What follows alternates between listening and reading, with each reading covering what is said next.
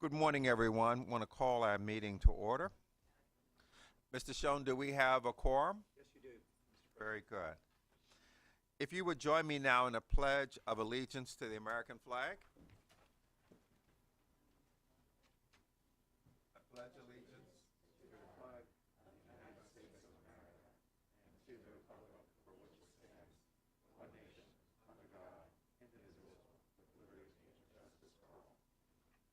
Thank you. Want to welcome everyone. Just remind everyone that our meeting is being recorded and that the public can have access to our meeting via the live stream on the State Board's website or through our live stream vendor, Town Hall Streams, and YouTube. People who are registered to give comment, as you know, can do so virtually or in person. If you are virtual and you encounter on our platform is Zoom, if you encounter a problem with Zoom, please just dial back in and we'll take you via the audio route. The meeting videos, agenda, and materials are all posted online, as you know. Now, as we transition to our public comment period, we look forward to that. We appreciate everyone taking time out of their schedules to share comments. The board listens intently to the comments.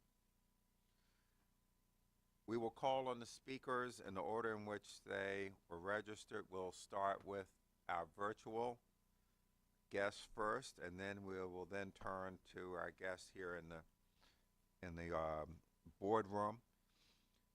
Your comments are limited to 3 minutes. Staff will monitor that time. When your time expires, we ask you to complete your sentence, but not to make any additional remarks. Please direct your comments to the entire board, not to individual board members. Board members will not respond to your comments, but as I mentioned, we will take those comments under advisement. If you have any additional material, written material that you'd like to share with the board, if you would provide that to Mr. Zachary Hans, and he will make sure that the board gets a copy. So it's my pleasure now to turn to our virtual guests. Our first public commenter is Mr. Jonathan Kurtz. Mr. Morning. Kurtz? Good Welcome, morning. sir. How are you doing? I'm doing well. How are you all? Very well, thank you. Good. Thank you for giving me some time today. I really appreciate it. My name is Jonathan Kurtz, and as a Maryland State finalist for Teacher of the Year and an arts teacher, I'd like to share some concerns and suggestions regarding the Maryland Blueprint as it relates to arts instruction. When I examine the blueprint and consider my own journey through high school, I'm concerned because I don't see myself in this plan. I attended a high school of 3,000 students. I wasn't super social. I wasn't outgoing. I had no clear ambitions until I enrolled in jazz band. There, I was given a tool for self-expression, a community of peers, and an instructor who challenged me. I didn't need dual enrollment credits, AP credits, or an industry certification. What I needed was a chance to figure out who I was in a safe community. I needed the arts. Although I found a lot to appreciate about the blueprint, I feel we're making the same mistakes we did 60 years ago when America panicked and began decreasing access to arts courses and increasing time required in science and math while rolling out standardized tests. In an effort to become more innovative, America removed creativity from the curriculum. Currently in my district, students shift from an average of 300 hours per year of arts-based instruction in elementary school to just 33 hours per year in high school, a decrease of 90%. As students progress and mature, school is becoming less creative and exploratory. This runs contrary to the fact that creativity is central to human identity and the progress of society. Here are some things I think we can do to help address these concerns. First, we need to hire a director of comprehensive arts education, and I think we're in the process of doing that. I'm concerned that the lack of this position at the state level for an extended amount of time may have left a key voice out of the development of the blueprint, which had very little, if any, mention of the arts until recently. Second, we need to acknowledge the arts as a viable career pathway.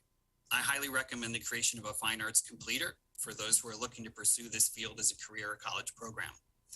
The arts at this point really do not fit into the AP, dual enrollment, or CTE pathways outlined in the blueprint, and this completely overlooks a significant portion of our students. Third, provide models for school districts that show how all aspects of the blueprint can be carried out in districts of varying size, budget, and staffing.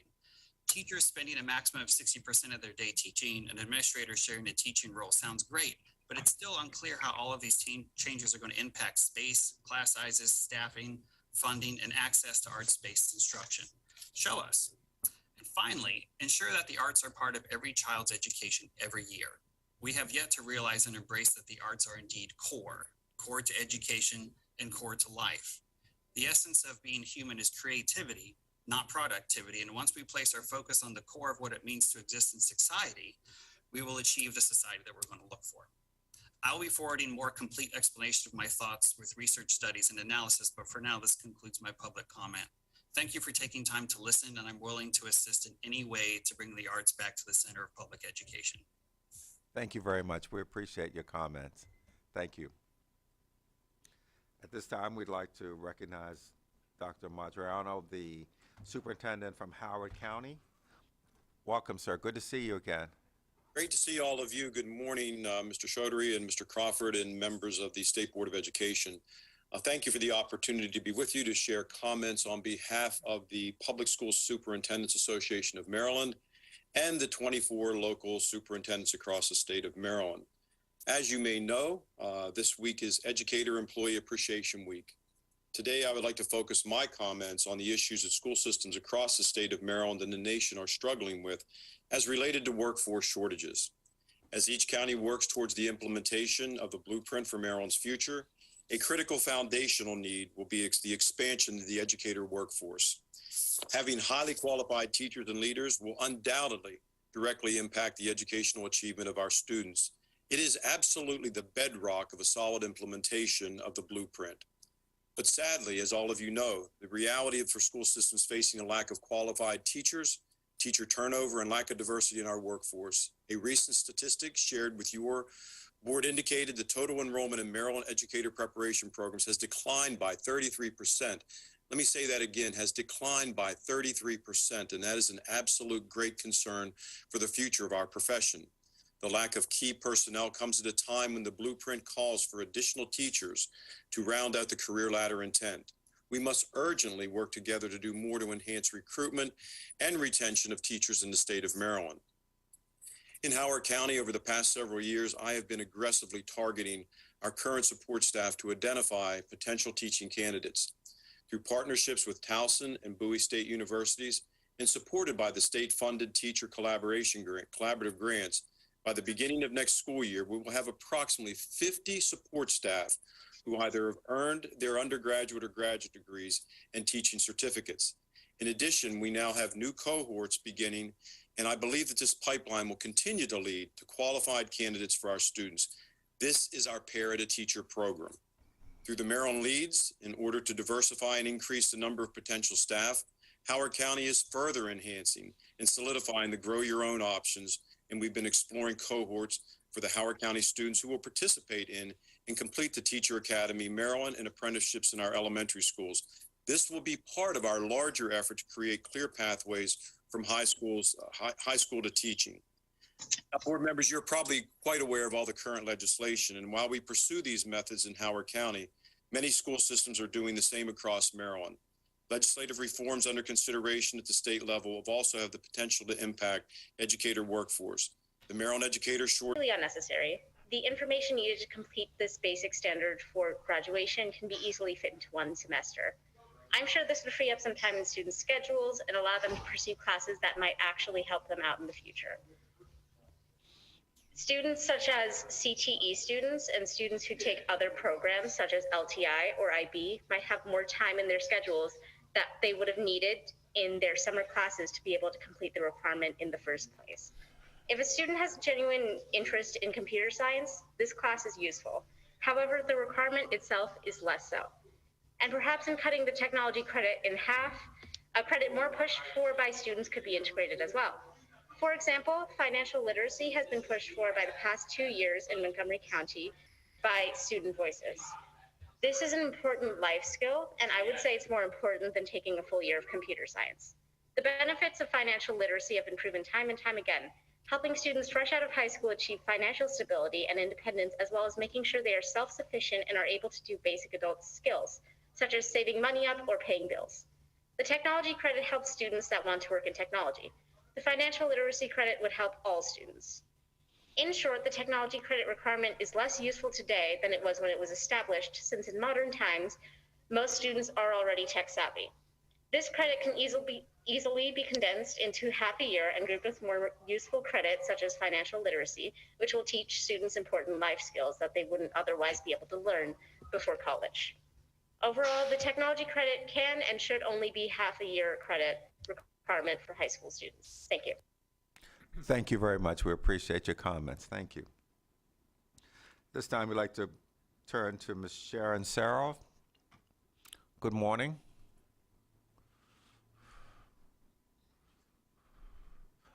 You may be muted. Are you muted? Okay, excuse me. Can you hear me now? Yes, we can. How are you doing? I'm doing well. Go ahead. I'm here today to talk about something that I have seen a little of, especially this year, and that's accountability. We have this blueprint that we have set up for our students in the state of Maryland. We have special ed and federal laws that we need to follow, yet there is no accountability because these are just laws if we don't follow them. I think that this board knows me very well, that I'm an advocate. I have been an advocate in the state for 20 years. And truth be told, I've been an advocate all my life because I have disability. I know the value of special education. I know the value of a good education, period. But I'm not seeing that when I go to schools, especially recently since the pandemic started. And the pandemic is not gone, even though we would like it to be gone. Very recently, I observed in a school that 300 students and staff were out sick in 1 week. The school wasn't closed. The school kept on its daily business, but 300 individuals were not involved in their education for an entire week. Where is the accountability there? I have clients this year who have been sending in state complaints that come back looking at the outset very positive. They're awarded their services, yet they go back to their school systems and their school systems don't do anything. What good is that state complaint? We have to do more about accountability. We have to have a mechanism in the state of Maryland that has teeth to it, that follows through and holds each and every school system accountable to provide education to students with disabilities who can be and are, when given a chance, productive members of society. I'm as an example of that type of productive member. Thank you. Thank you very much. We appreciate your comments. We're now going to transition to hear from our guests who are here in the room.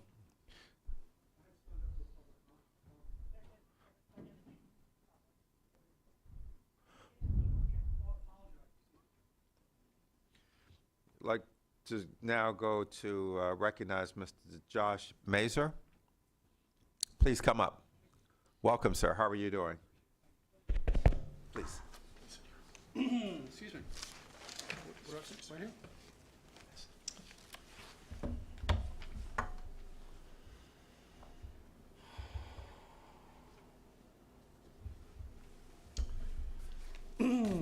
Hi, everyone. Thank you for the opportunity to address you. I'm Josh Mazur from Annapolis, Maryland.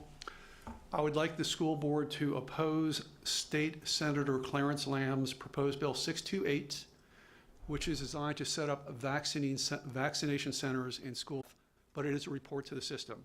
Since the COVID shot rolled out, we've had 173 deaths reported to the same system. In addition, the CDC created the V-Safe program. They enrolled 10 million people who were volunteers. These people were rushing to get the shot. Of the 10 million people enrolled in the CDC V-Safe program, 748,000 reported problems severe enough to seek medical care. They went to hospitals, emergency rooms, or clinics, and the average number of visits of these 748,000 people was 3 visits per person. So we have a safety signal from this shot that State Senator Clarence Lamb apparently doesn't want to get into. The other Public Information Act request that I attached shows the money coming into the state. The state has received $130 million in direct payments and another $40 to $50 million in Medicare reimbursement for the shots.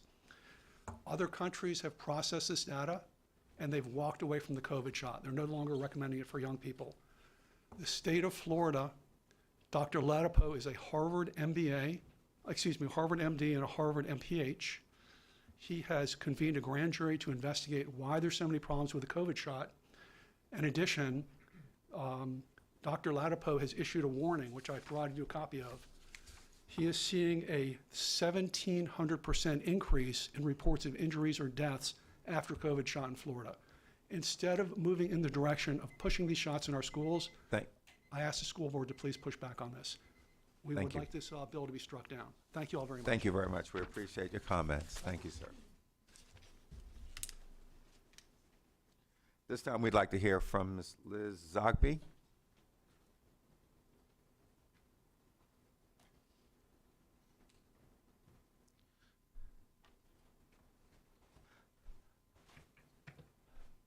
Good morning and welcome. How are you doing? I'm good. How are you? Doing well, thank you. Okay. Good morning, Board President Crawford, Superintendent Chaudhry, and members of the State Board. My name is Liz Zogby. I'm co-chair of the Maryland Down Syndrome Advocacy Coalition, and along with Buzzy Hedelman, co-chair of the Policy Subcommittee of the Education Advocacy Coalition, a coalition of approximately 40 organizations and individuals concerned with education policy for students with disabilities in Maryland. Our coalition is pleased that the Blueprint Accountability and Implementation Board added to its initial comprehensive implementation plan a special education work group, a welcome acknowledgement that to improve educational outcomes for students with disabilities, increasing funding alone is insufficient.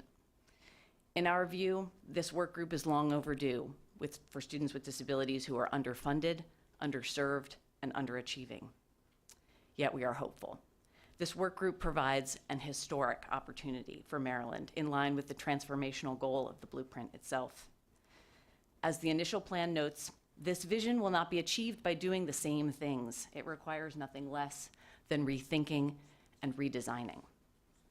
If we seize this opportunity fully, this work group could be the most comprehensive effort ever by any state to improve services and outcomes for students with disabilities and produce recommendations for change that are robust and transformative.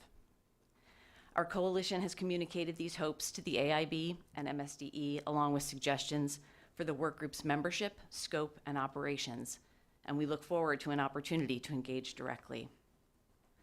We hope that the special education work group will have a diverse membership, including not only internal MSDE experts and LEA representatives, but also general educators and special educators, advocates, members of the General Assembly, and experts in a wide range of issues, including evidence-based instruction for students with both high and low incidence disabilities, family engagement, teacher preparation, related services, and early childhood. In addition, we hope the work group will be transparent in its work and seek collaboration with the many stakeholders who are deeply invested in the education of students with disabilities. A reimagining of special education in conjunction with a commitment to consistent and evidence-based literacy instruction in all jurisdictions would truly place Maryland at the vanguard of education. We are grateful to the AIB, to MSDE, and to this board as well as to the thousands of Maryland educators and administrators, community organizations, elected officials, government agencies, and all who are committed to improving the quality and equity of Maryland's education system so that all Maryland students, including those with disabilities, can leave high school globally competitive and prepared for success. It will, of course, take all of us working together to achieve this goal, and we look forward to doing just that. Thank you. Thank you very much. We appreciate your comments.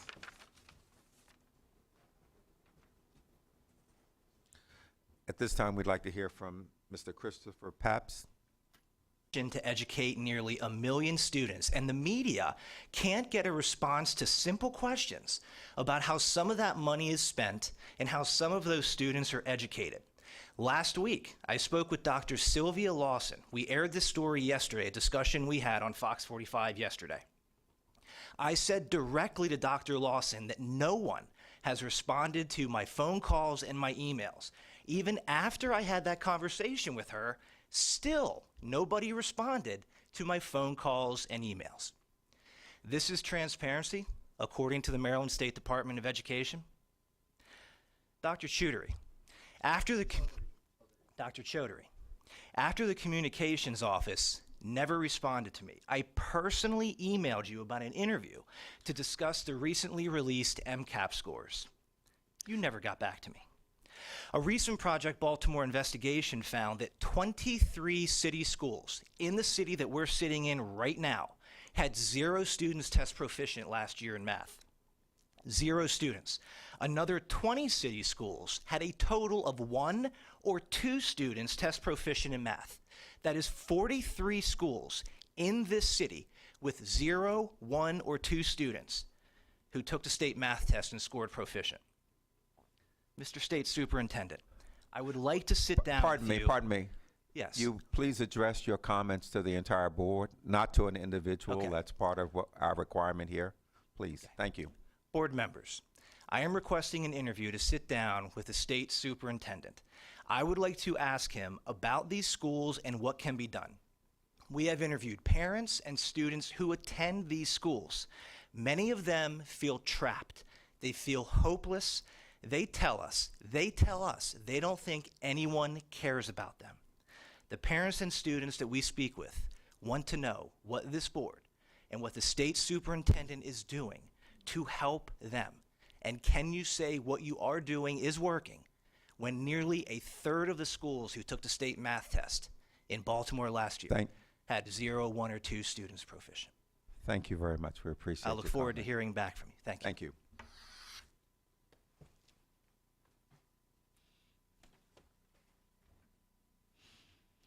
This time, we'd like to hear from Ms. Cheryl Bose.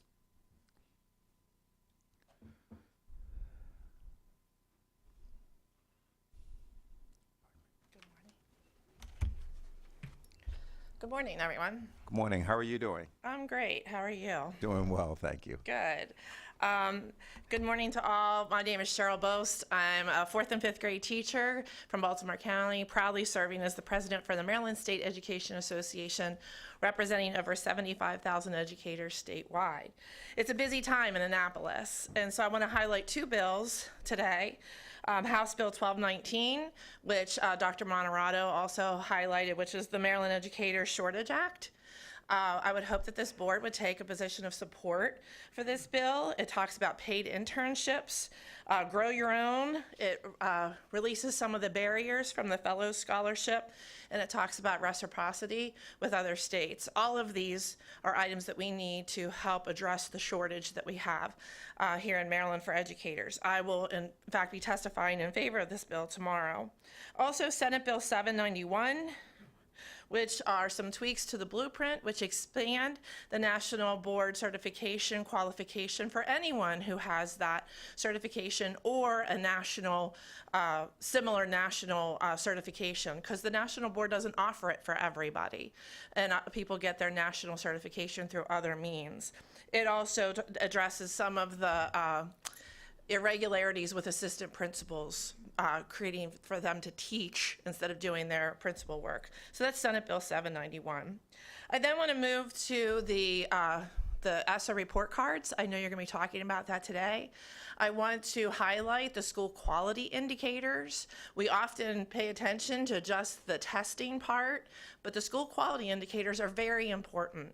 They talk about the school culture. They talk about the well-rounded curriculum, as our first speaker talked about the arts. So I hope that you pay attention and look at those as well, and maybe we can pull out best practices of some schools that are doing really well in those school quality indicators, and that'll tie in, I'm sure, to increased academics. And finally, March, we celebrate Read Across America. And so for the next couple of weeks, I know I will be visiting schools across the state. We are donating books through the National Education Association and MSEA and sponsoring an author. So I encourage you to get out there, go read to students. If you can visit a school and read or donate books, it's an awesome month to support our love of learning with our young readers, and it should carry on all year round. So thank you. Thank you very much. We appreciate it. Again, I would like to thank all of the citizens who took time out of their schedules to come and to provide comments and to share ideas and suggestions. We again thank you for that. We take all of the comments and suggestions seriously. We will take those under advisement. And again, thank you so much for taking time out of your schedule to be with us this morning. This time we're going to continue with our agenda. We're going to go to our consent agenda items. There are 3 items under the consent agenda: the approval of the meeting minutes, the personnel actions, and the budget adjustments for January 2023. In accordance with our practice, I'm going to say objection 3 times, and hearing no objection, then the consent agenda items will be approved. Objection, objection, objection. Hearing no objection, the consent agenda items are approved. Thank you very much, everyone. Mr. Schoen, our guest here for the oral argument? I will ask. Okay. I'd like to call the matter of Leslie Floyd versus Prince George's County Board of Education. Counsel for Prince George's County Board of Education. And Ms. Floyd, please come to the front.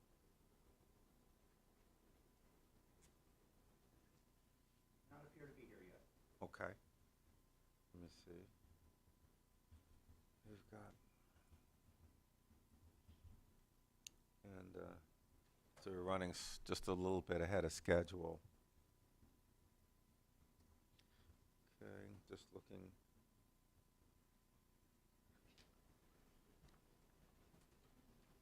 And then we also have the MACO, but they're not here, I don't believe, at this time either. Okay. We have about 10 minutes.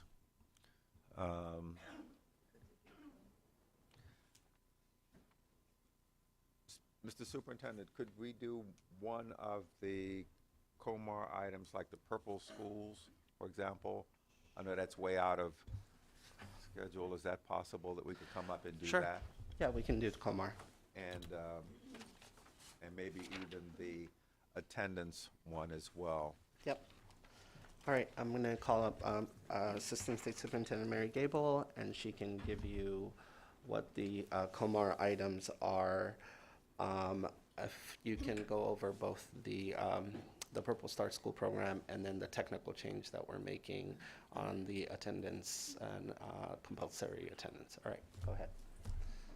Thank you. Good morning, Mr. Crawford, Vice President Getty, and Mr. Chaudhary. I am discussing bringing before you COMAR 13A.06.10. This is the Purple Star Schools program. This institutes this program in the state of Maryland to address schools that are supporting our military children.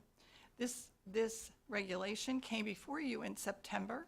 It was posted on the Maryland Register between December 17th and January 17th. We had no comments for this regulation. And today bring before you and request adoption of this regulation to support our schools in Maryland, where there would be an application process of what they're doing to support our military children. So we ask for your adoption of this regulation. Thank you, Mrs. Gable. Let me first open. Are there any questions of clarification?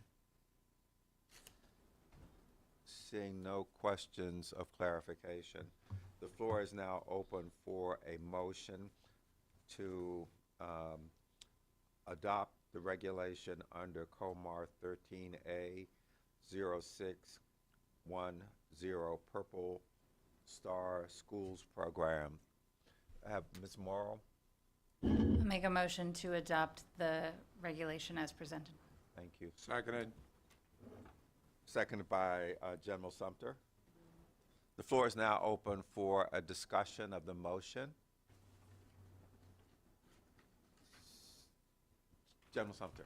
Yes, is there a template developed for this? We're going to do that That- soon. Oh, I'm sorry. Go ahead.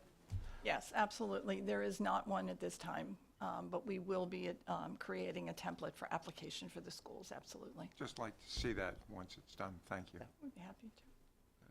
Absolutely. Are there any other discussion of the motion? Seeing no other discussion, the floor is now open for a vote on the motion. Those in favor, please say aye and raise your hand. Aye.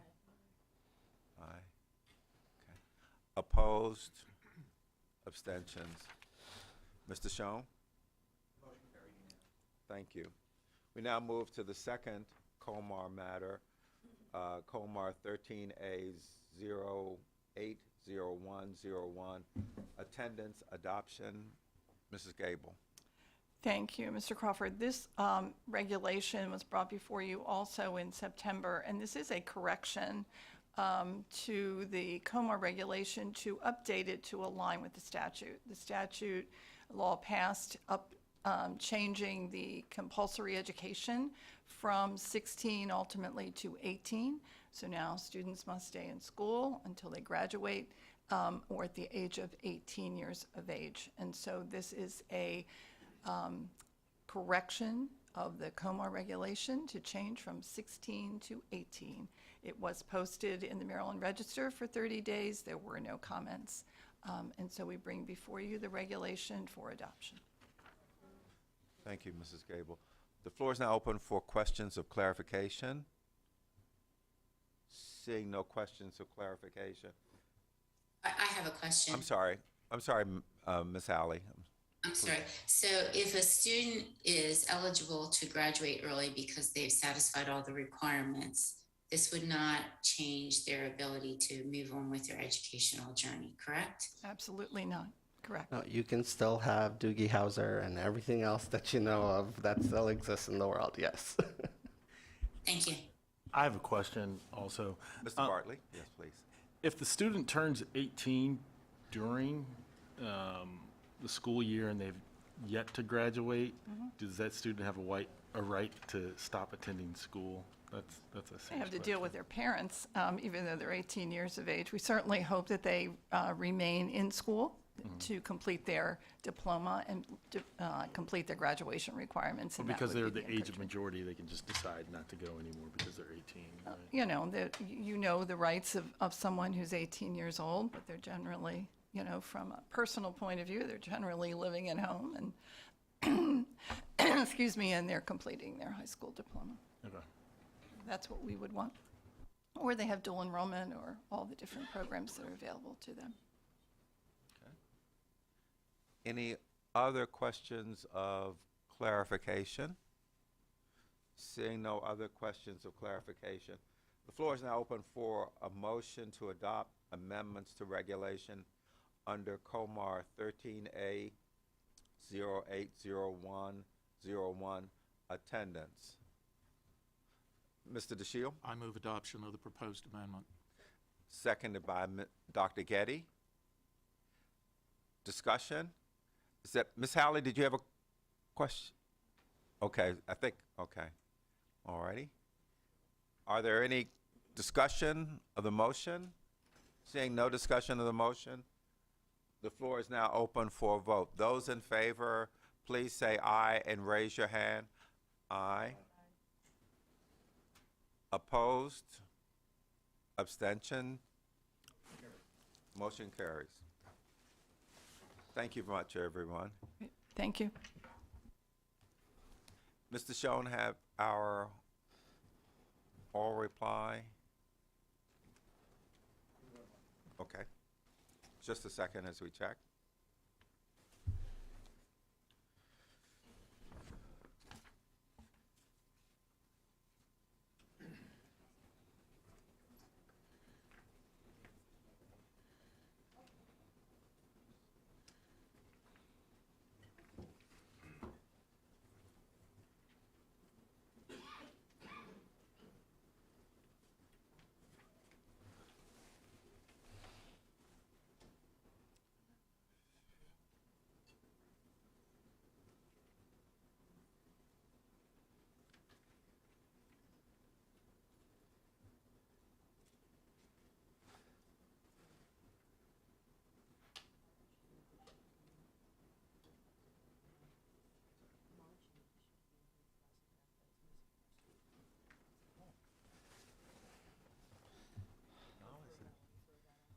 Please.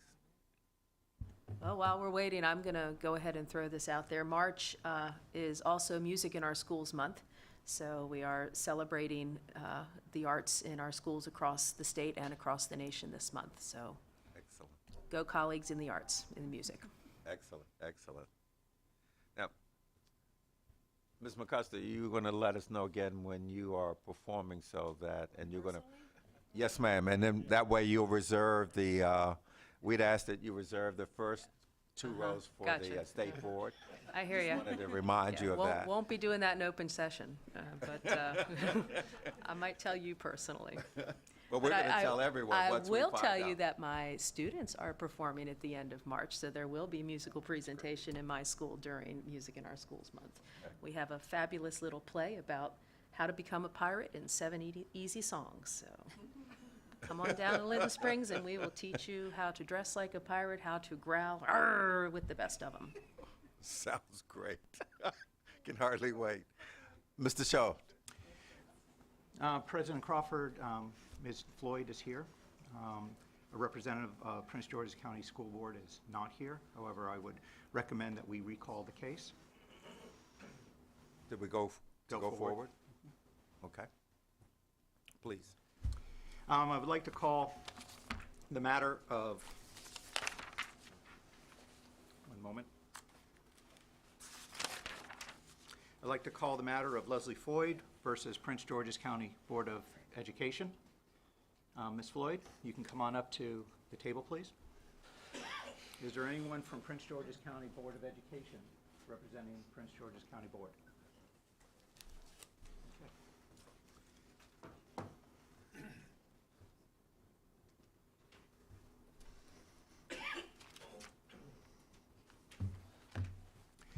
This is an exceptions hearing requested by Ms. Floyd regarding the administrative law judge's proposed decision to affirm her termination of employment. It was OEH case number MSDE BE 01022009265. This oral argument is being conducted consistent with COMAR 13A 010507F. Each side has 10 minutes to present its position on the exceptions. Mr. Hands, who is next to me, is the executive director of the State Board, and he will be the timekeeper, and he'll let you know when time is up. Okay. The board members may have clarifying questions for you. These are the board members. Okay. And the president of the board will acknowledge the board members to ask questions. Ms. Floyd, would you like to reserve any of your time there isn't anyone from Prince George's County Board of Education, but in case they show up, would you like to reserve any of your 10 minutes to rebut what the school system may say? Yes. How much time would you like to? I'm not sure how long it's going to take because I don't believe it's a complex case. I believe it's a straightforward case. People usually reserve 1 or 2 minutes. Okay, that'll be fair. 2 minutes? Do 3. 3 minutes, okay. So you'll have 7 minutes to start. Okay. Then we'll reserve 3 minutes. Okay. President Crawford, as I mentioned, there does not appear to be a representative of Prince George's County Board of Education to present their side of the case. I have called the attorney who I expected to be here to see where he was. I reached a voicemail, and I left a voicemail for him, letting him know that we were calling the case. Okay, very good. Can I ask a question? Please, yes. What's that attorney's name? Darnell Henderson. Darnell Henderson, okay, and he's not present. Mr. Henderson? He's not present in the room. I looked into the hallway. I called for the name in the hallway. He's not present. Okay, Ms. Floyd, the clock will start when you begin. Okay, good morning. My name is Leslie Noel Floyd. I was a teacher at Prince George's County back in 2019. I am not familiar with anybody in this room except for Mr. Tim Tootin.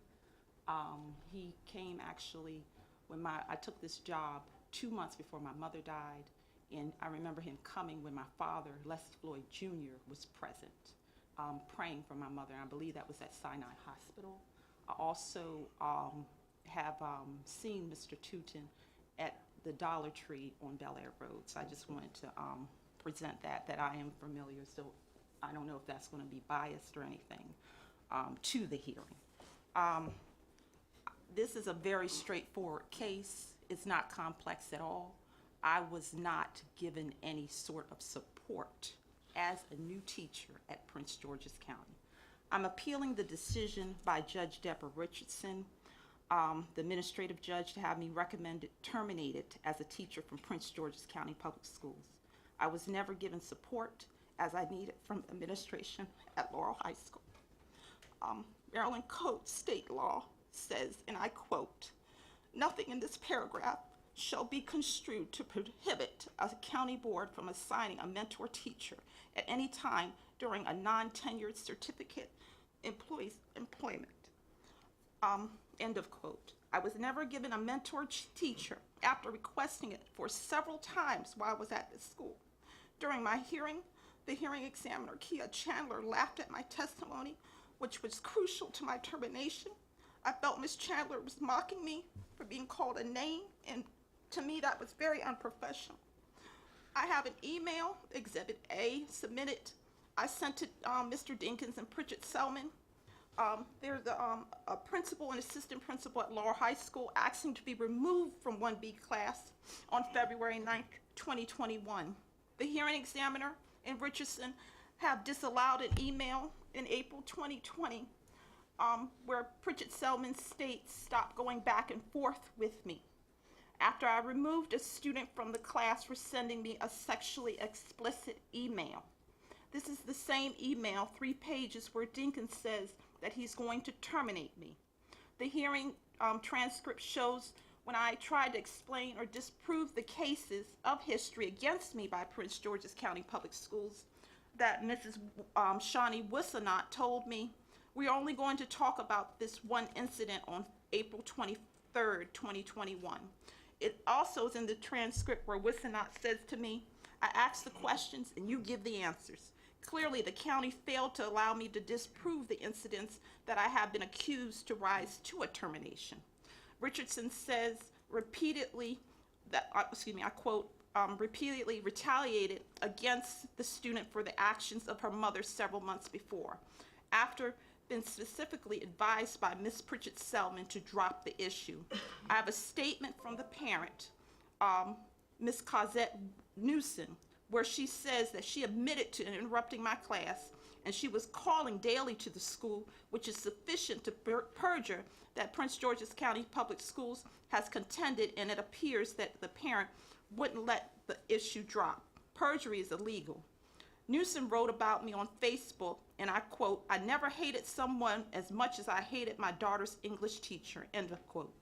Richardson says the appellant, and I quote, "The appellant's actions is not allowing students into an online classroom is akin to locking the door of a physical classroom while students knock on the door demanding to be let in. A parent interrupting a teacher's online classroom," because remember, this is like during COVID, "is equivalent to someone bypassing the main office without validating themselves. Ms. Newsom and Ms. Price interrupted my class in front of over 30 students. I had an email from a student later that night saying it could have been handled better than it was." The legal analyst is that there was a case of Rodney Hudson versus Prince George's County, opinion 1726. The district proved that they showed Hudson support. This is back in 2017. By removing students from his class and placing him on a par review. I have an email sent to Dinkins where I asked for a formal evaluation by him for 2021 school year, and he failed to do that. Mr. Foreman in Prince George's County Public Schools Equity and a hiring coordinator in Baltimore City Public Schools both said that Dinkins should have moved me when Newsom started calling me names. Prince George's County Public Schools has written to my former employer, the post office, and lied to say that I had workplace violence incident in 2018. I didn't even start working for Prince George's County until 2019. They have told a Baltimore County public school principal not to interview me due to previous employment. The entire situation has affected my credit report. I'm in foreclosure on my mortgage. I get daily calls from First National Bank to do restructure and suffer higher interest rate. The motor vehicle, my tags are expiring today. I don't have any health insurance. Mr. Henderson himself has sent me countless emails saying that he will stop the foreclosure on my home. He will not stop the foreclosure on my home. This information is on case search, and my neighbors have looked at me suspiciously. I think it's unreasonable and unfair to me that I have been terminated when I asked to be removed from the class. I told the principal, assistant principal, in February 21, I wanted to be removed. I told Nicole Parker during the recommendation of suspension Loudermill hearing that I was struggling with this 1B class. For Dinkins to have keep me in that class was unreasonable and seasoned the atmosphere between me, the class, and the parents as a hostile environment. I'm a non-union member. Both of my parents were from the South, and my mother, being a teacher for over 30 years, felt that union was unnecessary and that people could discuss their problems. Still, I do not need a union when I have an email asking to be removed from this class in February 21. This is the same class I was written up for 5 times and eventually terminated from. This is confusing to me. Why should I wait? Mr. Wilson did not wait. Mr. Wilson, administrator, did not wait when review with anyone to tell me that Ms. Hedgepath, another parent, had said, "Where are you, Ms. Wilson? Where are you, Mr. Wilson, getting these people from? Why should I continue to wait?" Ms. Nicole Parker never reviewed or proofread with anyone that she wrote on investigative hearings that I physically pushed a student 3 times without having any proof, like statements from witnesses, police reports. She even said during the Loudermill hearing that the student was in between me and Ms. Pritchett Selman, pushing him back and forth. The state requires that all Loudermills are recorded, and Henderson sent me an email saying that they do not record Loudermills. Why should I wait? I was never placed on a 5-day no-pay suspension by Dinkins after receiving a recommendation of suspension. A lawyer said that he violated Prince George's County Public Schools Code of Conduct by not doing this. Why should I wait? I told Prince George's County School Board to review the investigative findings. They refused because if they had, they would have seen other historical events would not be accounted against me. Labor Relations sent me a formal document with the aforementioned statement. Why should I wait? Ms. Newsom did not wait to discuss with the administration not to interrupt my class in front of students and her loud outbursts. Ms. Floyd, this is LW's mother. I've been listening to you for the past 2 days, and I will, for one, not allow you to talk to these children like this. Now, if you want respect, you need to give respect, and I will be calling the Board of Education. End of quote. Why should I wait? Mr. Dinkins, the principal at the school, only waited 45 minutes, less than 1 hour, to bring me the message that Miss Newsom was saying that I was the top peacock in the building. I even asked him with Miss Pritchett Selman on the phone, did you stick up for me? Miss Floyd, I can't stick up for you when you were wrong. I was very hurt and offended that Mr. Dinkins would tell me that this because a peacock is a male bird, so it was almost as he was saying that Miss Newsom was calling me a lesbian, and birds have often been compared in literary works to African Americans. I was expecting him to say, Miss Floyd, when Miss Newsom called you a name, I told her, please don't do that because I wouldn't allow Miss Floyd to do that to you. Or, just a minute, you just interrupted her class and now you're calling her names. No, it was wrong. No, it was Mr. Dinkins who was wrong to keep me in a toxic situation and failing to give me support. And I did apologize to Ms. Newsom over a year ago for not having any support from the administration in the district. That's it. Thank you, Ms. Floyd. We allowed you to go on for your entire time period Okay, since I understand. the representative for Prince George's County Board of Education has not appeared. I did receive a note saying he was around the corner, but that was about 5 minutes ago. So, They were aware of the time, right? yes, sir. Okay, got it. At this time, the board may ask Ms. Floyd any clarifying questions. Well, first, let me just check with the board members online. Board members online, do you have any clarifying questions for Ms. Floyd? I don't see any. Okay. Now we'll come to the board members here in the boardroom. Mr. Bartley. Hi, ma'am. You stated that the Loudermill hearing was not recorded and it was supposed to be recorded. Yes. Did you supply that information to the administrative law judge? Yes, I did. But I verified that through Thurgood Marshall, Maryland State Law Library. It seemed to me that she was annoyed. That was one of the first things she said to me during the pretrial hearing in July. She said, Ms. Floyd, I know you called the Thurgood Marshall Law Library. I was pro se. I didn't have a lawyer. I don't have a union representative. But they did show me in the that all Loudermills are supposed to be recorded in case of appeal. Thank you. Are you Darnell Henderson? I am, and I apologize. Mr. Schoen, we turn it over to you to determine what action, how do we proceed? Mr. Henderson, we have conducted the oral argument hearing. Ms. Floyd gave her presentation and the board was in the process of asking her questions. Since Mr. Henderson has arrived, if the board will give him 10 minutes for his comment and then give Ms. Floyd an additional couple of minutes to reply. That's fine, thank you. Okay. Mr. Henderson, are you prepared to go? I am. Thank Okay, but before you do, you want to finish up with questions? Any other questions for Ms. Floyd? I think we can proceed and then we can. Mr. Henderson, you will have 10 minutes. Thank you.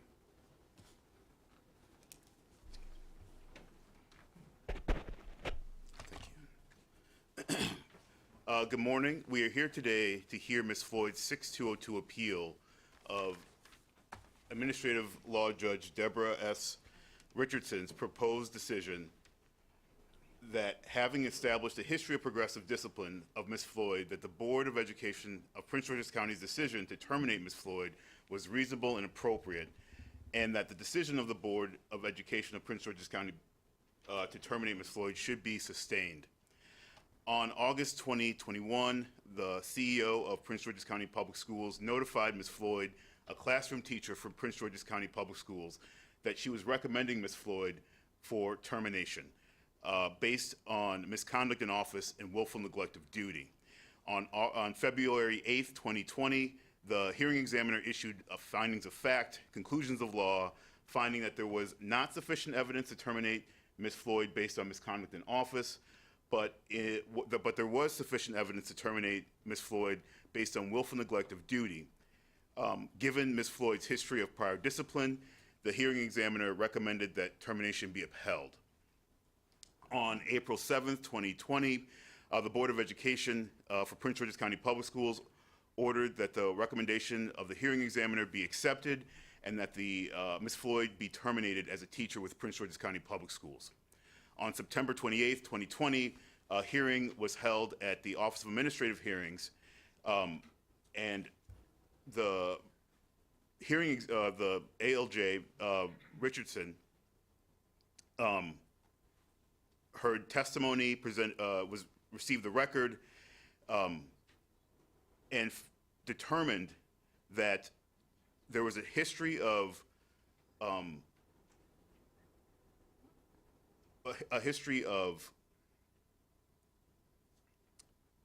support that was provided to Ms. Floyd in the form of professional counseling on January 14th, 2020. Again, professional counseling was provided to Ms. Floyd on February 5th, 2020. Ms. Floyd was reprimanded on February 13th, 2020, and again on February 15th, 2020.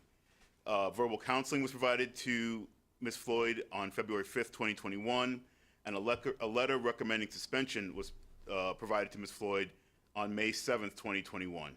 And that's at CEO's Exhibit 1 and 6 and 5. During the 2020-2021 school year, Ms. Floyd was employed as a classroom teacher at Laurel High School. On April 23, 2021, Ms. Floyd was holding a virtual classroom, and during that virtual classroom, there was a fire drill that occurred. Ms. Floyd instructed the students to, after the fire drill, to return to the virtual classroom and log into class so that class could begin again. Yet there were some students who were left out of the virtual classroom. When students who were within the virtual classroom made the students who were the students that were outside the virtual classroom made the students who were in the virtual classroom aware that there were students waiting to be let in, that there were some folks who were not all the students were present yet. And Ms. Floyd did not let them in. While keeping students in the waiting room, Ms. Floyd gave an assignment to all the students, and for those students who were in the waiting room, those students received a 0 on the assignment. From the record, Ms. Floyd's own statements regarding the incident in part stated that, quote, "To those who were in the waiting area, I was having a conversation with the students whom were present, and I did not want to stop my train of thought to log you in." Ms. Floyd's own statements indicate that she intentionally left students in the waiting room despite having told them to return to class. Additionally, the student witnesses witness statements that were gathered show that the students made Ms. Floyd aware that there were students in the waiting room, and Ms. Floyd again refused to admit them. On August 10, 2021, there was a Laudermill hearing conducted for Ms. Floyd. On August 30th, 2021, the CEO of Prince George's County Public Schools issued a letter recommending termination on the grounds of misconduct and willful neglect of duty. As I've stated, Ms. Floyd has been provided progressive discipline, and according to Administrative Law Judge Richardson's proposed decision, Ms. Floyd did not learn from her mistakes. Ms. Floyd continued to make gross errors of judgment, alienated parents, retaliated against students, and acted unprofessionally. The actual incident of neglect of duty was flagrant, according to Administrative Law Judge Richardson, locking students out of the online classroom, exacerbated by giving the students a classroom assignment, while the students that were locked out were given a 0 on that same assignment. ALJ Richardson found that given the circumstances and given Ms. Floyd's status as a quote-unquote chronically disciplined teacher, the local board's decision to terminate Ms. Floyd was reasonable and appropriate. And ALJ Richardson was of her proposed decision recommended that Ms. Floyd's termination should be sustained. And we ask that the state board follow suit in ALJ Richardson's proposed decision and terminate Ms. Floyd. Thank you. Thank you. We'll give you 2 minutes to respond, but before we do, Mr. Henderson, you didn't have the opportunity to introduce yourself to the board. Would you, for the record, Would you please introduce yourself to the board? Yes, I am Darnell Henderson, attorney for Prince George's County Public Schools, and again, I do apologize for my tardiness today. Okay, we're just resetting the timer. Okay, you said 2 minutes? Why don't we give you an extra 2 minutes, yes. Okay, thank you. Go ahead.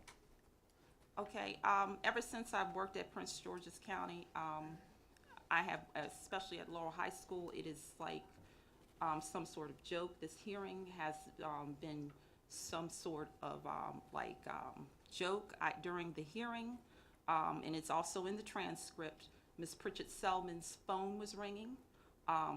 Today, Mr. Henderson is late. He has not provided an excuse, a valid excuse for his tardiness.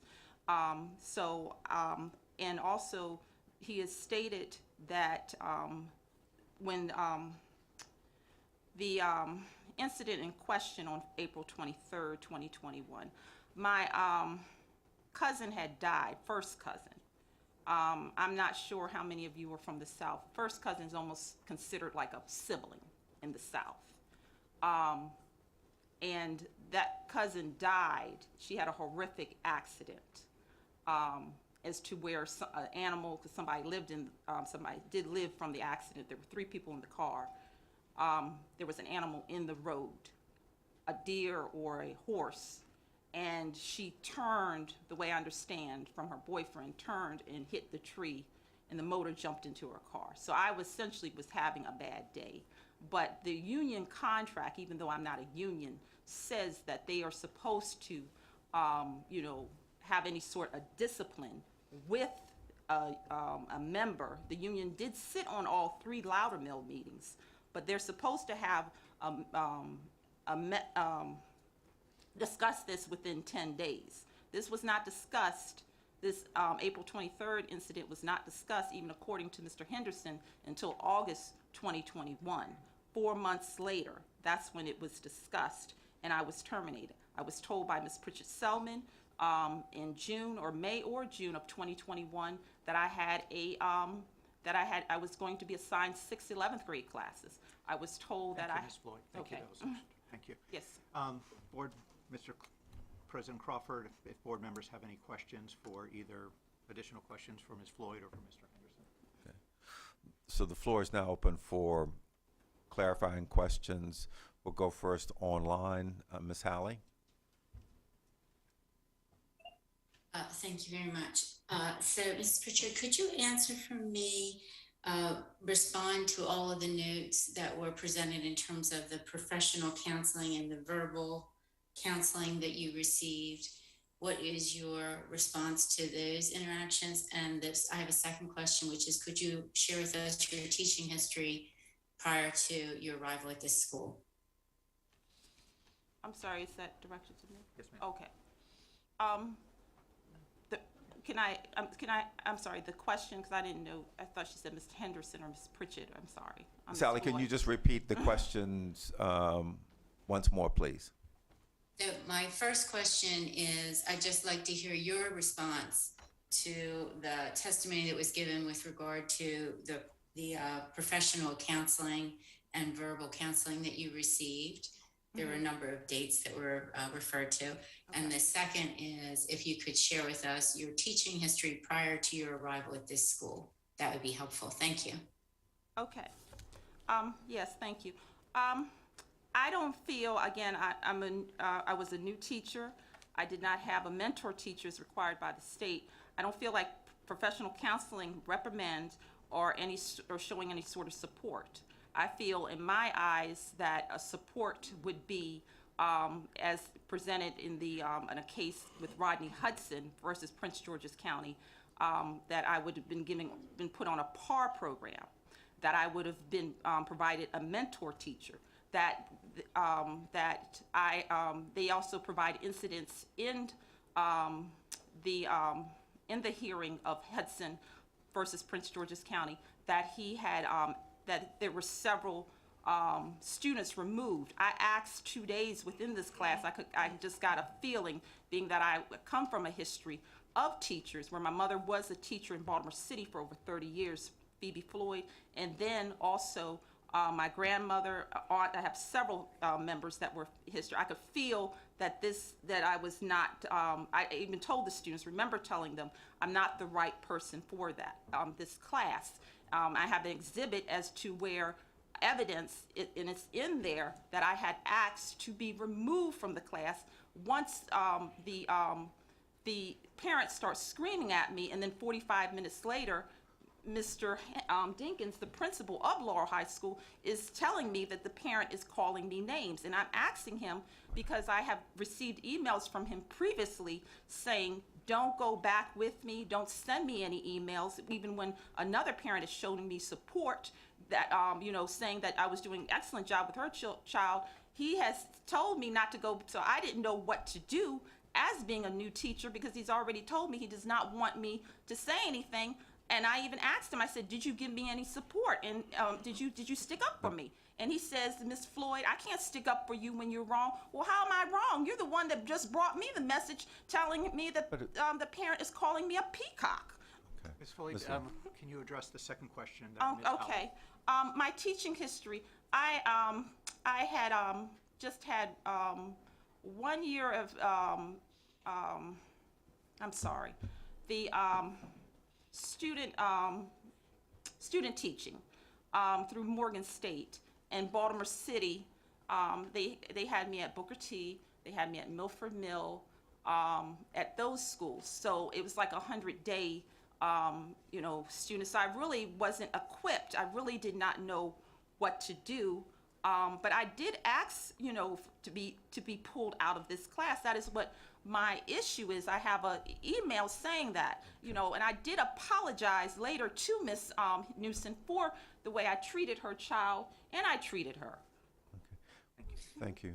And President Crawford, if you'd allow me one final question. In some of the written comments, it talks about, and I'd just like to hear your response to this, that you've made statements that you prefer to deal with the man of the household, that you have challenges in working with women. I'd just like to hear your comment on that part of this testimony. Okay. I was one of three sisters. I have a sister who is a board certified. I'm very proud of her. We're very proud of her. She's a board certified GI doctor, Beth Floyd Togway, but she goes under Dr. Beth Floyd at University of Cincinnati. I don't know, maybe I got that from my mother, and I have stopped saying that. I was wrong for saying that, making that statement. Because my mother, I miss her so much. She helped me out a lot. I remember some of the things she said to me, because she knew when she was dying that I was going to be a teacher. I remember her one time saying that she never liked people being picked on. I think she would have, I don't know how she would have felt about this. I don't know. I think she would want me to have a little bit more support than what I was getting at Laurel. But I do want to share with the board that I remember one time there was a student, and I believe he was somewhere from... Let me just, I'm not sure that relates to the question that was asked. Let me now come to the board members here in the boardroom. If any other board members have any clarifying questions they would like to ask. Mr. Bartley? Thank you, President Crawford. I have a question for the county. There was a finding of willful neglect of duty with regards to the fire alarm classroom incident, correct? Yes, that's correct. And that's a basis for termination, correct? Yes. Okay. And you all found that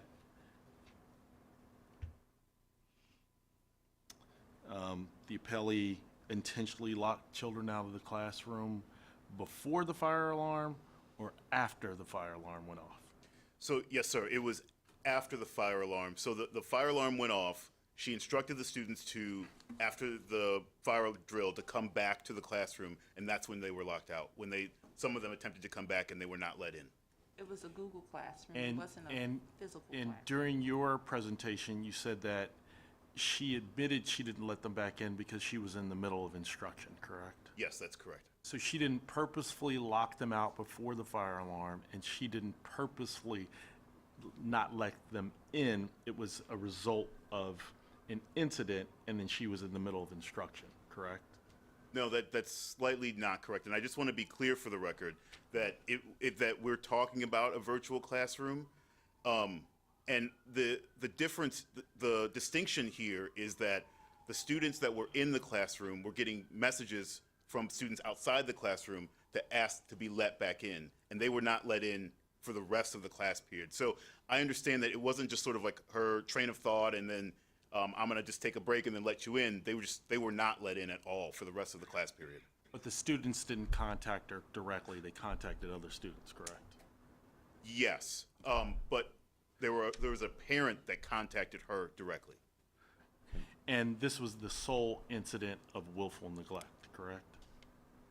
Of the incident, yes, correct. But when we think about progressive discipline, this was sort of an incident that was sort of a combination of other incidences and disciplinary matters that Ms. Floyd was involved in.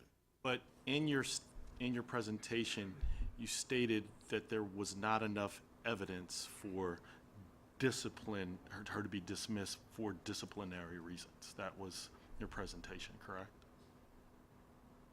Can you repeat the question, please? So in your presentation, the ALJ found that there was not enough evidence for her to be dismissed for disciplinary reasons.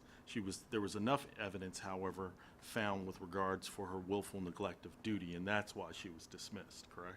Yes, there was the ALJ and the hearing examiner found that there was not enough grounds for the issue as it relates to misconduct in office, but as it relates to willful neglect of duty, they both agreed that there was a sufficient evidence to support. It was just that one incident? Yes. And the students were at home, or were they in the building? They were at home. It was a virtual class. Thank you. Yes. Any other clarifying questions? Dr. Millie McCarthy? I do have I'm struggling. If it's completely virtual, then why is there a fire drill? Were there some children in the classroom in the high school, and then some children? Was it a hybrid situation? I just need some more context. Is that from I guess you, Ms. Floyd? I remember that day I was the only person physically in the school. Okay. That's what I remember, but I could stand to be corrected. All right. Thank you. Thank you, everyone. Ms. Chang? Yeah, I do have one clarified question.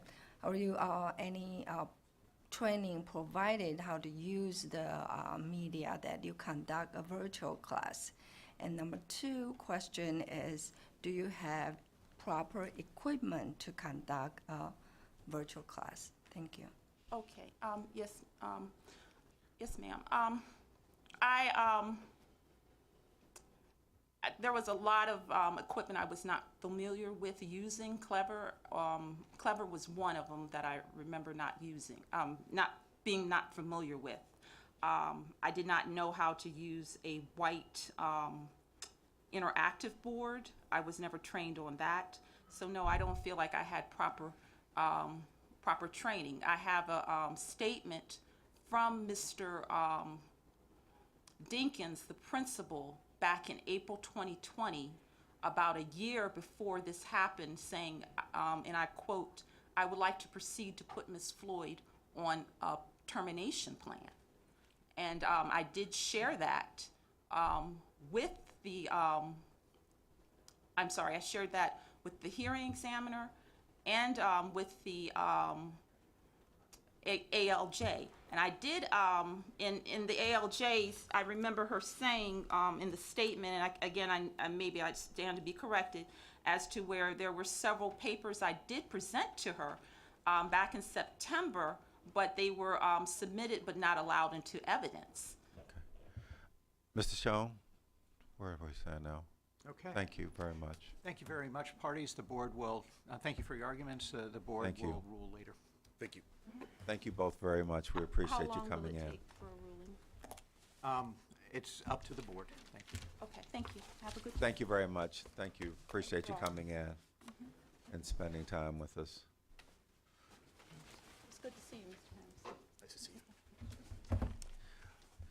As our next guest get ready to come up, we'll just take just a couple of minute break for the board, and then we'll proceed, if you can indulge us there. Thank you very much.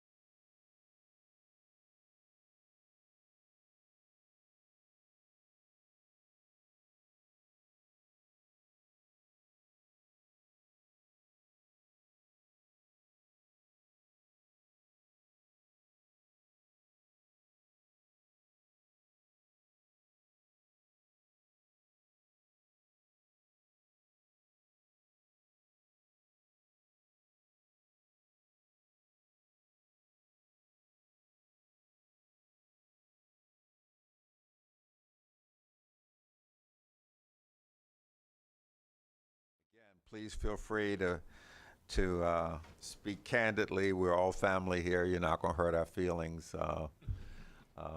We just find that it's so much nicer when you can just speak honestly and directly. And again, thank you. I know you have extraordinarily busy schedules and the like, and to make this kind of commitment to come and to meet with the state board, we are, again, very appreciative.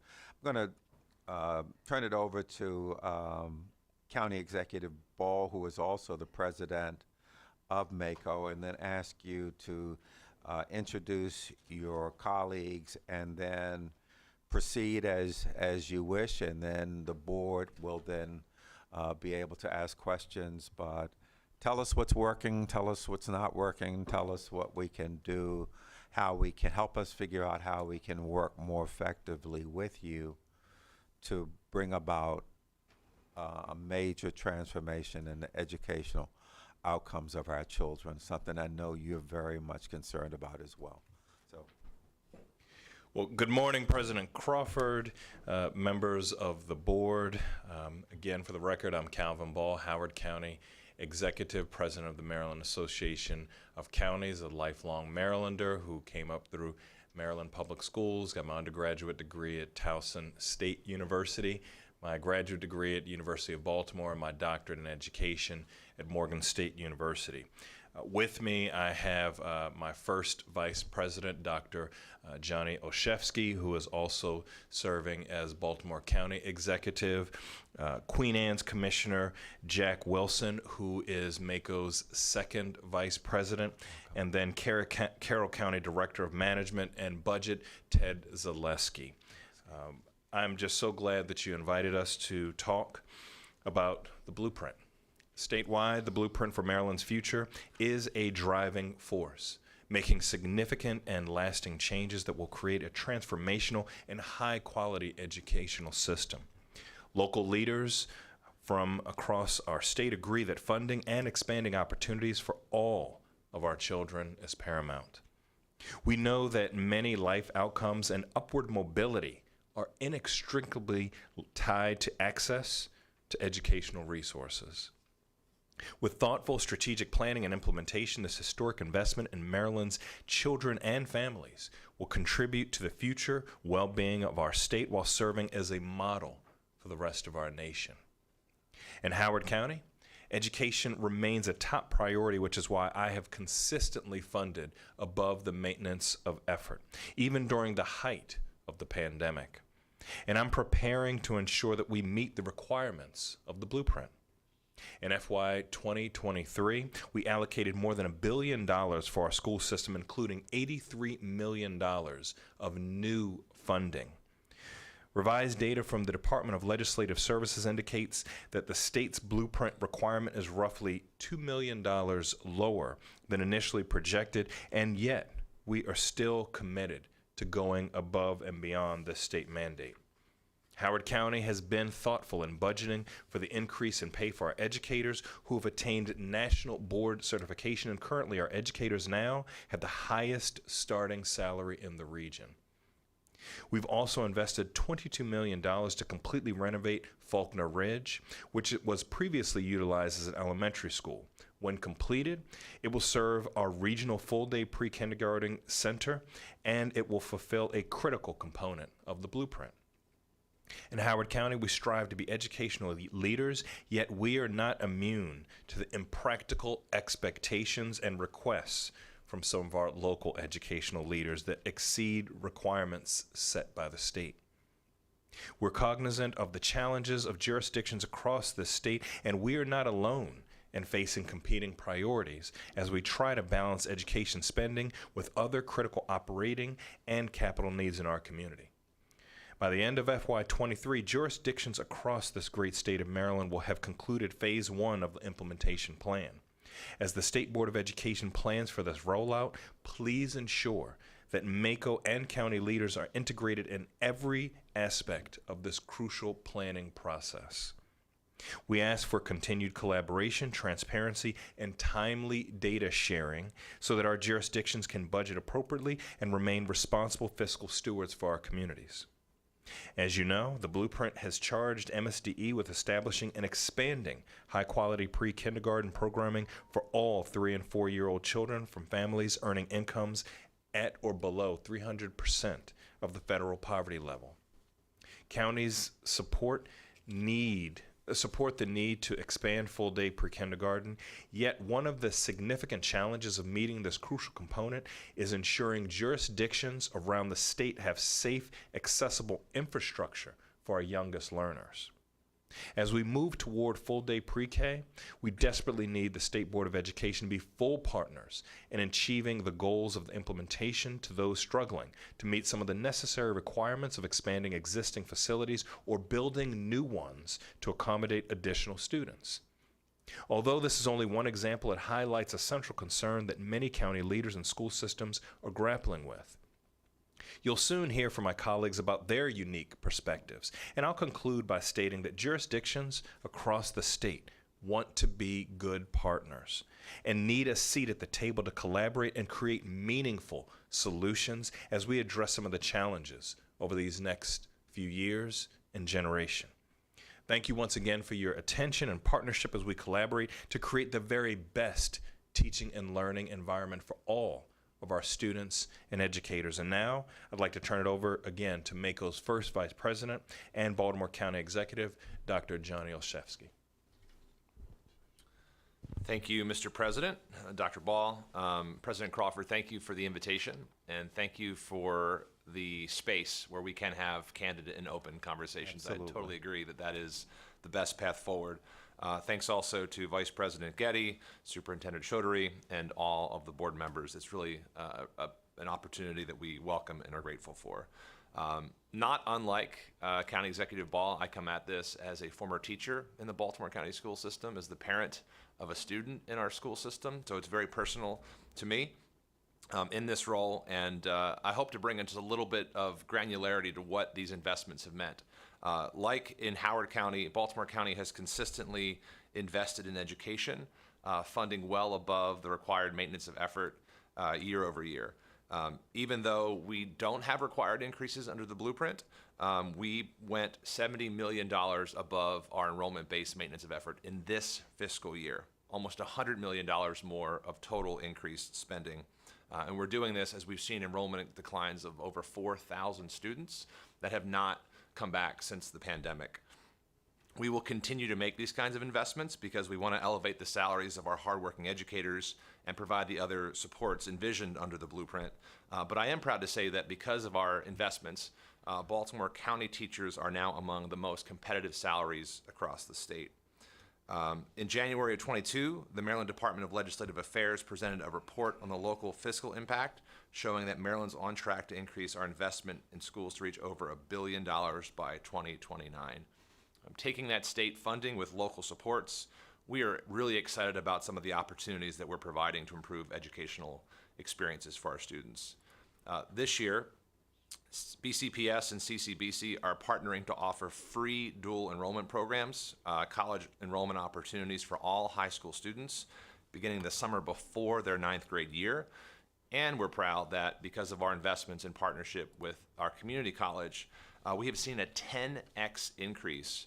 We have seen a 10 times increase in our College Promise program over these past 4 years, thanks to our investments in partnership. With the additional blueprint funding, we'll also be able to move from serving 180 students in pre-K up to over 800 students next year. And while we fully commit to offering even more pre-K seats to our students most in need, we know that we can't just build new construction our way out of it in terms of realizing the full implementation of pre-K expansion. So we look forward to working with you, Mr. President, and board members to find ways to allow our schools to use existing classroom spaces in new and innovative ways. I also want to thank MSDE and the board for its existing supports for private providers. Moving forward, we look forward to and stand ready to partner with you to find new and creative solutions to the expansion of childcare across Baltimore County and the state of Maryland. When I prepared these remarks, Mr. President, I was eager to report that also due to an increase in blueprint funding, the number of community schools in Baltimore County would be growing from 30 to 71 schools next year. In that sort of spirit of openness and candor, just yesterday, I learned that due to readjustments and budget numbers changing, the number has actually decreased now back to 56 schools. So while we are grateful for any expansion, I would like to extend an offer to have our teams meet with MSDE to understand these unanticipated shifts and explore ways that we can work together to meet the needs of our schools, because those needs are great. 66%, over 73,000 students in Baltimore County are eligible for free and reduced meals. 2,400 of our students are homeless.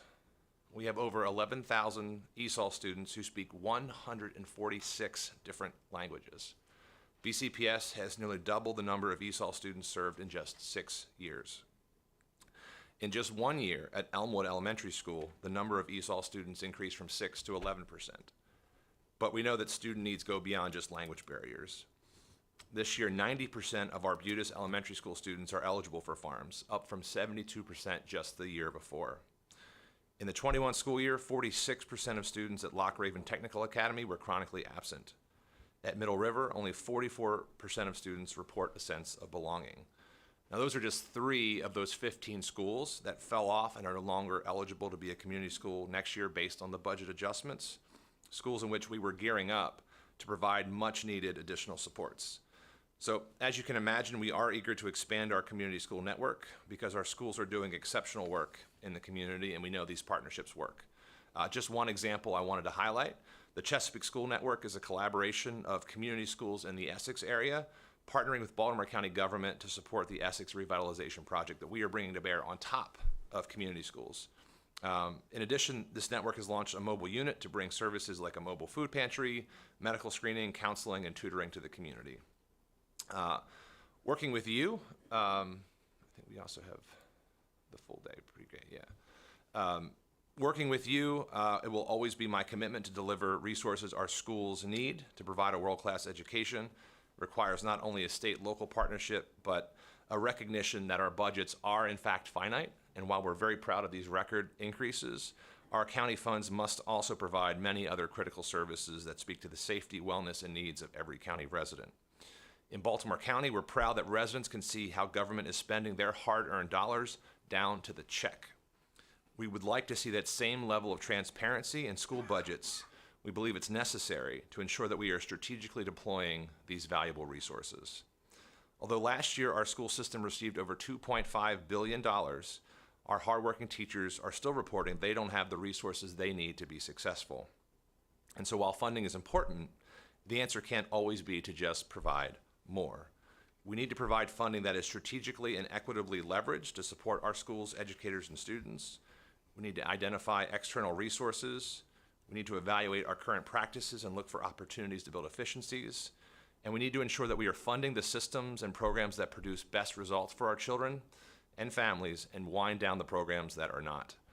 In partnership with MSDE and the AIB, local governments and school systems can work together and want to work together to build stronger, more efficient budgets that optimize our resources. But that is impossible without budget transparency. Together, we want to work with you to create the fiscal transparency and open conversations that are needed to transform our schools. So I'll close with a few asks. I ask to work with you all and MSDE to increase transparency and reporting for school spending so our county and all counties and the public has the same level of insight that we provide in Baltimore County. Additionally, I request that you consider providing local school systems with professional development and technical assistance to use these historic investments provided by the blueprint to realize our full potential. One final ask is we're very proud of these investments and the resources. To the extent the board is supportive of providing meals for our students, I think that would be very helpful. I think it's really unconscionable that as a state we're investing all of this money in the needs of CTE and STEAM and STEM and early childhood education, but we're not yet fully there as a country, as a state, as a local jurisdiction in providing meals. We can have all the resources in the world, but if we're not feeding our kids and we're not making our meals universal, I think we're missing something in these investments. So that's a bit of a personal opinion, but I wanted to share that with you all as well. I'll just say our team has benefited from a strong partnership with the IAC on school construction. We have over $3 billion of investment planned over the next 14 years. It's been frequent collaboration, open discussion, and again, Mr. President, thank you for creating that environment. But it's really resulted in better alignment between the system, county government, and state agencies. And so we hope that this is the start of that same relationship, where we can have those open, honest dialogues, and we really are driving towards those outcomes together. So I really just am grateful for the opportunity to share, and look forward to working with you all in the years ahead. Thank you so much. Thank you. And I'll turn things over to MACO's second Vice President, Commissioner Wilson. Thank you. Can you hear from me? You want to just swap? Yeah. Good morning. Thank you, Mr. President and Board, for having us here today. Both county executives did a fantastic job of outlining the blueprint, what it's supposed to do. Full disclosure, I actually sat on the Kerwin Commission for the funding portion as the rural county representative from MACO. And some of the issues we had as rural counties then still exist today. Obviously, smaller counties have different challenges when it comes to education and where that education comes from. But I want to say the programming itself, as Kerwin has been rolled out in Queen Anne's County and most of the rural counties I've talked to, has been pretty seamless and it's gone quite well up to date. Particularly, the county executive alluded to the CTE programs. On the Eastern Shore, they became very critical when the pandemic hit, as essential jobs were held over and employers were trying to find people. It became very apparent to a lot of our local children and parents that some of these CTE programs may be a good look at the future. And to that end, our CTE programs have doubled in size, and we actually had to wait list one of our masonry programs this year at Queen Anne's County High School. And that's just in a 2.5, 3-year period. So we're looking forward to the growth that's going to come with the new investment into the career and the career pathways coming this July 1st. That I believe it's in now to be codified, that the workforce investment boards will be putting that money forward for these programs and to get our students into internships, apprenticeships, and things of that nature, which I think is fantastic. I come from an apprenticeship background. I'm a 35-year electrician. I came through the local steam fitters apprenticeship and then became an electrician 15 years later. So CTE programs are very near and dear to my heart, and I look forward to seeing what the results will be. The pendulum swung way the other way the last 35 years, so thankfully it's coming back to the center. One of the things in our smaller counties that we're going to face in a challenge, and I'd ask that we continue the collaboration with the board and the state in general, is with the pre-K rollout. We in Queen Anne's County, we don't have the brick and mortar space available in our schools at this time, which actually is a twofold issue and actually a blessing to the larger counties because we have no needs to build schools at this time. If we do have to do brick and mortar, then we're going to have to get into the IEC pipeline and try to compete for that money, which I know that the larger counties so desperately need right now to backfill some of their needs. So I'd rather see us work from a direction of our existing daycare facilities that we have, and we have some brick and mortar buildings in specifically Queen Anne's County that have become vacated from the pandemic, where businesses have chose to utilize the remote workspace versus the brick and mortar. And if we can come to a sense of what would be required and what the minimum requirements would be to utilize these buildings, that would be fantastic. Because right now, we've had some issues with some of our daycares who have actually reached out to make that happen, and they're meeting some, I don't want to say brick walls, but they're meeting some hurdles I don't think they should have to meet to try and make this work. Because one of our fears is losing that infant to 2-year-old daycares. If we take the 3- and 4-year-olds out of our existing daycares, that's the children that they make their money on, because they can put more kids in a room. It's less supervision required and less maintenance on those kids. So that's where they make their money now. If we pull them out into the public school system without trying to backfill that, my fear is that that infant and 2-year-old daycare may not survive. And I'm not sure what that would look like to our workforce if parents have to choose whether one has to stay home and watch the kids or whatever. So obviously that's a concern for the smaller counties, and I think it's actually going to be a concern statewide. I think even the larger counties are probably going to feel the brunt of that. The other thing, I guess, and to the county executive's point about finding out stuff at the last minute when you're budgeting. So most of the counties, and ours is no different, we're about 3/4, 7/8 of the way through the budget process right now. We'll be starting our very first budget hearing with our Board of Ed in 2 weeks. And they called me. I'm very close with the CFO at our board and talking to her about different things. And just yesterday, I guess it was, Friday actually, we get a new update that our state funding is getting cut basically in half. And that's critical. We're going from what would have been a $1.3 million rise to $670,000, which is considerable. Again, we're big counties, small counties. It's just how many zeros are at the end of our budget. But percentage-wise, it kind of all works out the same.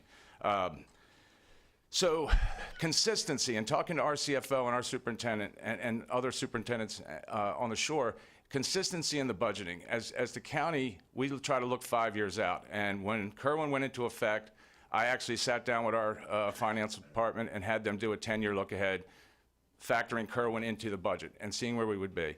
And I'm going to share that with you. I'm going to give you, I made copies of it to bring so you can get like a snapshot of where we thought we'd be. And just to kind of wind it down, right now, based on what we're being asked to fund this year, we'll be at our 2028 level of the original Kerwin. So basically 4 years ahead in funding, and the state is going backwards. So there's a little bit of a disconnect there. And again, for the smaller counties, I think that's really going to come into play as we try to roll it out. Queen Anne's County, we've been very fortunate. We've been able to fund, as the other counties have, over maintenance of effort. We've been above what the students count are. We are presently 300 students down in a 7,700 student population, which is about 5%, and it's been that way since the pandemic. So I'm just going to turn it over to Mr. Zleskis, because I'd rather take questions from you guys and be able to share more pointed stuff that may be in your mind. So thank you. Okay, so I'm the only one in this group who is not elected. And That may be a good thing. my job is to help my commissioners figure out how do they get done what they're trying to get done. And they like answers from me, but what I have now is a lot more questions than answers. Now, LEAs and counties, as funders of public education, find themselves with a great deal of uncertainty now. Blueprint legislation created a lot of questions, and the implementation plan leaves them largely unanswered. You have 200 pages of implementation here. I would guess there are 5 or 6 pages that in some way address some of the obstacles we're seeing and address them in a very minor way. I want to share with you just a handful of the concerns on my mind. And just so you know, they call me Mr. Doom and Gloom at home sometimes. So I focus a lot on what are the things we have to figure out. I'm a former CFO, so I'm right at home. I'm right at home with you. It seemed like every time I got an assignment was when all the money was spent. By the time I arrived, there was no money. All the good times were gone, so I understand. Okay, so one, Blueprint and state funding don't address the salary compression that will be caused by raising starting salaries to $60,000. It's unlikely that bargaining units are simply going to accept pay scale compression. So if state funding doesn't address it, eyes are going to turn to the counties. Assuming it's possible to find all the additional teachers that Blueprint requires to implement the 60-40 teaching time split, if state funding isn't sufficient to pay all those teachers, eyes are going to turn to the counties.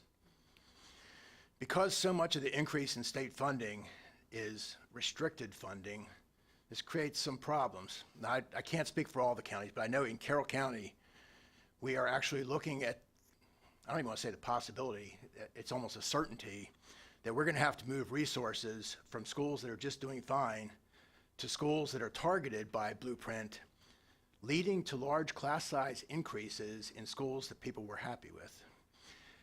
The public is going to look to the commissioners to make sure that that doesn't happen. There was some mention of maintenance of effort. You know, with maintenance of effort, whatever concerns I might have had about how that worked, at least we knew what our obligation was. With Blueprint now, maintenance of effort is still there, But the blueprint obligation can change at any time without us having any way to plan for it. It's a new level of uncertainty that I have no way to explain to the commissioners. How should we prepare? Then there's some talk about space issues. You know, back on all those new teachers we need to hire across the state.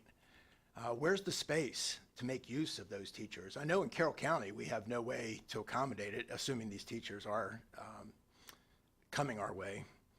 And on pre-K, trying to figure out how do we plan for capacity for pre-K. Part of Blueprint is this assumption of a role for the private sector.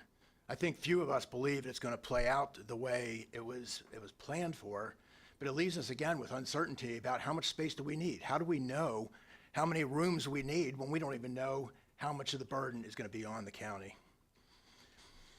So all these questions and many more leave counties in an uncomfortable position of not knowing how to plan for what is, for all of us, our largest funding obligation.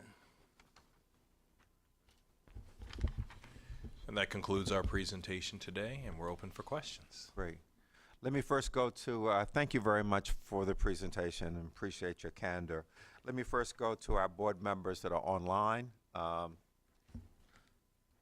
Ms. Howley, Ms. Thomas, Dr. Green, do you have any questions or comments? I have a comment for Mel Green here. Okay. First of all, I just would like to thank Baltimore County, Queen Anne's County, and also Howard County for their participation with allowing their schools to participate in the AAEEBB program, Achieving Academic Equity and Excellence for Black Boys. We have 3 schools in Baltimore County. I'm not sure if the county executive was aware of that. We have 2 schools in Howard County and also 1 school in Queen Anne's County as well. So thank you, and for whatever support you can provide to those schools would be greatly appreciated. But thank you all for your presentation. I know that the counties do have quite a responsibility in upholding their portion of the blueprint requirements. But gentlemen, it seems like your counties are in good hands. Thank you. Thank you. Thank you.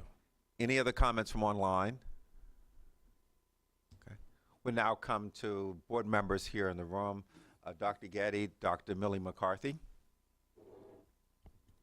Several board members visited a community school in Essex, and I just want to commend you for how fabulous that school was. Zach, the name of the school? Sandalwood. Sandalwood, Yeah. okay. I want to commend the staff, starting from the principal on down. Many, many gifted, resourceful people make that work, and it was fabulous and inspiring. And I hope that your other community schools, as you move forward, can be just that inspiring. Thank you, Dr. Getty. If I may, Mr. President, that's our goal, is to make every one of our community schools like Sandalwood. And then, as I mentioned briefly in the remarks, we are really being intentional around wrapping around external other government services in addition to the community school in that community.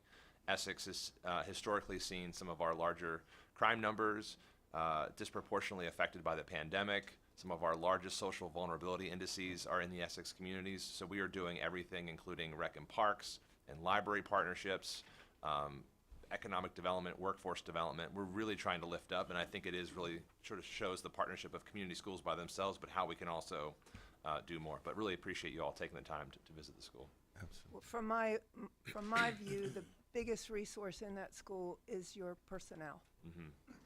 Totally agree. Thank you. Dr. Miller McCarthy, and then Ms. Howley. Thank you so much for a lovely presentation. It's really so wonderful to hear from the counties, to see what's going on. And I do, Mr. Zaleski, I share your concerns as well, but I am ever hopeful and a Pollyanna.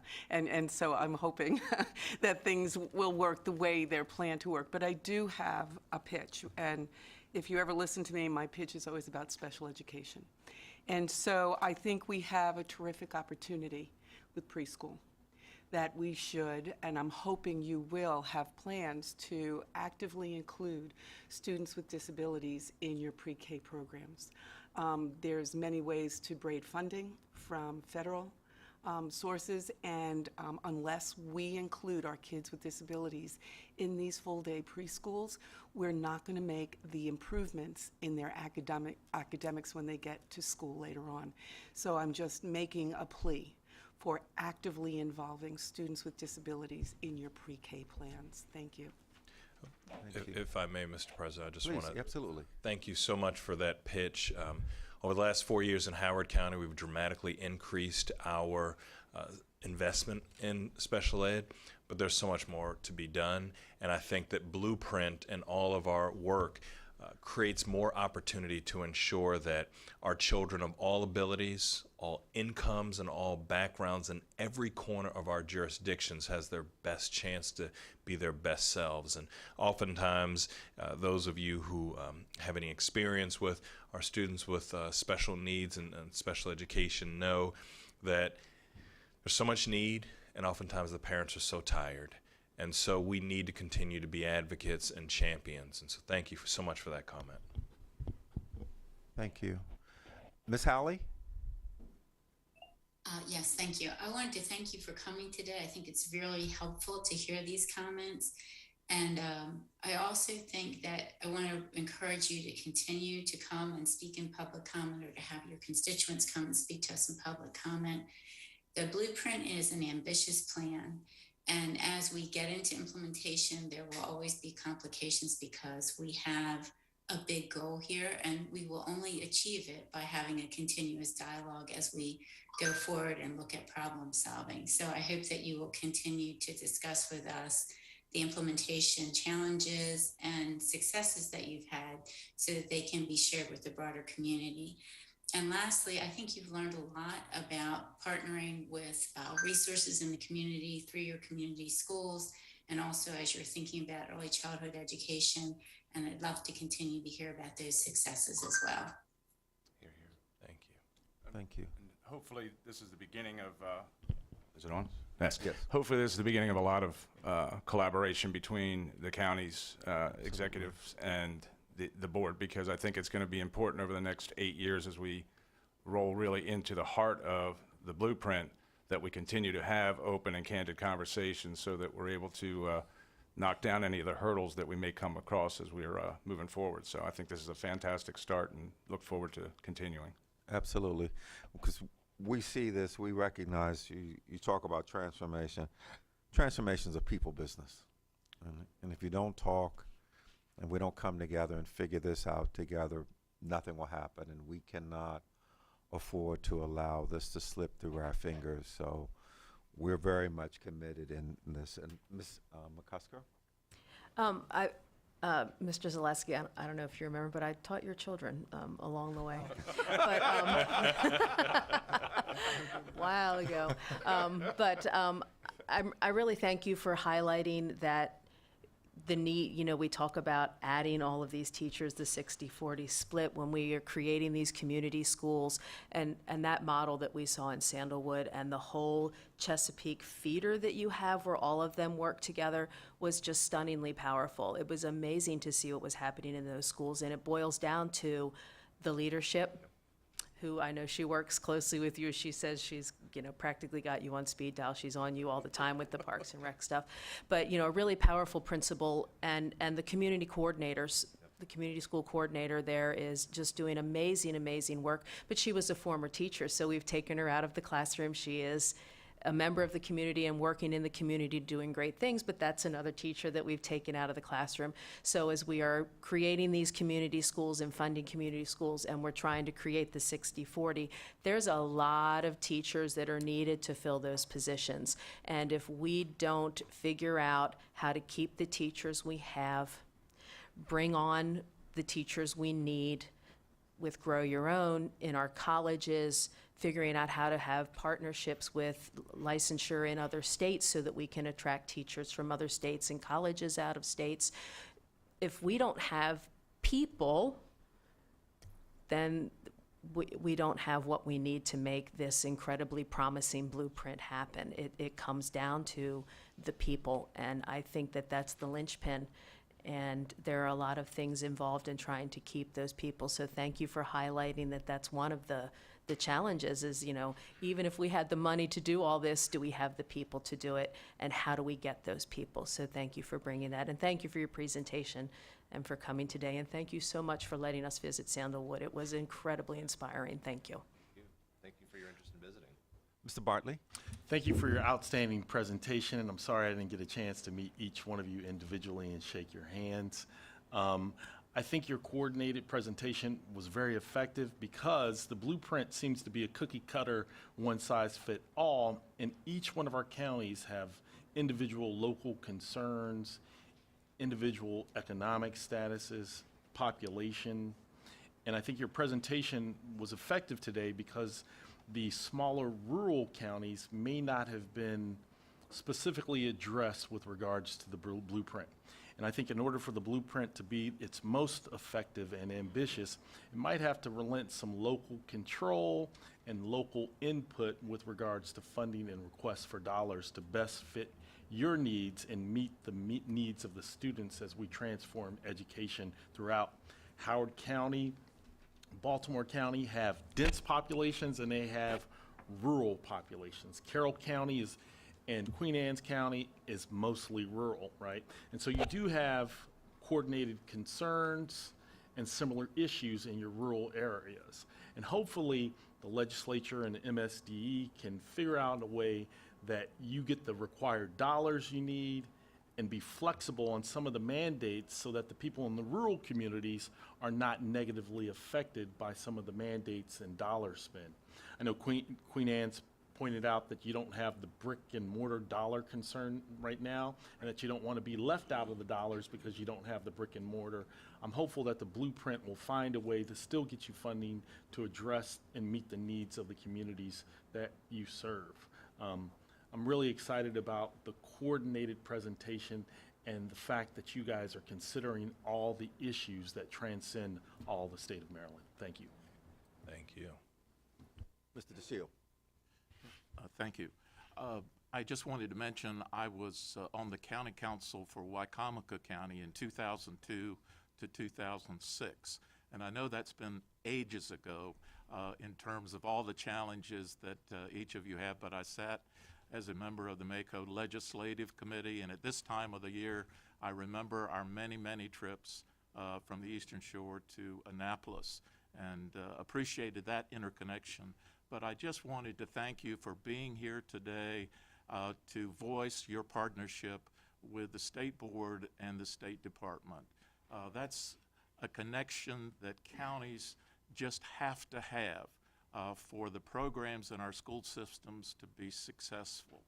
And I really appreciate your being here as representatives of MACO and the good work that you're doing in your counties, but more importantly, your desire to connect with the educational community, this board, this department, to be sure that the needs of the kids, all the kids in the state of Maryland, are met. So thank you for your commitment to that very important principle. We appreciate it. Well, thank you. It's good to see you again. I began my elective career in the spring of 2006, and that summer MACO conference was the beginning of my MACO career, and to get to president and county executive, and I was on the council then, so it's good to see you again. Thank you.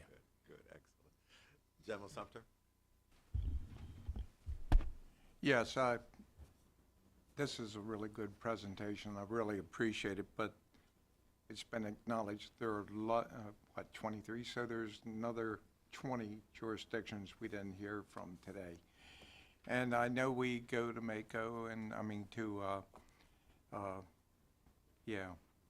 to the local boards of education, MABE, and other conferences, but if invited, I think we really need to be at MACO with all the stakeholders like we do with the teachers, representative groups, and we need to be at MACO to hear from all the jurisdictions, and I really appreciate what you said, because when I go back to my county, Somerset, Believe me, the commissioners know me. It's a small county, and I get buttonholed every time I leave my front door. sure of that. That's it. But it's good to hear all the issues that you have. Thank you. It'd be Well, great to please, have you guys here. yeah, please consider this a personal invitation to each and every one of you from our board to come to Summer Mako, or any time that you want to interact with Mako. Was a very astute observation. While we represent Mako, I think there are idiosyncrasies within each of our jurisdictions, and that would help us all continue to collaborate and move Maryland forward when it comes to the blueprint. I think on behalf of the board, I think I can safely state that we will accept that invitation and look forward to continued conversations with you. With some of the organizations, as we said, we've attended their conferences. In addition, we've also met with their executive boards offline. So we would extend that invitation, be happy to do that, to continue the conversation. You've given us a lot of things to think about. Ms. Chang. First, I want to thank you to be here, be present, and be open to the dialogue and your witness and support for the blueprint. I know it's huge, but I just want to point it out. There's a little section there. There's a world language program, and I like to see more of those happening across the state of Maryland. And I know a long time ago I taught Dr. Ball's daughter. Yeah, she really enjoyed it. But I know there are also many competing factors, and sees and survey how your constituents in your county would like to see more happening in our public school system. I think that's a great start too. Thank you for your support and continuous. Thank you. And as Board Member Chang mentioned, my daughter studied Chinese, she studied Spanish, she studied French. Now she's 20 and she's in college, and I think that her linguistic capabilities and expressing her thoughts and feelings and emotions and hopes and dreams and aspirations were fueled through the World Languages program. So thank you. Excellent, excellent. Again, we thank you so much for taking time. This is just the beginning of a conversation. We will definitely follow up. And anytime you have any questions or concerns, you see something you don't understand or some concern, please give us a call or whatever. And again, be candid with us. Tell us what's working. Tell us what we need to do differently. Tell us how we can work together. Help us figure out how we can work together to educate our children. And again, thank you so much for taking time to come. Yeah, really appreciate it. Thank you very much. Have a great rest of your day.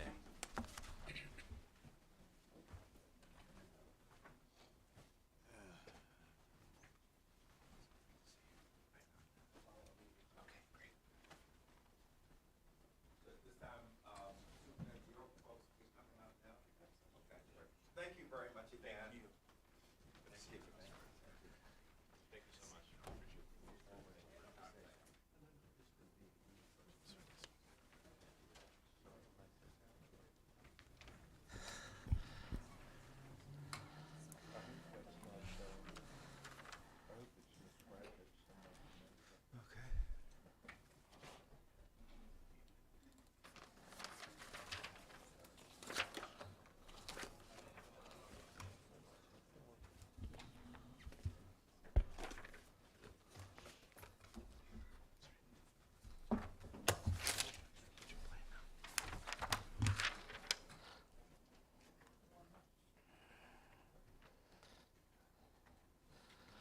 All right, are we ready to transition?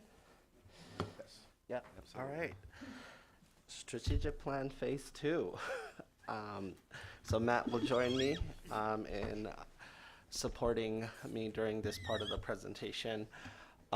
So as you know, we have been on a meaningful and long but rightfully extended path towards launching our strategic plan. Most organizations do it by the end of their first year. We decided to do it within almost a 2-year span.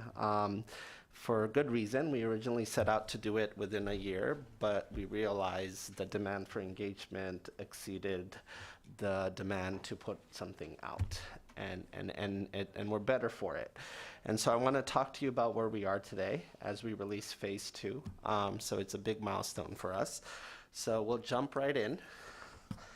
And so let's go ahead and jump to slide 4. So just as a reminder, why do we need a strategic plan, right?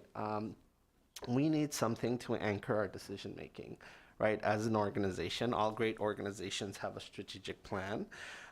We need something to keep our focus on, to make sure that we don't waver from, that we know that our high leverage strategies, right, they stand the test of time. Whether you have a new law or an old law, you stay focused on these things will always be true. And I believe that's where we're landing. We're not done yet. And it's very important to have something that will also reinforce the blueprint, that will also accelerate and set the foundation for the blueprint. So that's why we have a strategic plan. It's needed. It's been needed for a long time in the department. And I'm excited that we get to do one, and hopefully we do one that is passed on for generations to come, even beyond those of us who are here today. Let's go on to the next slide. So the elements, we broke up the phases and all the elements thoughtfully. So phase 1 was really focused on revamping our mission, vision, identifying our values, and then ultimately identifying a set of priorities and enablers that we will focus on. We released phase 1 out in Washington County in October. And then we started another round of engagement. And the goal of phase 2, which is what we will discuss today, was to begin to identify a set of broad goals and metrics. Not the targets, but just what we will measure to ultimately realize our priorities and enablers. And then finally, in phase 3, we will affirm all of those things in phase 1 and phase 2, make refinements where it makes sense, and we will set targets. And then most importantly, the part that I like the most is we will identify our flagship strategies and programs to move the needle on the things that we have set out to do for our students and families. Next slide. Let's jump to slide 7. All right, blueprint.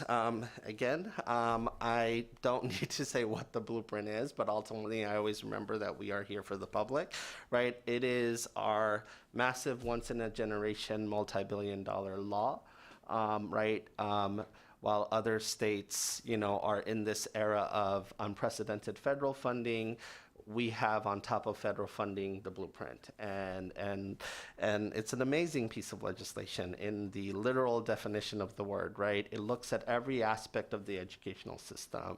We could debate about aspects, but at the end of the day, it's making us look at every aspect from pre-K all the way up to college and career and beyond. And it is putting things like career technical education equally on the same footing as a college degree and making sure that's important.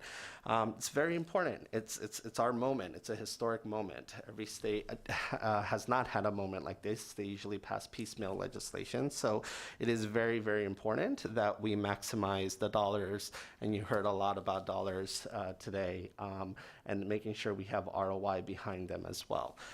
Let's go on to the next slide. Here's a quick summary of the blueprint. I call this the Blueprint 101 slide.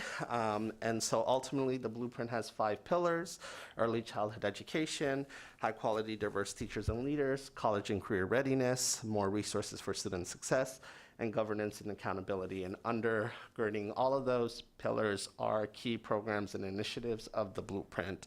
For example, the blueprint envisions a massive expansion of public pre-K, as well as partnerships. So you heard the county executive from Queen Anne's talk about leveraging spaces in the non-traditional sense with private providers. The blueprint envisions a mixed delivery system. It truly does. But you obviously have to make sure that things are launching in. If you're going to use an alternative space, you got to make sure you have the right requirements to safely launch childcare. People forget oftentimes the department has 7,000 childcare providers we support each and every day on top of our 24 LEAs. The blueprint also looks to raise the stature of the teaching profession, which is one of our enablers, right? Raising starting pay to $60,000, launching an ambitious career ladder in which it will create more time for teachers to plan with one another, while also creating hybrid job roles, right? Where you're teaching part of the day and you're doing teacher leadership a part of the other day. But as people said, right, while you're doing that other part of the day where you're not teaching, you still got to have those students be somewhere, right? Whether they're doing enrichment, intervention, or another teacher, right, who is servicing them. So that is our high quality diverse teacher and leaders, and ensuring also that the pipeline for diversity is actually real, and we are making a massive dent on that. College and career readiness, the heart of the blueprint where everything converges at the end of 10th grade, making sure all of our students are college and career ready. We have initiated and commissioned a massive study to be done late fall of this school year, or sorry, next school year, and it will set a new college and career readiness standard for our students. What does it mean to be college and career ready? One of the first things you did early on is set an interim standard, which was defined by statute, which took an approach that set only standardized tests will deem a student college and career ready. And it was an and approach. You got to score this in math, you got to score this in English, therefore you are deemed college and career ready. That premise is being challenged through this study, and we'll see where we land. One of the most important decisions that you will make next school year that will have ripple effects for a very long time in the history of Maryland is setting a new college and career readiness standard. So we are doing a study right now to ultimately make what the recommendation is. More resources for student success. This is where you have your community schools. This is where you have your raised weights and differentiated funding for special education students, English learners, students experiencing homelessness. The blueprint is truly going all in community schools. Currently, we have about 358. That number will continue to increase as you see the poverty threshold by which a community school launches. So big investment there. And then finally, governance and accountability. I think this is where ultimately where the true tests will be, right? When you ultimately hold the line on certain things and outcomes, right? You can have differentiation implementation, but you can't have differentiation in outcomes. At the end of the day, you need our kids to be able to read at scale, be able to thrive at scale. You need our special education students thriving at scale. And so ultimately, there are some tools in the blueprint, both additional governance model in the AIB, the expert review teams that the department will be deploying, which are made up of educators and principals and experts who go and visit schools and give advice and such. And then, of course, the monitoring and the support that the department provides. All right, so that's the blueprint in a nutshell. Let's go ahead and jump into slide 10.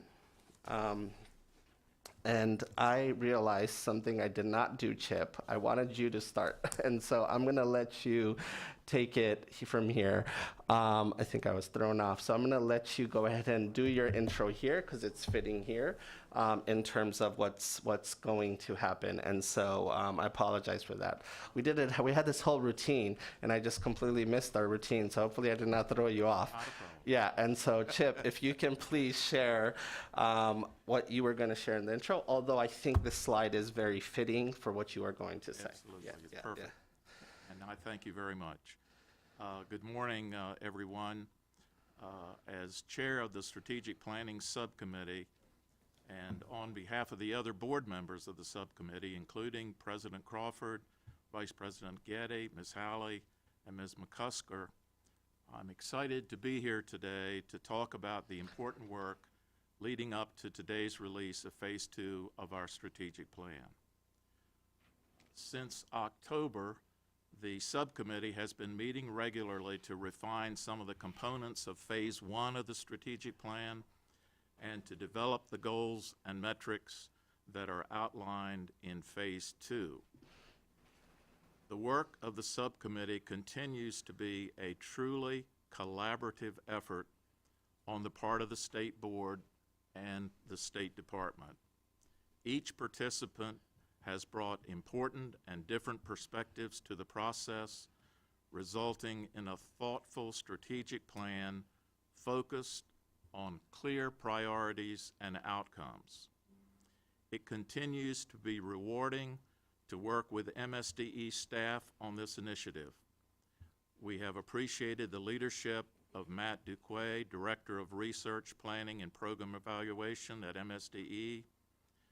We also acknowledge the important work of the department's Office of Communication and Community Engagement, overseen by Deputy Superintendent Dr. Sylvia Lawson. We extend our thanks to Lindsay Malig-Mayhew, Deputy Director of Community Engagement, who has helped us to lead the unprecedented outreach and engagement that is so essential to the success of our plan. And we extend appreciation to Lauda Ariovich, Coordinator of the Office of Performance and Accountability, and to the many other offices and individuals across MSDE whose contributions continue to be instrumental in the development and design of our strategic plan. Most importantly, this work would not have been possible without the leadership of our state superintendent. The superintendent continues to work with his team and our committee to provide direction and valuable insights and perspectives at each of our meetings. And most importantly, he seeks to keep the bar raised at the highest standards so that we can be assured of success in the transformative change we are planning for. Stakeholder engagement continues to be a central focus of our strategic plan.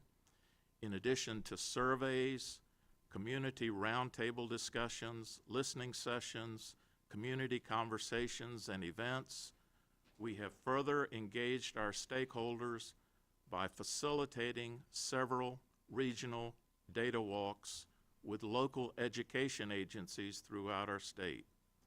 These gallery walks have given local school leaders the opportunity to review data related to their particular agency. In turn, these leaders have provided us with important feedback that continues to inform our work as we complete the final phases of our plan. In addition, our board members have had the opportunity to weigh in on the goals and metrics of Phase 2 through a number of office hour sessions and through written feedback. With that feedback, the subcommittee added its unanimous support for moving forward with the goals and metrics that are before us today.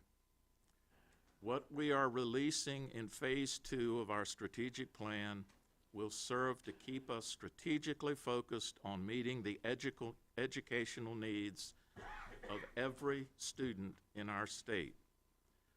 When fully implemented, this plan, which is aligned, as you've just heard, to the landmark blueprint for Maryland's future, will result in the excellent and equitable outcomes that every student in Maryland deserves. Now I'm happy to turn it back to our state superintendent to lead us further in the presentation of today's release of Phase 2 of our strategic plan. Thank you, Chip. Let's go on to the next slide. And so, as you can see, it is a windy road to reflect real life, but we have been on it. We are at Phase 2 today, and then we have Phase 3 that will go from February to June, and then it's all about implementation. And so we continue to bring back this slide to remind people on where we are in our journey. And I do like that it's windy because that's how life is. And I like that we are continuing to stay on track for the milestones we have set in launching this strategic plan. Let's go on to slide 12. I won't go too much into this because I've gone over it a few times already, but ultimately our goal every phase is to continue to up our level of engagement and go deeper. Phase 1 really kicked off with the survey and the roundtables and listening session. Phase 2 was really about the regional data gallery walks. That was something very new. I know many of you participated in them, and they have been embraced well by our stakeholders. Lots of data, and be able to understand what is happening in our regions and what the challenges are and what the glows and grows are. And then that ultimately helped inform what our metrics and goals should be. I want to remind everyone, the department focuses on 1,000 metrics and goals, but this is about honing in on those handful set of goals with the state board, as well as with the public that we can rally around, right? The thousands of other goals feed into that goal that we're thinking about looking at and focusing assigned to our priority enabler. And then I'll talk about phase 3 and what comes next, but that's really about looking at strategies, programs, and such that will help us drive the needle on our goals and metrics. Let's talk about engaging our stakeholders. Let's go on to slide 14. Again, we had multiple goals with engagement. We wanted to make sure we had a space for everyone to engage, whether it be roundtables, listening sessions, whether it's a party that we throw or a party you throw. We wanted to make sure that we were all throughout the state. And our engagement team is, if you look at, just follow our social media, or if you look at the updates that we provide, they are all throughout the state and not just hanging out in the core, right? I made it a priority to make sure we were not just hanging out in the core, that we were in the Western Maryland to the shore to everywhere else. And if you invite us, we'll be there. We wanted to make sure that we also looked at new voices as well as existing voices. I think that was very important. You have heard me say multiple times, expanding the tent, and then learn what matters, right? What are the themes that are arising, affirming our theories, affirming our takes, or challenging our takes, and see if we need to make refinements. So I'm proud to say that the engagement process continues to do all of those things. Let's look at slide 15. This is just a broad category of stakeholders and who we've engaged. We most recently had a business roundtable that Dr. Lawson and Clarence and Justin did, and there was a lot of rich conversations there. We will continue. We have a higher education one coming up. This is our second higher education roundtable. And then, of course, we, in our gallery walks that were designed for school system leadership and local boards. So we continue to engage the wide net of stakeholders that exists. And then the board space also continues to be a space where stakeholders are invited, today being our county executive leaders and such. Let's move on to slide 16. Multiple methods and multiple strategies. Again, the whole idea is, you see that we added to our little image the regional data walks. That's a new concept that we just tried out this past, between phase 1 and phase 2, and they went really well. So that is yet another strategy under our toolkit, and to be able to do gallery walks and what they did. And truly, like, a lot of work went into that. Like Matt's team, the engagement team from the printing office, Krishna finally got me a poster maker. I've been asking for one for a while. Like, I'm excited. Like, we've been able to do a lot of work around that, and I just like it's to be able to have that level of skill, and people usually outsource some of this stuff, and we have that inside the department. So I'm very proud of that, and to be able to look at data. Superintendent, is that some of the local LEAs have followed up and requested copies of the material, and they posted it in their offices? Absolutely. Multiple times when we were at Washington County to others, they've asked that they want to recreate the data with their own leadership team or other staff, and we are printing and sending them their way as well if they request it. So, free of charge. Let's go on to slide 18.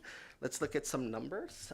So we constantly update this. So as of today, the current snapshot, we've had over 27,000 survey respondents. I know I keep saying 100,000. I'm still going to shoot for it. And so, but the fact that we have that many survey respondents on a survey that a governmental entity put out, it's a big deal. You don't normally see surveys that get this many respond, and reflective of the state demographics as well.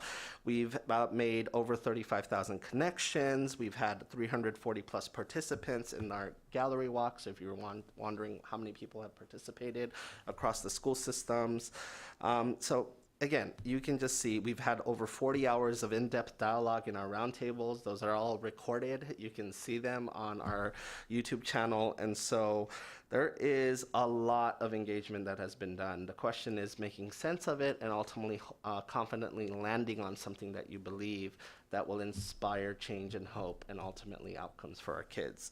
Let's go on to slide 19. Just want to show you are the different strategies that we've done. Event promotion, again, the community engagement team, that was one of my phase 1 goals, to have a ground game. And so we have a ground game of Lindsay and 2 coordinators that are doing a great job of making sure that they're constantly hanging out outside the department and engaging our stakeholders. Social media, more than 893,000 impressions were made. What that means is people stopped to look at it and did something to it, liked it, or made a comment, etc. That's a social media metric. It's a good metric. That means people are just not ignoring what you're putting out there. And then we had mailers, right? We actually printed out and make sure that people who still appreciate mail in the mailbox got our survey, our mailer in the mailbox, and we made sure that people got that postcard through flyering and such, especially in areas where we were not getting survey respondents. Let's look at slide 20. As again, you can see multiple strategies. We also created a toolkit for school systems and nonprofits. Like here's the MSD engagement toolkit. You can use the graphic, you can use this link, etc., to make it easy for them to post on their websites or at their events, so we can get more people weighing in on their surveys using their spaces as well. And of course, in digital media, videos received over 11,000 views and continue to be available. So meaning that our YouTube channel, we've had over 11,000 views of people viewing it and looking through it and actually listening through what our sessions are, have uncovered. Let's look at slide 21. I want to talk about a little bit of the findings so far. So in phase 1 in Washington County, we talked about what the survey revealed so far. We want to talk about what, now that we're at 27,932, we took a date, we cut it off on the 25th for this presentation, cleaned up the data, and we wanted to see what we found. And a lot of what we found in phase 1 continues to be reinforced. So let's go ahead and talk about those. More than 86% of respondents believe that the quality of public school is extremely important. And that continues to hold true, right? Marylanders are very much invested and engaged in public schools and the role that they play in our future state. 69% of participants have a positive opinion of Maryland's public schools. Obviously, we want that number to be higher. And then, of course, there is variation. The business community, 53%, so a little over half. So half do not see it positively, half do. And then, of course, variation across stakeholders. 79% of school leaders have a positive view, and variations also across race as well. Then there are equity implications as well that we can have conversations around. Let's go to slide 23. Early literacy continues to be priority number 1. People want to make sure our kids are able to read, and both to learn how to read and then ultimately read to learn, right? And that continues to hold true across stakeholder groups. A third of respondents talk about mental health and social emotional learning, as well as improving math and science skills. More than 27% of respondents talk about developing excellent teachers and critical thinking and problem solving and teamworking skills being important.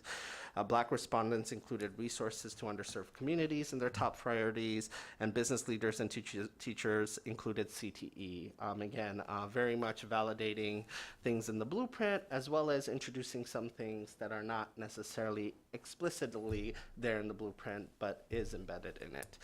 Let's go on to the next slide. Roundtables, again, you guys have all participated. Pretty much, I think almost everyone has participated in a roundtable. And so let's talk about some of the findings from the recent roundtables. So round 1 takeaways, you can see where they're at. I won't read every single one, but the one I do want to read is the middle one. Students and parents and guardians in turn advocated for stronger wraparound supports, engagement, and better educational resources for families to support their students' success in school. So that validates the community school strategy. And I know board members visited community schools as part of a set of school visits we did this school year with you. And so wraparound services matter too, right? It's not just about academics, it's also about the supports and the conditions, so to make sure our teachers can focus on teaching and our students are not distracted when they come into school and the needs that they have. So making sure that we are able to do that well. That's a round one takeaway. Let's talk about a phase two roundtable takeaway. Students, so one of the things we did in phase two is we showed phase one and we did a whole activity with the students and we said rack and stack which priority enabler is most important to you, right? And what do you think about it and what will be needed to implement it successfully? So students pointed out that they should have the ability to change their path in high school when taking CTE courses and not be forced to commit to the same set of courses. Very loud about making sure they have flexibility in their schedule and such. You heard a student today having opinions about that. And so it's always a challenge, right? What do we want to require and what do we want to allow flex time for? Families discussed the importance of teacher training, support and incentives for recruiting and training high quality teachers. There was more to it as well, stressing the importance of diversity, and educators addressed the challenges that must be overcome as we prepare for diversity and quality workforce, such as barriers to entry and disinterest in the profession. And most recently, you guys promulgated regulations that looks to tackle some of those barriers as well. So we hope that those pass smoothly. They are over to AELR now.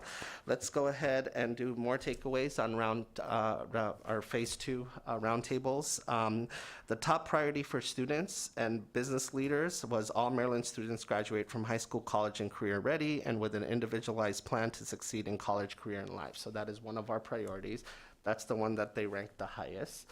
And in terms of families and educators, their top enabler was elevating the stature of the teaching profession. So those two really rose to the top when we did student roundtables, business roundtables, educator roundtables, and we're about to do a higher education one. So those two, that priority and that enabler, the second was an enabler, are the ones that rose to the top in our this round two engagement that we did during phase two. Let's go ahead and go to slide 28.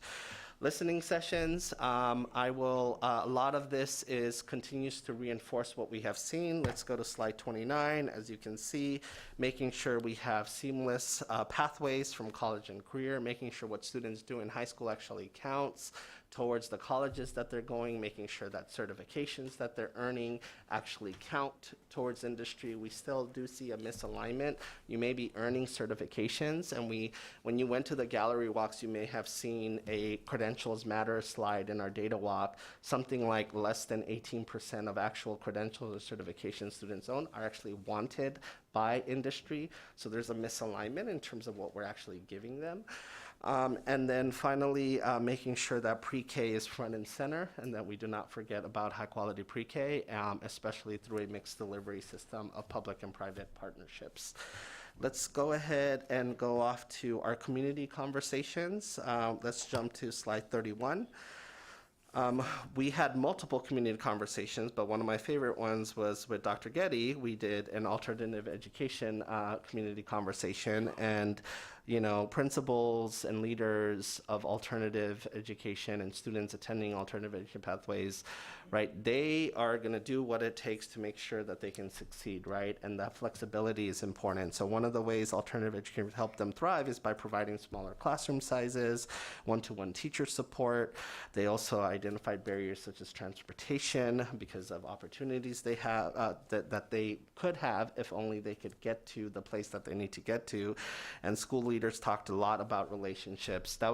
It was a very powerful community conversation. I would ask you to look at it. They really stressed a lot of different supports that are needed, and I often say, like, the way we structure highly successful alternative high schools and education, that shouldn't have to be in the alternative spaces. We could do that in high school as well.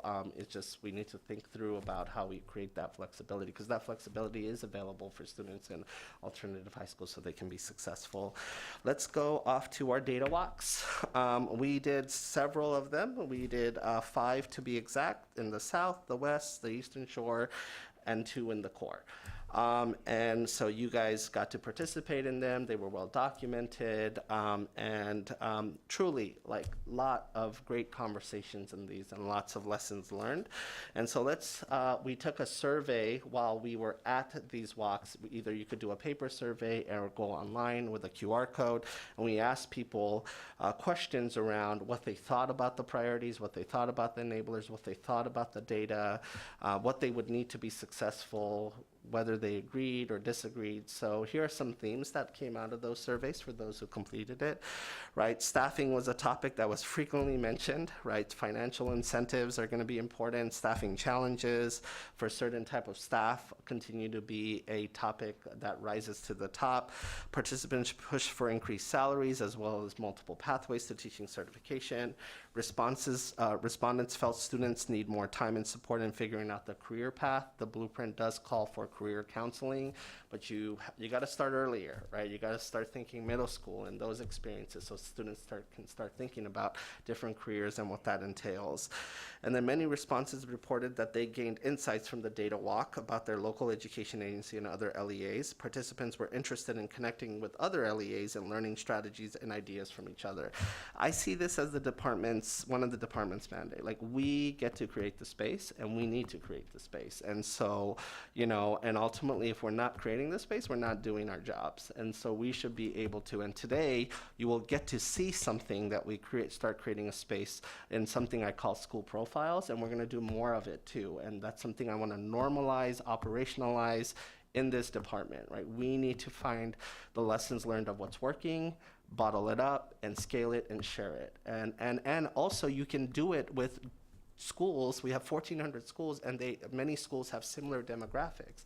They can learn from one another. And so I'm excited to be able to continue to push that and also do some of that in the board space as well. And I appreciate you allowing me to launch a new series I'm calling School Profiles today when we present that.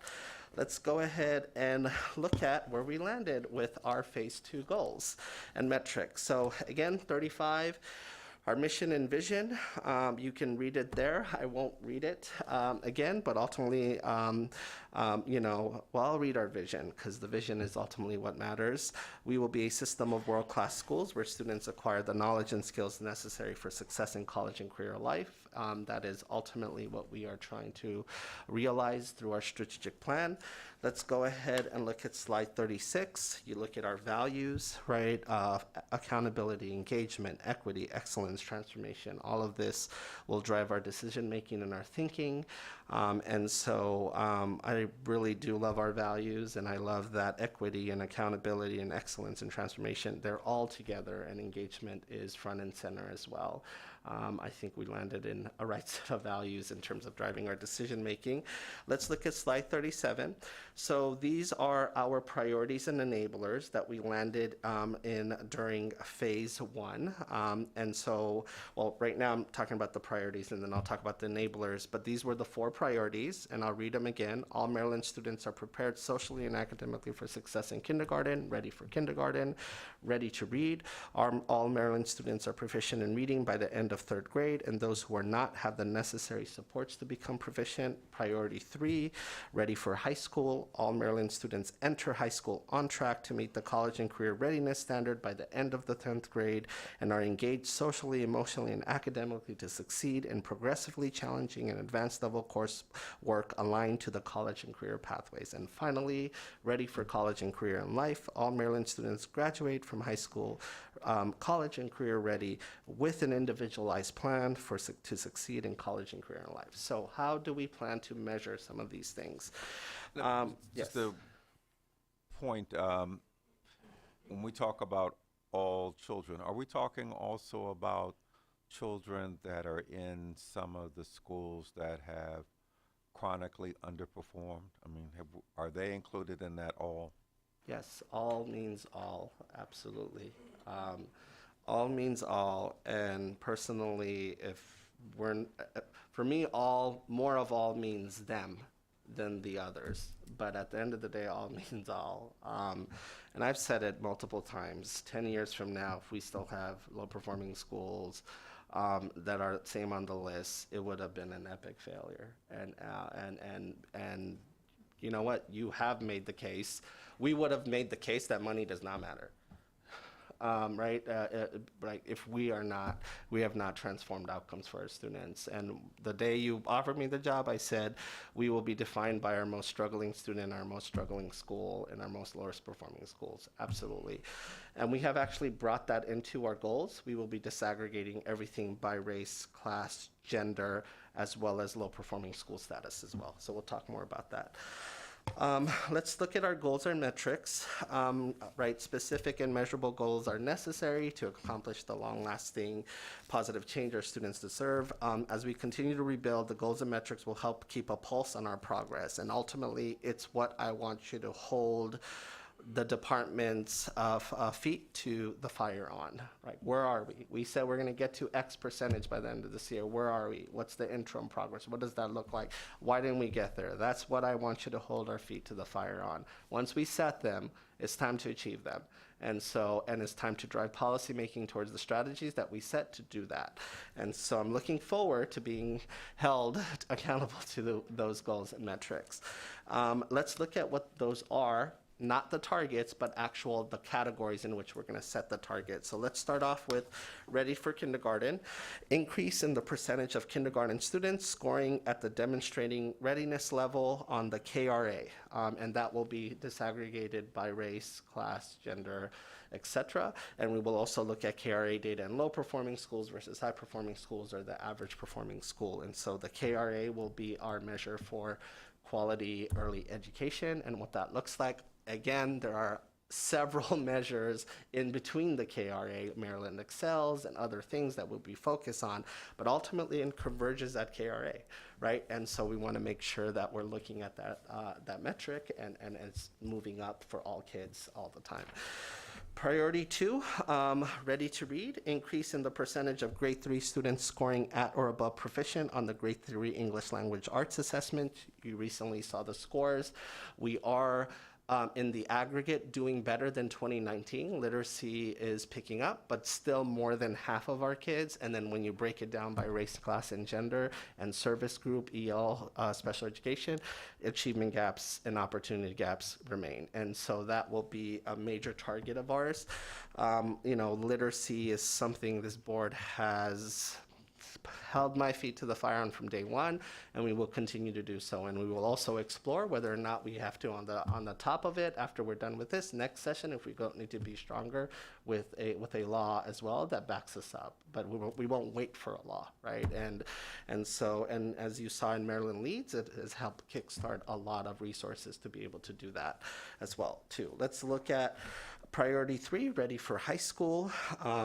Decrease in the percentage of grade 8 students that meet one or more of the following ABC indicators: attendance, behavior, course credit. Those are the ABCs. Attendance, student was chronically absent in grade 6, 7, or 8. Behavior, student received one or more or out of school suspension in grade 6 through 8. And courses, student failed one or more ELA or math courses in 6 through 8. Those things have predictive value. And so we want to make sure we begin to decrease the percentage of students that exhibit one of the ABC factors. One of these days, I would love to invite Robert Balfans, Dr. Balfans of Johns Hopkins, who really was like a national leader in codifying the ABC concept, and he's in our backyard, so I would love to bring him as well. So it's a very strong predictor, and so we'll look at that at the middle school level. Ready for college and career, slide 42. This one lines up straight with the blueprint. Increase the percentage of high school graduates who meet the state and college and career readiness standard completed a CCR pathway, right? Again, You have to be CCR ready by 10th grade per the blueprint, and definitely by the time you leave high school, and you got to have a pathway under your belt, whether you're going off to college or whether you're going off to industry. And if you're going off to industry, you have a industry recognized credential and an apprenticeship under your belt. One or the other, ideally an apprenticeship with the credential. This is going to be an interesting metric because right now we have an interim standard using math and reading, and then as I told you, we have commissioned a study, so late fall, you guys are going to ultimately adopt a new standard. So our metric and goal setting for that is going to be off a little bit on timeline, but it is what it is. That's fine. We'll figure it out. So ultimately what we define as college and career ready is what we will use to baseline set and target set over a 3 and 5 year period. Let's look at our first enabler. Our first enabler was just making sure that the department publishes data, reporting, and tools that are useful, transparent, etc. I've told the team, I've told Chandra and Matt, like I want that report card platform to be able to allow people to gain insights and download and ask questions, whether you're a parent or you're an advocate or you're a teacher. Or you're the press. You should be able to download tools that allow you to read things clearly and take the mystery around the so what. And so we continue to do that. You see that this team is up for the challenge. You've seen what we've churned out at the gallery walks. We can do this. You've seen our board meetings. The question is, how much of that can we bring more automaticity to? Can the public have tools that it can download those kinds of things as well? Say you had a question. I want to see the school where English language learners are thriving in Maryland. Can you quickly get to that in under 2 minutes in a tool online? I think you could, and things like that exist, and Matt knows that's the fun project that we want to build out over the coming years. So basically, relevant data reports and high-quality tools that are made available to family stakeholders to meet the needs of students. And one of the things we plan to do is, you can't survey every tool, but we want to test out certain tools we put out and do a survey and ask people how useful was that. So that could be our barometer, whether or not the tool is useful or was game-changing for our stakeholder. Let's look at Enabler 2. Maryland's classrooms challenge, support, and inspire students. Therefore, our schools will be equipped with high-quality curricula, lessons, assessments, and system for intervention and acceleration. What's the goal? Increase in the percentage of schools visited by expert review teams that are rated as, quote, accomplishing with continuous improvement. That's the highest rating on the expert review team rubric in the curriculum and instruction and the integrated multi-tiered system of support indicators. So expert review teams are annually visiting 30-some, 40-some schools. That will be our sample size, right? When these experts, made up of teachers and principals and university professors, are going to schools across the state that reflect the demographics of our state, low-performing, high-performing, average-performing schools, in that rubric, that domain specifically that looks at curricula, right, how are those schools doing? Because you can't rate every school overnight, but we do have a mechanism to be able to look at that curriculum. And so every year we should see more and more schools having a higher rating in that domain specifically, in that indicator specifically, in our expert review team process. Let's look at Enabler 3. This is about raising the stature of the teaching profession. And there's a few goals that we have here. Increasing the percentage of new teachers of color as measured by the fall staff collection report. That's our diversity goal. We want to make sure that our new teachers over time continue to reflect our student population, but we don't want to just look at coming in. We want to make sure people are also staying. Increase in the percentage of teachers retained over a 3-year period. One of the most important things that you'll also do going into next school year is you will be adopting new induction regulations, and so that is another very important pivotal component of the blueprint, and it ties directly to the retention challenges. An increase in percentage of teachers eligible for the teacher leadership track of the career ladder. That's a very high level track where teachers are making more money and pay, as well as taking on teacher leadership responsibilities. We want to see more teachers over time, once the career ladder is embedded, being able to aspire to and ultimately want to make that level of the career ladder. So you look at this enabler, we're tackling both pipeline, retention, as well as making sure teachers are developing their careers as well without having to leave the classroom fully. Let's look at Enabler 4. And enabler 4 is about Maryland is ensuring student success by supporting our students' social emotional learning, health and wellness and safety, and enhancing school culture and climate, scaling high quality wraparound supports and partnerships, and strengthening family community engagement. Fortunately, we have a statewide survey that looks at multiple domains. Most recently, you looked at what the results were. We want one more round of the survey that would give us 3 full scale administrations of it to get more stronger data around its reliability.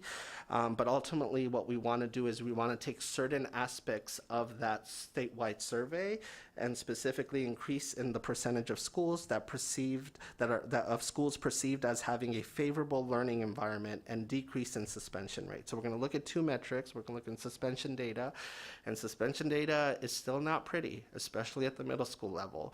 And then we also want to look at that learning environment domain because that is most correlated and predictive of student outcomes as well.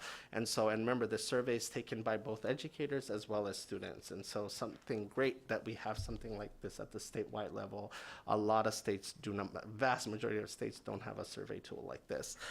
Let's go on to what's next as I wrap up.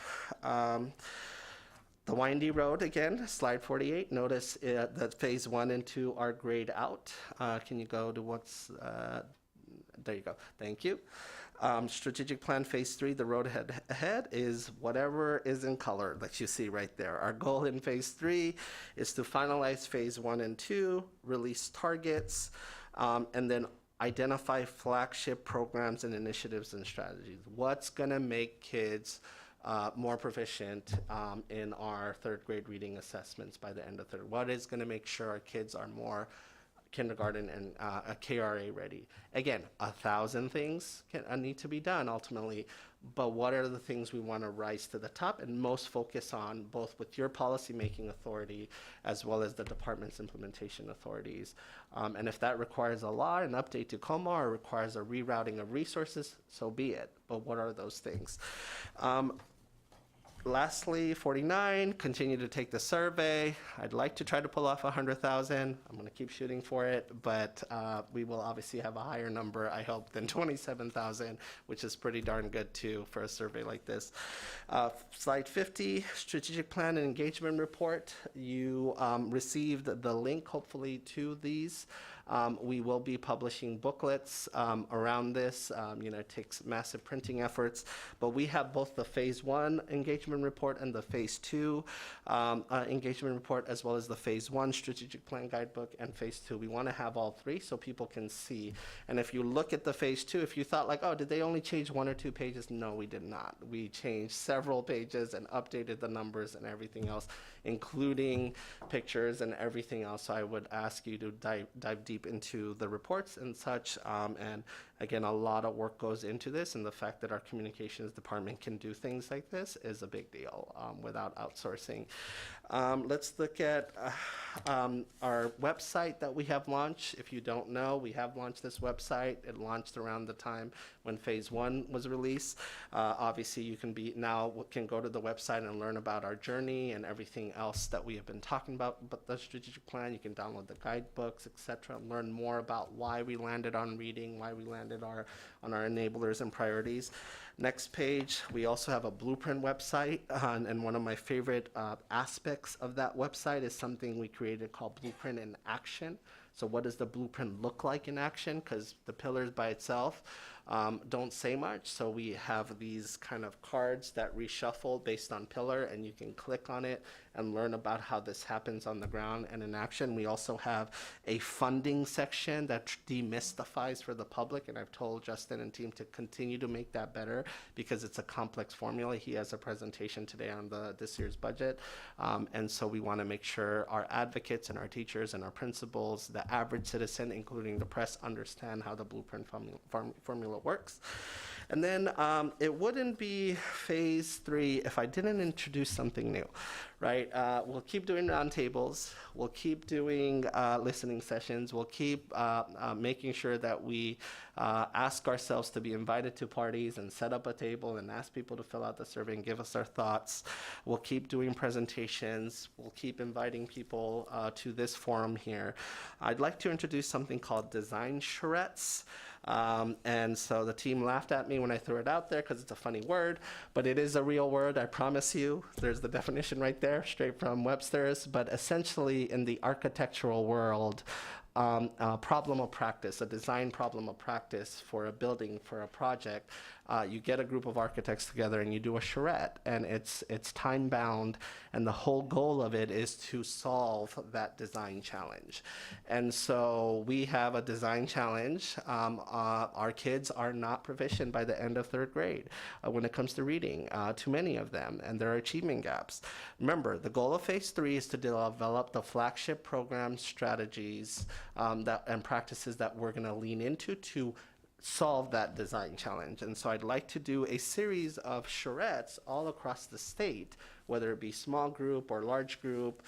A charrette doesn't work as well when you have a big group like our gallery walks, but I'd like to do a series of virtual and in-person charrettes all throughout the state with a mixed group of. It would be fun to bring teachers and business leaders into a charrette. It would be fun to just do a charrette with early childhood educators, but they're more powerful when you mix the group together, because ultimately you want to make sure they see the same thing, and that's where we want to land. So my goal is to do several of them between February and June, and then ultimately helps validate our approaches and strategies that we want to most lean into.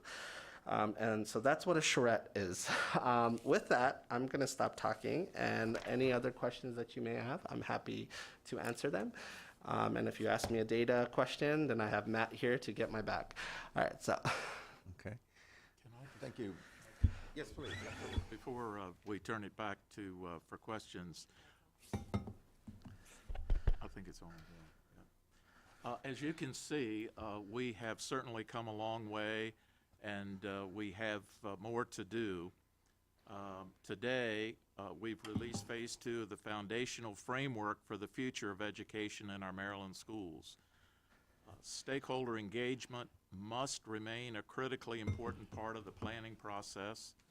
We're going to continue to seek input from all our stakeholders, including our students, educators, school staff, families, community organizations, elected officials, business leaders, and higher education partners.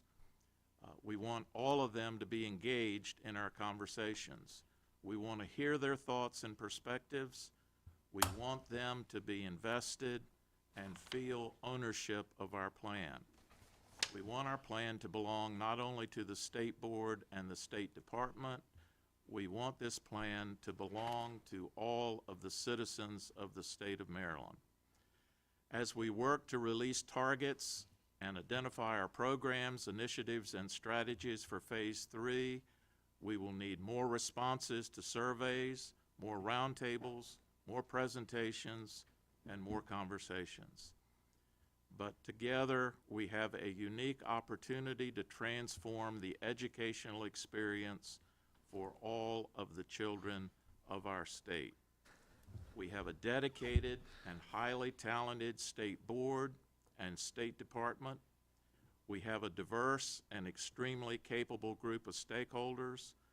We have a highly motivated and committed state superintendent, and we have a detailed roadmap with the blueprint and our strategic plan to lead us forward. Maryland's children are counting on us. They deserve the success that we are planning for. I'm happy to turn it back now to President Crawford for any comments or questions. Let me remind you, I'm 30 minutes early from the break, so we're good on time today. Let me now just open it up for comments and questions. We'll first go online. Anyone online have a comment, a question? I have a comment. Yes, Dr. Green. All this sounds very, very exciting, and having been on the board for 4.5 years. This is the most I've seen and the biggest effort that I've seen to really begin to change things for the children of Maryland. I want to encourage you, Mr. Chaudhry, to continue your focus on reading. That has to be a priority, and I see that you've already made it a priority, and I'm so pleased with that. Please also make a concerted effort to continually include parents in your deliberations, you know, in your stakeholder groups. Our parents have a lot to say. Our parents have a lot of needs that sometimes are not being addressed to their satisfaction. So hopefully that will continue as well. I commend you all. I won't be on the board to see the fruition, but I'll still be in the state of Maryland, just kind of looking on. And I encourage you all. And don't forget our boys. And I know you won't, Mr. Chaudhry. Forget our boys and make sure that their performance becomes a priority. And also, as you do future gallery walks, please, I remind you, please, Mr. Chaudhry, to disaggregate the data on gender. I know the gallery walk I attended in Charles County, many points of the data were not disaggregated by gender, and it's important that these districts see that when the information is teased out, that our boys of all colors are lagging far behind our girls. I want our girls to do well. I used to be a little girl, but that does not mean that our boys can't do just as well. So again, bravo on our initiative and strategic plan. Chip, Mr. DeShields, been great having you at the helm on that. And I continually will support any initiative that's going to help our children succeed and achieve. Thank you for this presentation. Thank you, Dr. Green. Anyone else online? Okay. Ms. Halley? Yeah, I just want to echo Dr. Green's thoughts in that I think that this is an exciting part of changing Maryland. And I love that so many voices have been included and that we're looking towards greater achievement in terms of proficiency for all students and access to a good educational experience. And I love the energy of the department on this issue. Thank you. Now we'll turn now to the boardroom. We have Dr. Millie McCarthy. Hi, thank you, board members, for this initiative and for the hard work, and thank you, Mr. Chaudhry. This is pretty expansive. It is comprehensive, it's very detailed, it's laudable, to say the least. I do have one thing that I've spoken to you before about when we talk about high quality and diverse teacher leaders, and when we talk about the nationally board certified teachers. We understand that part of that national board certification is criteria for teachers to meet, standards of teaching reading which fly against the face of the science of reading.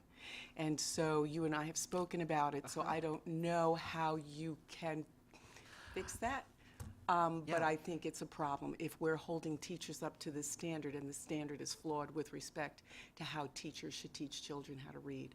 So absolutely, I'm with you on that. So it's one, need to talk to national board, need to talk to AIB, and if they're not going to change that, then we need to all be in Annapolis and remind people that if you're going to give $17,000 on a certification that is based on pseudoscience on teaching reading, what the heck are we doing? And I will be loud and clear about that. You have my assurance. You can play back this tape if you want. And I will help you. Yeah. Thank you. Yeah. Any other comments? Just General Sumter, please. Just a clarification. You're looking for that 100,000, and a lot of people don't understand. They can go back and take it again. Absolutely. As we go down and because I want to go back and change some of the things. Yes, it is wide open. You can go in and take it again.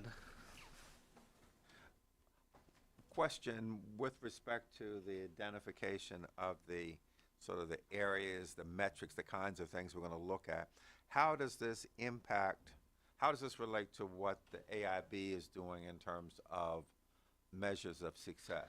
Yeah, I think it will complement it and supplement it. It will be both of those words. I think for example, all students will be college and career ready by the end of 10th grade. We have that as our ready for college and career life. That's going to be one of their metrics. They're going to look at 3rd grade reading. They might not look at the ABCs because I have not seen them look at things like that.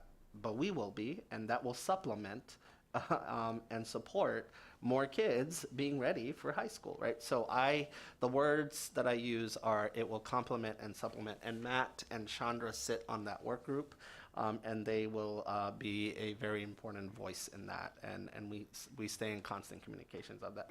It will not be in conflict with. It will supplement and complement, absolutely. Because it was very important, and Board Member McCusker talks about introducing things that we already have rather than introducing things that have to be another thing and such. So that's very important. And we will hope that they also don't do something like that as well too, and we will be a voice of reason in that. So, Dr. Green, you had an additional comment. I did. Mr. Choji, I don't know if you remember when you were being interviewed, one of my questions had to do with how will the board or how will the department assist non-public schools?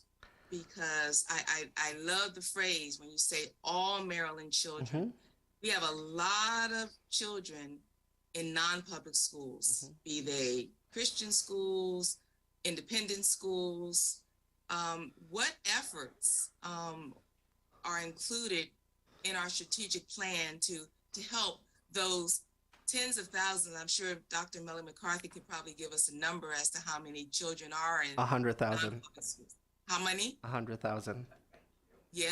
I know the numbers. You can, and I do remember that question. And you also asked me about charter schools as well too. I remember that question. I did. Yep. So I wanted to know, when you have your stakeholder groups, do you reach out to the leaders of these non-public schools to get their input? Because many times their students are coming into public school students are coming into their schools, so it's like a back and forth. Yeah. Do you think there's a need for a conversation there? I think we can continue to get better at engaging our non-public schools. The non-public schools that we have the most engagement with, and that also needs to get better, is our non-public schools that service special education students, right?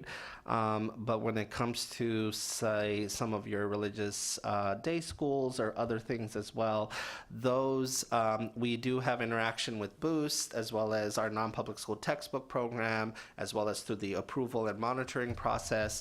I think we should definitely, and Joan always pushes me on this, how we can find ways to share best practices and resources, especially the mom and pop ones that are not as big, right, that are servicing a lot of high poverty youth. And so my answer to your question is we should definitely get better at engaging them. I will tell you there is some challenges there, right? Because if I mandate all K-3 teachers have to be trained by X provider and only on this list, then I can't use that authority with non-public schools, right? So if they want to teach balanced literacy, Vermil, I don't have a hook in there. I really don't, but I do have I see you doing this. That's fine. That's right.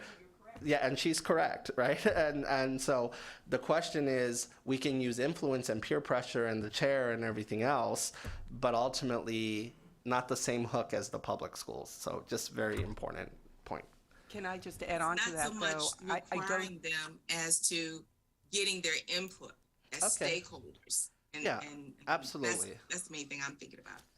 I don't disagree with you at all, Mr. Chaudhary, but what I do think we could do better with is including the non-publics in safety issues. Safety issues. Public schools get a lot of money to shore up and ensure that children are safe in the buildings. And the non-publics just don't have that kind of capital. So I think that really, in today's day and age, is a really important push for us. Absolutely. I actually want to bring back Mark Luckner from the consortium on that space. We are doling out that money to all kids, including non-public, private, and public in terms of those resources. We just finalized. I know board member Hallie was not here that day, so I do want to bring him back for that. And so absolutely with you. And I'm not shy about making sure non-public schools also have parity. I just went and testified. I was about making sure they have parity in teacher pay and other things as well too. So I think. Yes, Dr. Wilcox. Thank you for that great presentation. One quick question for you. I was wondering, in phase 3, there's the priority to identify flagship programs, initiatives, and strategies. And would love to hear your process for how that will roll out.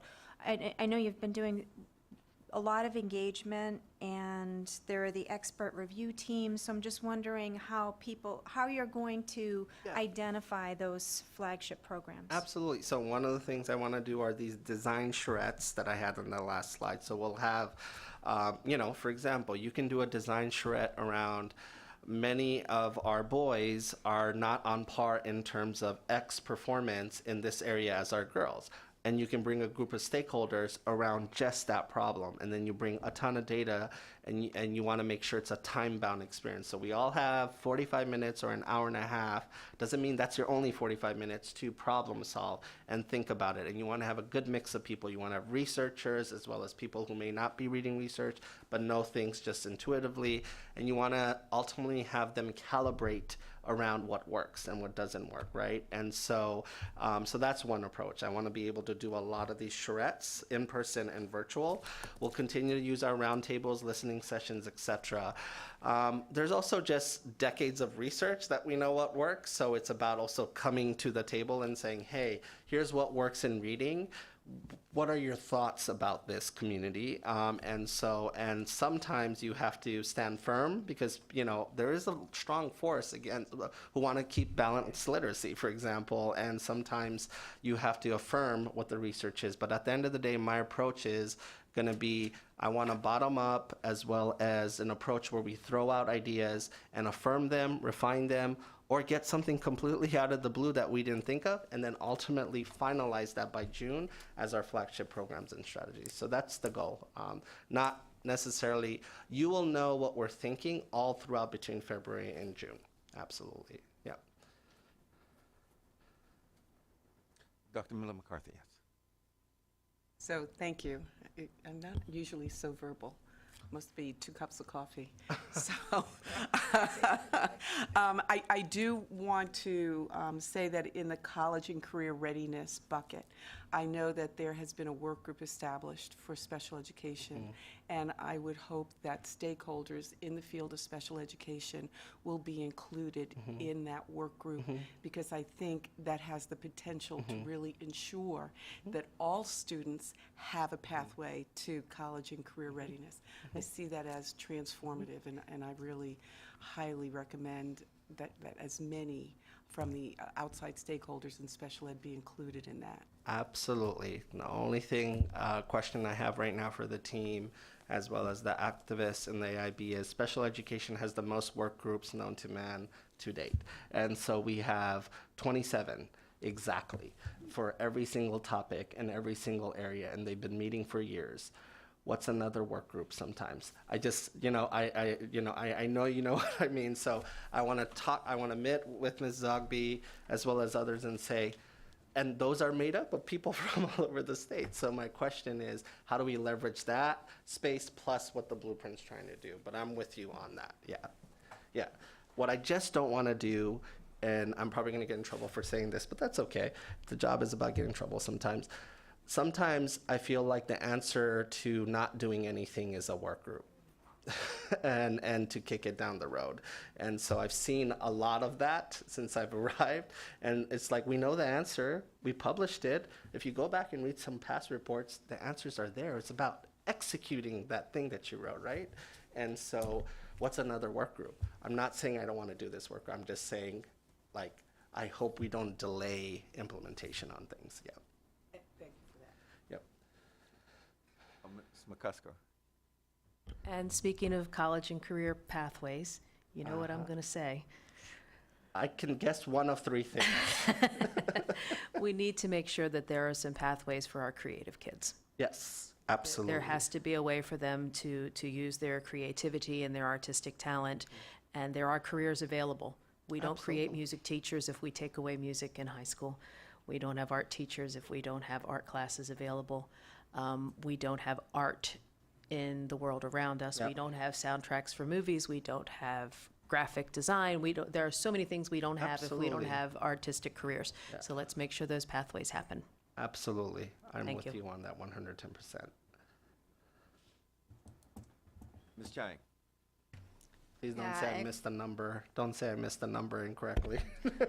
No, I think this time Yeah. numbers Okay, good. are all good. Thanks. You always find something. Just want to echo Ms. McCusker about the art program.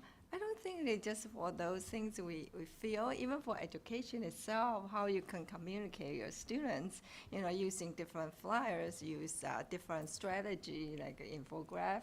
They will make things easier to go through different channel of receptor at the recipient end to interpret the message we try to send and share. But I want to thank you for the leadership in the strategic committee and come up with this, and also incorporate some office hour to take our input as our metrics and framework. I really appreciate it. And definitely the whole group and MSD's report to push out the phase 2. I know it takes some time, some windy road. I think it's important, even for the implementation, the phase 3. Yeah, take step by step and not necessarily definitely push out all of them and see how it goes. And General Sumter mentioned that the survey, is continue on. Mhm. So we'll continue to get some feedback and then adjust the course of the action. Thank you. Yes. All righty. 12:20. Nicely done, very nicely done. Let us break now and come back at 1. I'm going to say it, and don't say that I'm jinxing you. We're running slightly ahead of schedule, so let's continue to do that. Back at 1 o'clock. Thank you.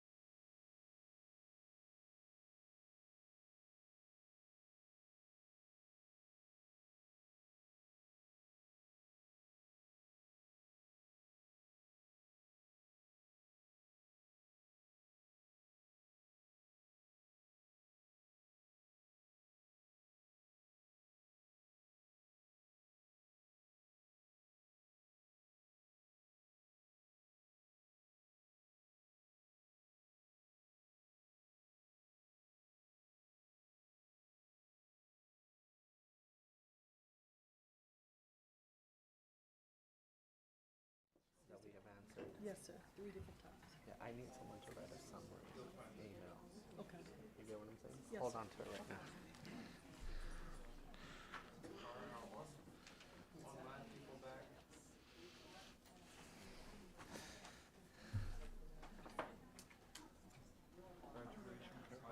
Are they online? Our three board members?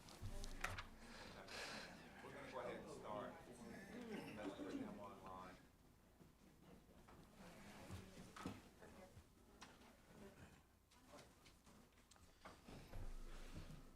Okay. All right. Good afternoon. We're reconvening.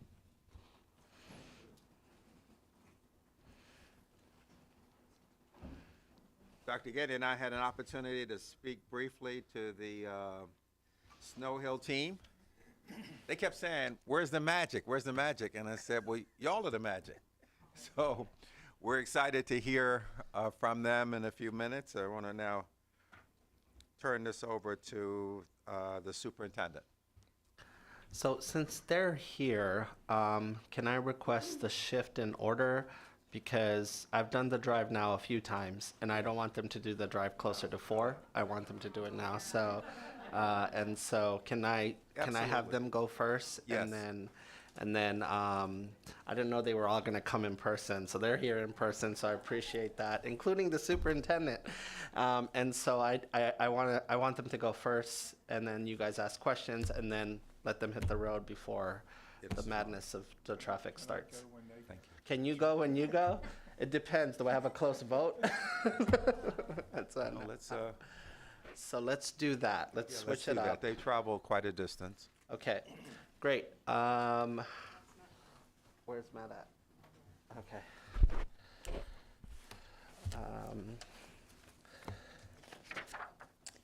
I can start off. I think I threw off Matt because he's supposed to join me for this presentation, but I can open it up myself.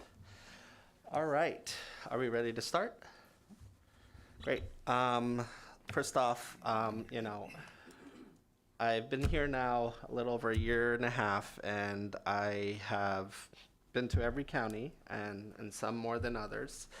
And I spend a lot of time in schools. I don't just go in and just leave and do.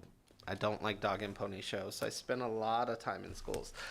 And recently, I added this year to the mix principal shadows as well, and so I got to shadow the principal of Snow Hill, and during my first year when I went to Worcester County, I didn't actually shadow a student at Snow Hill Elementary, but it was a stop when I was shadowing Superintendent Taylor, and I was like, I got to come back to the school. So they brought me back to the school shadowing the principal for a day, and there's a lot of amazing things happening in our state, and we don't talk about it enough.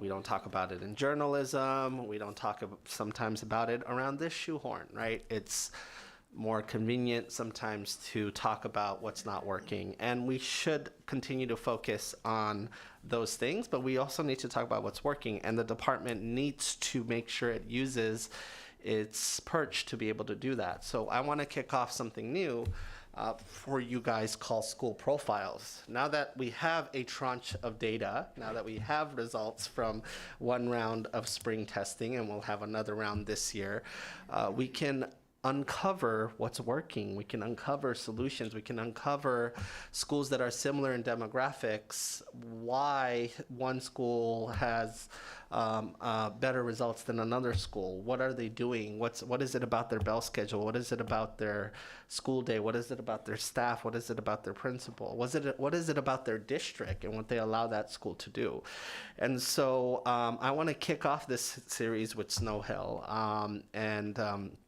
And so this is our first go at it, and I know they're going to do a great job. We're going to give you like the 101 about Snow Hill and why I wanted to invite them here first, and then we'll call them up to talk about the magic that you talked about that they're doing. And It's more than magic.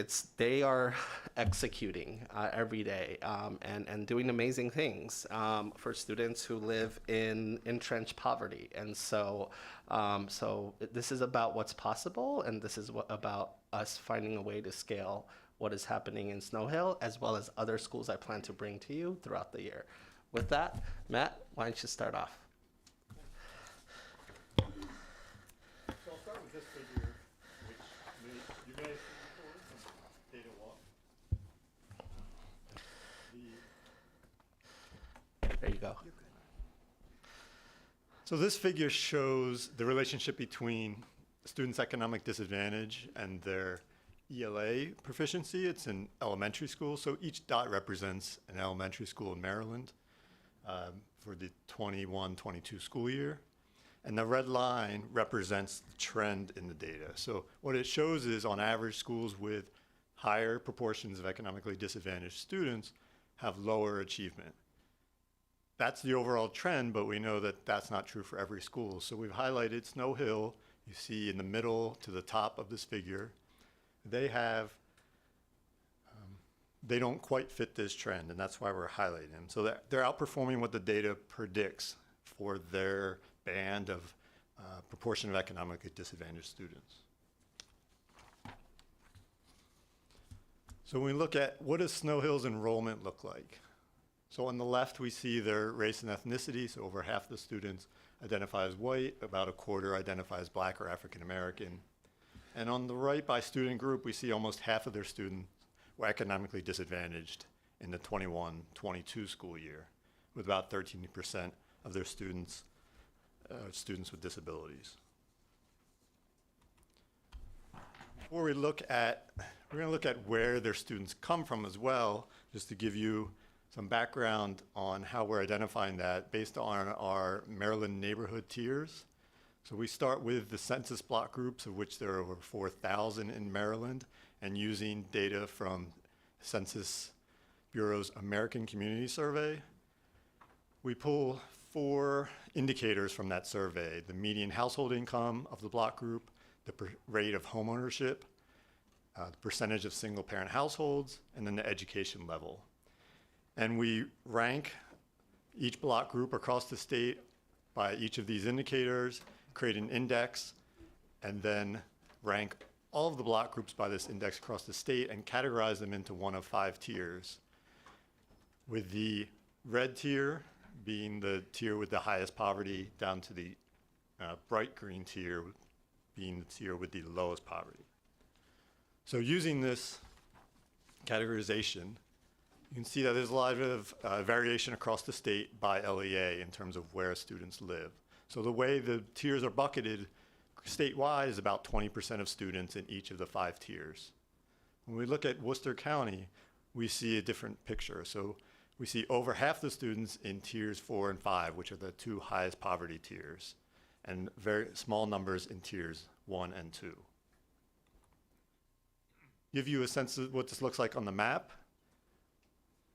Again, you can see where Snow Hill is located, and they're located in a tier 5 neighborhood, but they pull from different neighborhoods. So they're surrounded by, there's a tier 2 neighborhood bordering them, as well as some tier 3, and then another tier 5 census block to their northeast. Where do the students come from that attend Snow Hill? The bar on the top shows that over half of the students come from tier 4 or 5 neighborhoods. And then below, we break it down even more. So you can see that in terms of the economically disadvantaged students, most of them come from tier 5 neighborhoods. And then even a lot of the non-economically disadvantaged students come from tier 4 and 5 neighborhoods. Now, you saw a comparison in the first slide to all schools, but a more fair comparison is with schools that have similar percentages of economically disadvantaged students. So what we do here is we look at a set of 36 schools that have roughly similar percentages of economically disadvantaged students, elementary schools, and you'll see on the left, in terms of ELA proficiency in 2022, Snow Hill was one of very few schools that was in that highest band of proficiency. And then on the right, it shows that in terms of math proficiency, Snow Hill was alone in the top there. They're the only school scoring at that highest level. So specifically, what does their achievement look like in 2022? Now we have KRA results from this year, so 2023. You'll see that they had 79% of all their students scoring in the demonstrating readiness category. That's compared to only 42% for the state. In terms of grade 3, both ELA and math, they're outperforming the state by 25 and 22 percentage points, respectively. They're kicking our butt. If that's that's the takeaway on that slide. When we break down the results by the student's economic disadvantage status, you'll see that they're outperforming the state for both economic disadvantaged students as well as not economic disadvantaged students across all three tests. Okay? But I should highlight there are still their economic disadvantaged students and non-economic disadvantaged students within the school are not performing at the same level. But relative to the state, they're outperforming. When we look at the achievement by race and ethnicity, we see a similar picture. They're outperforming the state across their race and ethnic groups. So white students and black students are in Snow Hill are performing higher than the state average. Now again, there are differences within the school between white and black students in both ELA and math proficiency. This next look is this a one-year phenomenon? Is what's going on here? So we look back a few years, and of course we didn't have a test in 2020, and we know 2021 was affected by the pandemic. But you'll see prior to the pandemic, proficiency rates in ELA were in the 40s. In math, they were approaching 50 and into the 50 percentage point range. But there's definitely an increase there in 2022. So it's something we want to know what they're doing in the school, what has changed, if anything. And our last look is in terms of funding. So we know funding is important. So we compare Snow Hill's per pupil funding here from local and state sources against all Maryland schools, the comparison schools that I mentioned earlier that had similar proportions of economic disadvantaged students, and then the median school in the county. And you'll see that Snow Hill's funding is about 30% higher than the state and comparison schools, and about 12% higher than the median in the county. So with that, I think we want to bring up. Yep. So before they come up, so one of the things I asked them is, we want to come here, and I met with the team, I went with the leadership team. I said, I want you to really share what you're doing in the tangible sense, right? The board's going to ask you tough questions, right? And I told them, I also want you to address the achievement gap inside your own school, right? What are you doing about that, right? And so they created a presentation today to be able to share what they're doing in terms of practice in the tangible sense. It's a very high energy school. I got tired following him around and I had to meet with the AIB right after that too. So, but it's exactly what you want of your principal. He's just in and out, inside. I got to sit in a PLC, etc. So they are focused, and it is a place of joy too, and both are happening at the same time. If people are wondering, like, oh, they must be just drilling and killing, no, that is not what is happening. Authentic learning's happening, deep learning's happening.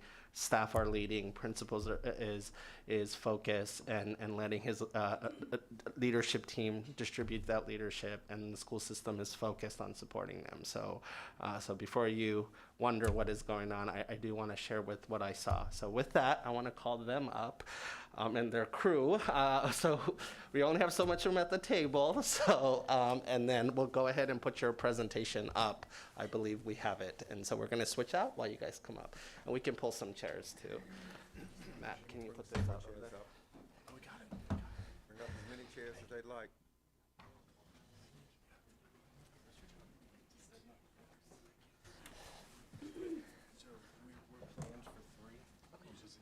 If you want to grab some chairs from any empty chair is available to grab. We're good.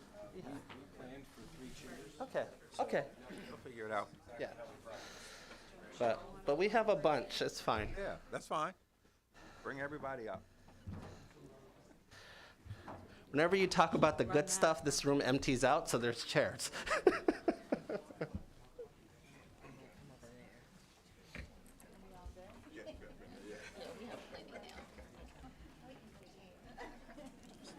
Come on up, come on up.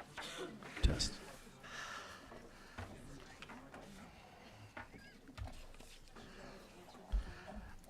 Before they start, I just want to recognize Superintendent Lou Taylor and his Chief Academic Officer. They're in the back there.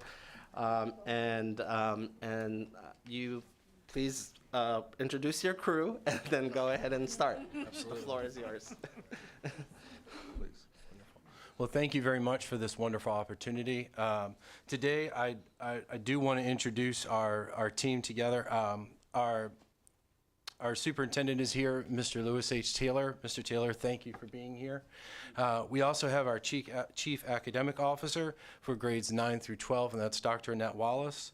And we also have our chief academic officer for grades pre-K through 8, and that's Ms. Denise Shorts. And Ms. Shorts is also a former principal at Snow Hill Elementary School, so no one knows it better. During Ms. Shorts' time, Snow Hill Elementary School was a national blue ribbon school. With our team today is seated to my right is Miss Erica Matlock, assistant principal, and in alphabetical order, Miss Colleen Hood, kindergarten teacher, Miss Nyoka Mumford, third grade teacher, Miss Beth Shockley Lynch, interventionist and WCTA president, Miss Jennifer Spivey, reading resource interventionist teacher, Miss Asha Tariq, early childhood special education, Miss Jamie Tellish, first grade teacher, and Mr. Charles Townsend, head custodian. I'd like to take a minute and represent that each one of these people made tremendous sacrifices over the past 4 years, not only through COVID and through our pandemic, but also in efforts to correct the ship as the data presented to a path and to return our school to a place of excellence. People may call them heroes, or the heartbeat of our school, but I see them as giving the most, and they sacrificed a great deal to make our school a better place, and our data is telling that story. And I am very proud to be their principal today, and I thank you very much for this wonderful opportunity. We have a few sayings at Snow Hill Elementary School that have begun to embed into our culture, and one of them is our data will tell our story. And so you can see here, the picture in the bottom, you might recognize that gentleman. He was part of the first grade in the middle. He was part of the first grade foundations in kindergarten. And you'll also notice some of the other photos. You can see some of our foundations programs and our interventions that we'll be discussing. We've broken our presentation down today into 3 areas. It will be priorities, practices, and policies. And so each one of our presentations or words will speak to the notions of that. Today we're going to be sharing our secret sauce. And we're going to give you the ingredients of this secret sauce. We're going to tell you the correct measurements of that secret sauce. And we're going to give you the specific measuring tools that you need for that secret sauce. But we are not going to tell you where to buy that secret sauce. Okay? It's not a competition, but we do keep score. All right. So, yep. And the first thing I'd like to discuss is our Tier 1 instruction. And very simply, coming back from the pandemic, we all needed to relearn what it was like to teach and learn again. And that took some time, and that took some patience. And that was while that was a heavy burden for our leadership, that was also a wonderful time to implement a positive culture and a positive climate, and that we were all learners. And I can tell you that our Tier 1 instruction and our lift that we focused on, putting 40% or 60% of your population into a Tier 2 intervention is you're not going to intervention your way out of not doing your first job correctly. Don't go get a second job. Just do your first job really well. And that's what we did. And we let the data tell our story. One of the next steps that we took was not to ignore our data, but to continually address that. So while Tier 1 was happening, we also worked very carefully to look at no emergencies. No reading emergencies. And we use the American Reading 100 Book Program for that. And that is our current goal this year. And I tell you as a principal that was not a burden and that was not a task that I placed upon our school, but it was crafting a diamond. And that comes with pressure, time, and the appraisal of the worth. And if we this year can have no emergencies at Snow Hill Elementary School, reading emergencies, then next year, guess what our goal will be? Every kid will be reading on level. And then in all honesty, we will be living out the true meaning of our creed. And that's the promise that we make. That's the promise, the power that you authoritate to us through our superintendent and through our local board. And that's also the promise that we make to our community. Additionally, our professional learning communities have grown each year, and we're very happy to come together as professionals, as teachers, where we can, and I credit both our reading and our math coach, who today are the principal and assistant principal at Snow Elementary School. In fact, right now they're in the middle of lunch duty. But it is important to know that learning can still happen, but it can be done in a way where teachers can be treated like the professionals that they are, and that educators can come together and focus on kids and not adult problems or not adult agendas, but kids have to be at the focus and what they need. We also have 2 after-school programs, and we're very lucky to have those through our local board and through some of our funding sources. So I thank, again, Mr. Taylor and his team for making that happen.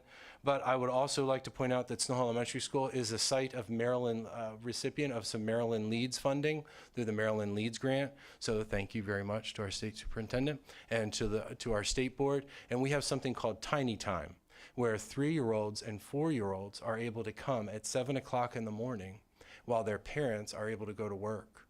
And then what happens is those 3-year-olds and 4-year-olds, they can rest, they can eat, they can play. And then transportation and childcare is not an issue. And while we have an all-day three-year-old pre-K and an all-day 4-year-old pre-K, at the end of the day, Tiny Time continues. So we actually have Tiny Time from 7 to 8, and then from 3 until 6. And we're very happy that our Maryland Leads program our grant recipients could help fund that. And that has removed another barrier for our 3-year-olds and our 4-year-olds, no more than 10 due to regulations in COMAR. But it is a wonderful opportunity for some of our working families and some of our families that are working, what we call our Alice families. They're working paycheck to paycheck, and their child would get the same high quality education, and then the transportation or any kind of child care would not be an issue. I'm going to turn it over to Mrs. Nyoka Mumford and Ms. Beth Shockley Lynch to discuss the relationships and the climate and culture of our school. Hi, I'm Nyoka Mumford, 3rd grade teacher at Snow Hill Elementary School. I really don't feel like I need a mic because I'm pretty loud and flamboyant, and that's what you have to be a 3rd grade teacher. But one thing that I want you to really envision is how our school runs and how relationships really matter at our school. So at Snow Hill Elementary School, picture this. Relationships matter from the beginning of each child's educational career. So we start at pre-K 3, pre-K 4, so when kids walk in the door until the end of their 3rd grade year, every teacher, every staff member makes an effort to be a part of each student's learning experience and the success of their achievement. It doesn't matter who you are. It doesn't matter what you look like. When you walk in the door, it's like a family, because we all know we're there for that job to make sure that we're building the relationship so that children feel comfortable in school and they feel ready to learn. So with that being said, the culture of our school, kind of think about it this way, is built from like a web of relationships. So when I think about this web, I think about it being formed by our district leadership to our school leadership. And then I think about it from the teachers to the staff. And then I think about it from the teachers and the staff to our students and even our families. So think in your mind, as a school, we're very passionate about the whole student. So not just looking at our student for what they're learning academically, but how they're behaving socially. And so when I think of that, we want success for both academic success and social success. Teachers really work hard to meet students where they are. I've been teaching third grade. Actually, I've been teaching for about 21 years. This is my 21st year. And I thank you. And and I have taught all grades, first, second, and third grade. But when I think about this, I want you to also think about meeting kids where they are. I would say in the beginning of my career, it was all about really kids learned. Everybody sat at their desk, hands on top, ready to learn. And that's not what our world looks like right now. So right now, we really have teachers who really work hard to meet kids where they are. And by adjusting their learning styles and enhancing their learning and allowing kids to stand up at their desk if they need to, allowing kids to do what is necessary to meet them where they are so that they're able to learn and enjoy their learning experience. So as a teacher, I understand that students struggle, and it's really our jobs to build those relationships with kids. So I just want you to think about this. If you were a student at our school, I want you to think about the fact that kids are able to accept those warm demands that we have because they know that we still have very high expectations for them. And how is that happening? Because of the relationships that we're building with the children. And we want to see the children learn and achieve at their best rate. So I want you to just think about when you walk into my classroom as a new student, I want you to really think about the fact that in our school, because of those relationships that we're building, you're probably thinking to yourself, like, why does this lady already know my name? I just met her today. It's only because in our classrooms, because of our relationships, we have met many other family members. So I don't even just know the child that I'm teaching for that year, but I have taught their sister or taught their brother, or I know their family. And I feel like that's what really allows our students to just thrive from building great relationships with everybody in the school. So if you notice, we even bought our custodian, because our custodian is all about building relationships. Our children know who they are, and his thoughts for our school, for our kids, is that they're successful. So in every wall that the child looks at and in every corner that they look, they understand that everybody is there to feel their success and to see their achievement. So as you can see, at our school, relationships really matter. Thank you.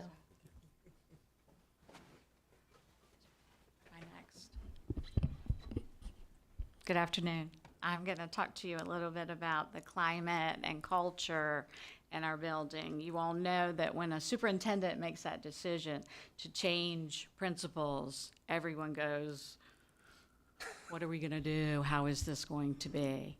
And in the first minute that they walk in the building, they make the difference in the climate and the culture.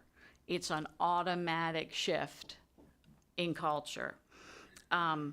Thanks to this man down here, we had a tremendous shift in culture. We didn't have a lot of staff changes. We had tremendous talent in the teachers that we have, but we got someone that empowered teachers with respect, with trust, and a listening ear. Did I do something? With all of those tools in place, our teachers took off. A school-wide positivity took hold, and teachers were willing to take risks, stretch their craft. find alternate ways to solve problems because they had permission to do that. They had permission to make a mistake and try again, all because of his leadership. And that climate can be felt the minute you walk in our door.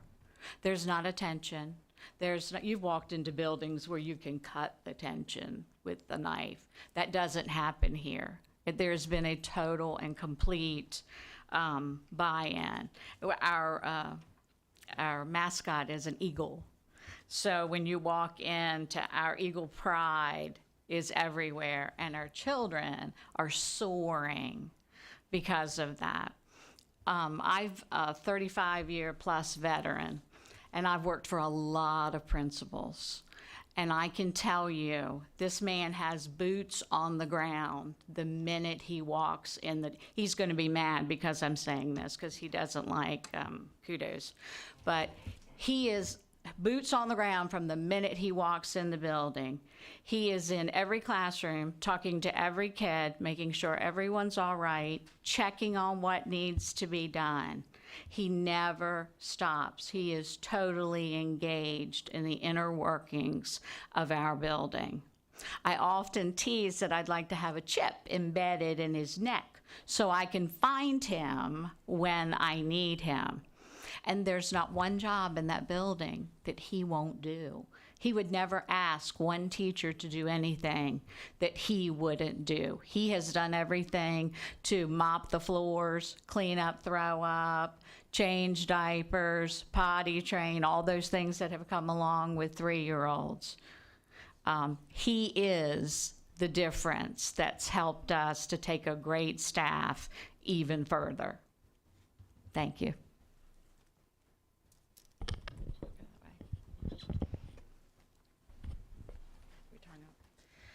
All right, good afternoon. I'm Erica Matlock. I am the assistant principal, and I'd like to talk a little bit about our policies that are really moving our school. One of the vehicles that we use is Title I, and we use our Title I funds to engage our families rather than just simply involving them to come and sit and watch a beautiful music program, which they do that too. But our engagement strategies help to open our doors. We welcome our parents into our building to share their time, their talents, and their expertise with our students. We also provide families with family harmony opportunities during after-school hours. And those family harmony activities bring our families into the school where they can connect with each other, but they can also do fun activities with their littles around reading, math, and science, our academic initiatives. And so we use all of our funds responsibly.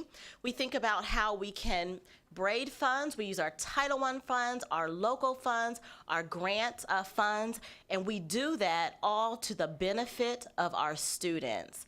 Every single dollar that we raise, everything that we do, we use that to support and promote teaching and learning. Another policy that we have is our multi-tiered system of support, MTSS. And it's also listed in COMAR. Mostly you think about this as academic interventions. Not only do we use MTSS for academic interventions, but we also treat behavior just like we treat academics. So we have a behavior pathway, a pathway for students who are exhibiting unexpected behaviors. We have a system to support them before they get to that tier 3 behavior. And we know that those are, very difficult to manage in the school. So we have our counselor, we have a social worker, a behaviorist, we have a team of people who deal with behavior just like we deal with academics.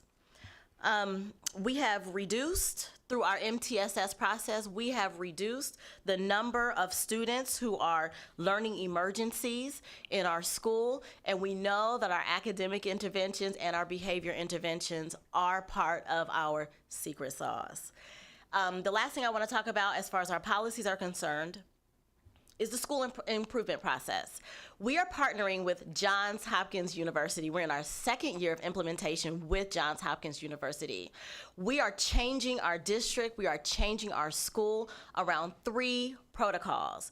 We focus on building high-performing teams within our teachers. So we have 3 parts of our school improvement plan: reading, math, and safety.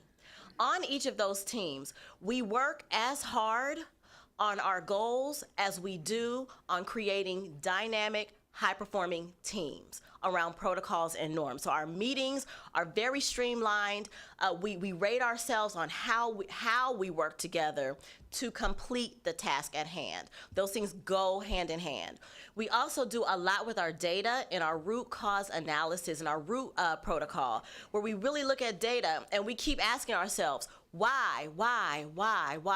So we can drill down so that in our change protocol, we can make sure that we are identifying a specific goal, one specific goal that we can work on with a specific student group. And we know our school improvement process is working because our focus has been on our farm students, our economically disadvantaged students. And you can see through the data that because we focused on them in reading and in math, you see the growth. So within our school, we know that we still need to do some work with our subgroups, but that will come. Our school improvement process, it drives the work that we do. It also drives our culture.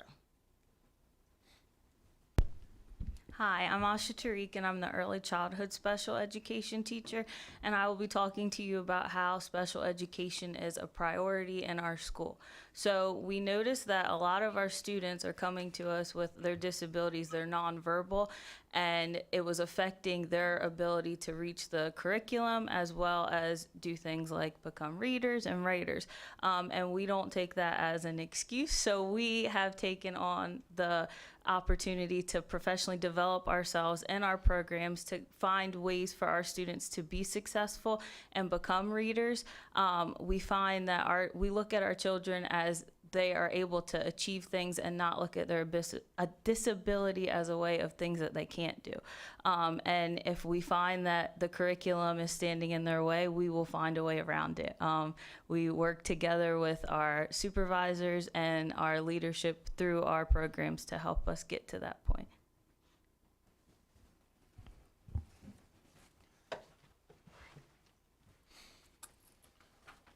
One of the key points to Snow Elementary School is we are a Judy Center early learning site, so we're very thankful for that. And our entire Judy Center staff has done an excellent job over the past 20 years.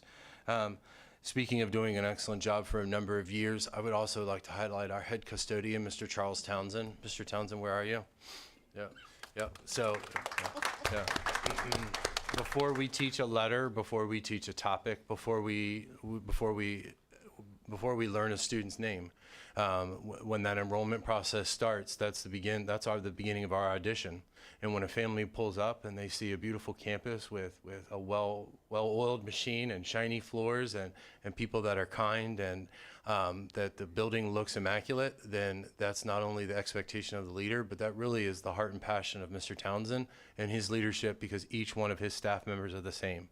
Mr. Townsend has been at Snow Elementary School for a long time, and every year his school looks the best.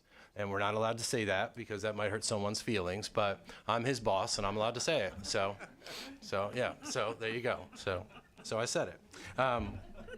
Yep.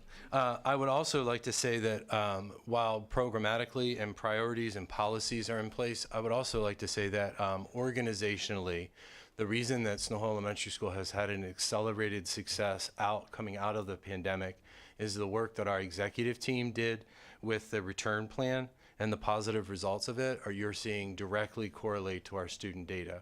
So I'd like to thank our executive team. No one ever got thanked for their return plan practices, but to our executive team, I think they did an excellent job. Ms. Spivey, would you like to speak to our programs?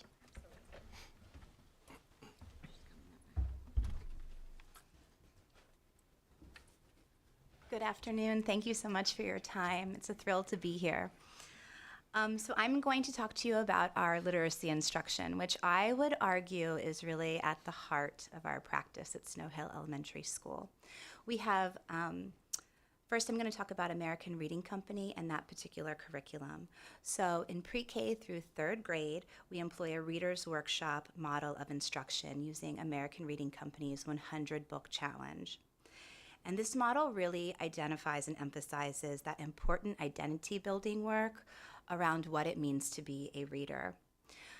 ARC, as we call it, I think really focuses on teaching the reader, not teaching reading. And I think that's a really important distinction. So through mini lessons, independent reading practice, conferencing one-on-one with the teacher, peer-to-peer talk, and small group instruction, readers are really engaged. They're using leveled texts as reading materials, and these texts are chosen by the readers themselves.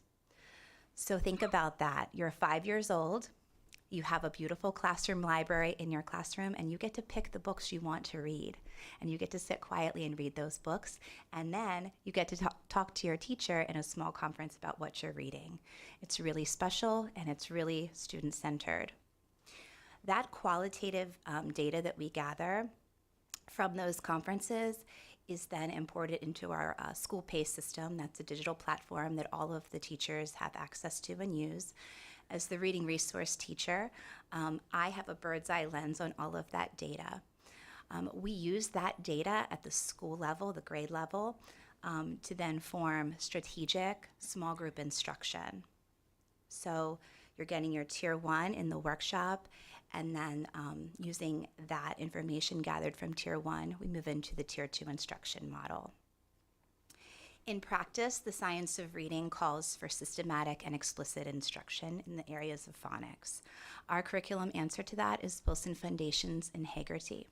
Wilson Foundations is used in grades K to 2, and Haggerty is found in K to 1. Haggerty being specifically on phonemic awareness, so the auditory.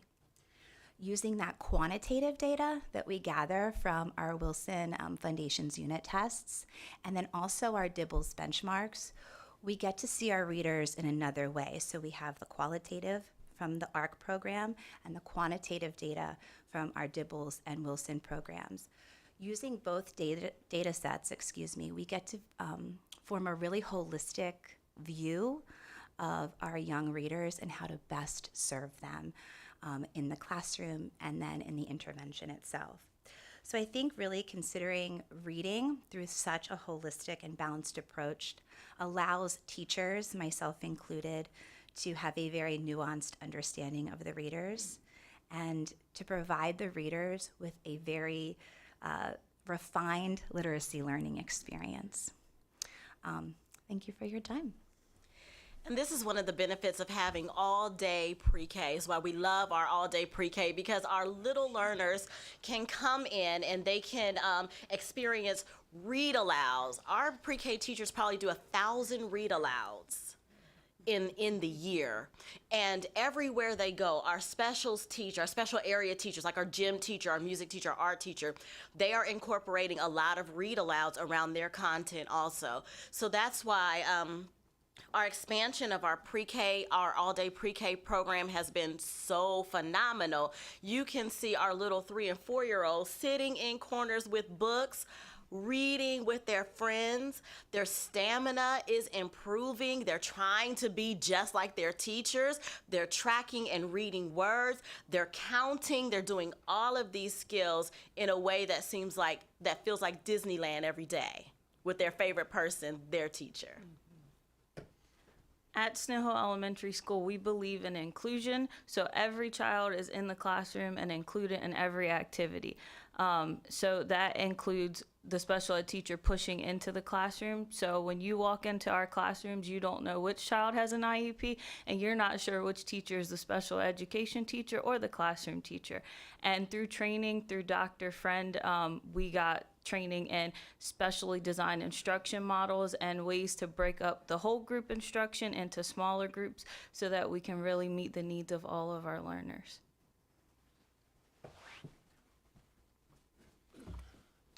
I would also say that a secret sauce of ours is our school counselor and the social emotional learning that she's able to implement both in multi-systems of support. It would be very common for you to walk into Snow Hill Elementary School and see our school counselor or our full-time social worker working in the areas of literature and working in the areas of social stories or in tier 2 or tier 3 supports. So she's a very busy lady. She gets about 10,000 steps a day. The results mean that kids can regulate their emotions. They can acknowledge both their learning and how they're feeling. It increases their metacognition, and that promotes student achievement. One thing that I haven't told you that really is the driver behind our entire success is our master schedule. It is a Mona Lisa. It's just beautiful, and and don't touch it. Yeah, that would be the other thing. Don't touch it because an alarm will go off. But our master schedule is driven around. It starts with creating the class list, and it starts also with that special education teachers and other non-classroom teachers of record will be involved in supporting students in the classroom. It's not revolved around a pull-out model. It's not revolved around a pull-out model. So we start with that in place. And then from there, we hand schedule our most neediest learners, both on paper, qualitative and quantitative. We also let our data drive our instruction. And somebody has to eat lunch at 11 o'clock. Somebody has to have recess at 12:30. Somebody has to have lunch at 12:30. Somebody has to have a recess at 1. And we don't do it because we like that person better or we think that they've always had it that way, so that's just the way we're going to do it. We let our data drive our story. And our data makes those decisions, and we also look at the cohort of students. So it wouldn't be good to take the kindergarten schedule and then give the first grade schedule next year to the kindergarten students, because then those students would have had that schedule for 2 years in a row, unless they were outperforming the state by 30%. I would also say that regardless of what you put in your master schedule, that culture eats strategy for breakfast. And in truer words, if they don't care, if they don't know that you care, then they don't care what you know. And we have to do that with high standards, and we have to do that with rigor. And I would like to thank Mr. Chaudhry again for this wonderful opportunity as our state superintendent. Thank you very much. And any questions that you may have, hopefully we satisfied what you were looking for. We'll start here in the boardroom first. I want to just say, very nicely done. I know we have a lot of questions and comments. Ms. Morrow, then Ms. McCusker.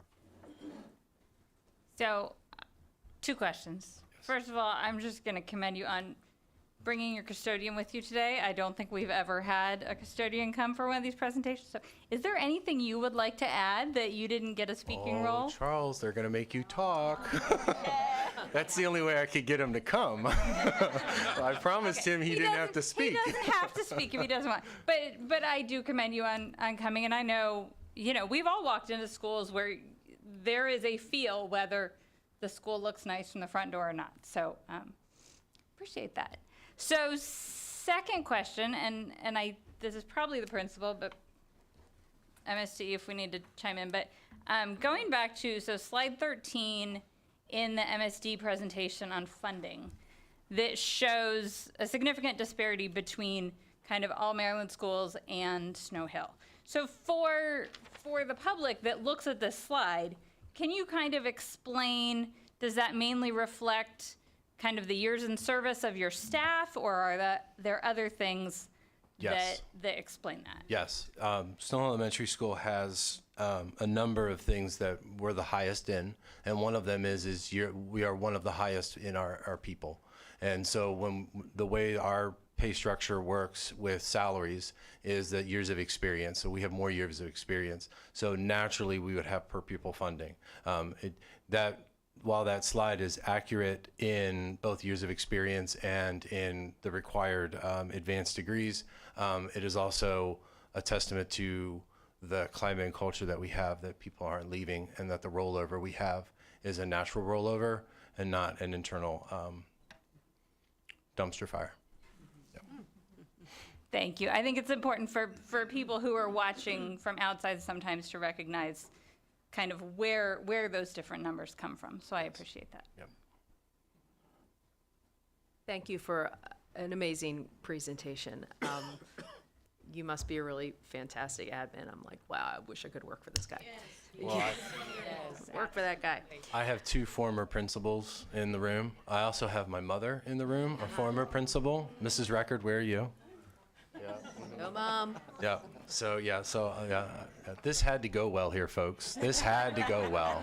Just so we're clear, I didn't have a choice. So, He hasn't slept in 3 days. okay. Well, I'm the teacher on the board. I teach in Carroll County, and I have a couple of nuts and bolts questions, just basically out of curiosity. What's your average class size? So our average class size is around 18 right now. It could vary between 16. Right now I have 21 students in first grade, and I have 4 teachers. I also have 13 students in second grade, 14, 15 students in second grade, but I have 5 teachers. So I have 4 teachers in every grade level. I have 5 in second. Mrs. Mumford, how many students do you have? I have 19. 19. Those are. We have a first grade class that has, I believe, 22 or 23 students. 23 students. So, Okay. yeah. Those are great. Those are really manageable numbers and really allows you time to build those relationships that you find are so important. You know, if you're trying to build a relationship with 25 5-year-olds, 26 5-year-olds, as opposed to 18 or 19, you definitely can do a better job with those smaller class sizes. I thought maybe you'd had some small numbers in there. That's fantastic. So you talked about this emergency reader. Mm-hmm. How do you define an emergency reader? Because you said no emergency readers, and I went, okay, what's an emergency reader? If they are beyond a year or more, if they're below a year or more. Okay, so more than a year below. And you have your foundations and Haggerty, thank you, that you use from various grades, but up through grades 2. If you have any third graders who have not mastered foundations or the Haggerty, do they continue to work on it in third grade until they master those phonics? Do they still get the benefits of those programs if they need it as enrichment, or as, not enrichment, but remediation in third grade? Yes, that is a possibility. But we also look at the power goals that they're given, their individualized power goals inside of American Reading Company. Okay. And we utilize that as well as some station rotation, which is kind of like guided reading in the sense of during our whole group time, which our whole language time. But yes, that is a possibility to use third grade foundations as an intervention. Yes, or a reteaching model, yes. Right. Okay, thank you. Any other questions or comments here? Let me now go. Comment? Yes, Mr. Bartley. Thanks for your excellent presentation. It was extraordinary. I have a question about Grow Your Own. Are all the members of your team from Worcester County, and did you foster and grow them to stay in the county? And I think it's really important to ask that because transient teachers and teachers that don't stay sometimes don't have the best results. So I was wondering if you grew these teachers, and are they all Worcester County natives? I'm responsible for a lot, but I'm going to turn to Mr. Taylor, our superintendent, as far as the grow, and Dr. Wallace, our Grow Your Own. But if you were a graduate from a Worcester County high school, could you please stand up? There you go. Even our superintendent. There you go. I'll share with you just real briefly, and I'll turn it over.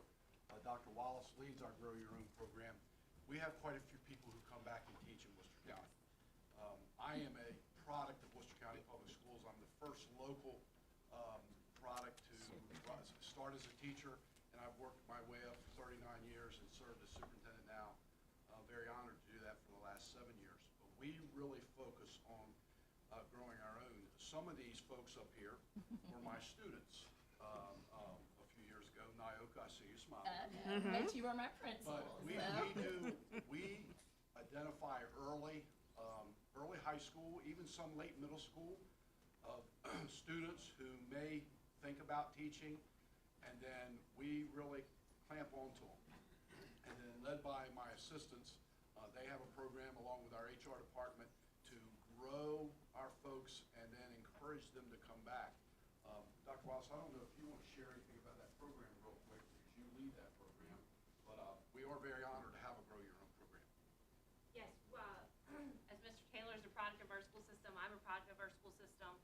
And while Grow Your Own is very important, and we certainly focus on that through our technical high school, we have programs that get our teachers started. We also have something that was talked about during our blueprint session called Made Men, and we have Women Who Rise. And these are focused on our minority groups with partnerships with a historically black college or university, UMES, and also partnership with our other local college, Salisbury University. So we are growing those folks in tandem with professors at those colleges. They're getting credits during the summertime. So one of the things that's hard is, like, you always have to pick and choose sometimes, right? Like, you can have all the AP classes, or you could do a technical high school STEM program, or you could do a technical high school teacher or welding. And so one of the things that we decided was we were going to fall outside the traditional boundaries with those two Grow Your Own programs. And so students can earn those college credits after school and after school opportunities in winter sessions at the university in conjunction with the coursework they're doing in Worcester County Public Schools, as well as during our summer academy with flex hours so that they can work and they can also get those opportunities virtually. But the other piece of that I think is as important as our Grow Your Own is whether you're a come here, which is the other folks who didn't stand up, or you're a from here, Worcester County is home. And I gave you my Worcester pin right off. And listen, I'm not familiar with what your profession is, but when we find great people, we pull them in and we never let them go, and they don't want to leave. If you look at our attrition rates in our county, I believe Mr. Taylor could speak to this. I believe we were the only county in the state of Maryland who was fully hired up for every position on the first day of school, and we're very proud of that. And it is our recruiting measures, but more, it's these people in this room. Mr. Townsend, I'm not going to tell your age because he was like 5, but he was my custodian when I was at Snow Hill Elementary School as a student. Mr. Townsend has known me my whole life since I was a little tiny one, so is Miss Beth Shockley Lynch was my teacher. But no one wants to leave. They come here and they're proud, and they will come further, drive further, get paid less to come work in our school system because of this secret sauce. And so as important as our Grow Your Own is, that low attrition rate is equally important to our success. Cheryl, don't get too excited about that pay less. I saw Cheryl look I'm behaving real well. But the depth of that is really, Dr. Wallace said, I'll just give you a quick puzzle. Matt's mother worked in our school system for 45 years and just retired. His late father was a principal in our school system, worked with me for a number of years. I hired Dr. Wallace as a teacher. Dr. Wallace went on to be a principal. Dr. Wallace went on to be a principal of a high school, and Mr. Record worked under her as a vice principal. Ms. Schwartz was a principal of Snow Hill when Mr. Record started as a teacher. Can I get you to come closer to the mic? I just got a note from one of. He just handed it to me. Yeah, okay. Okay. The point in all that, and I could go on about this the way it is.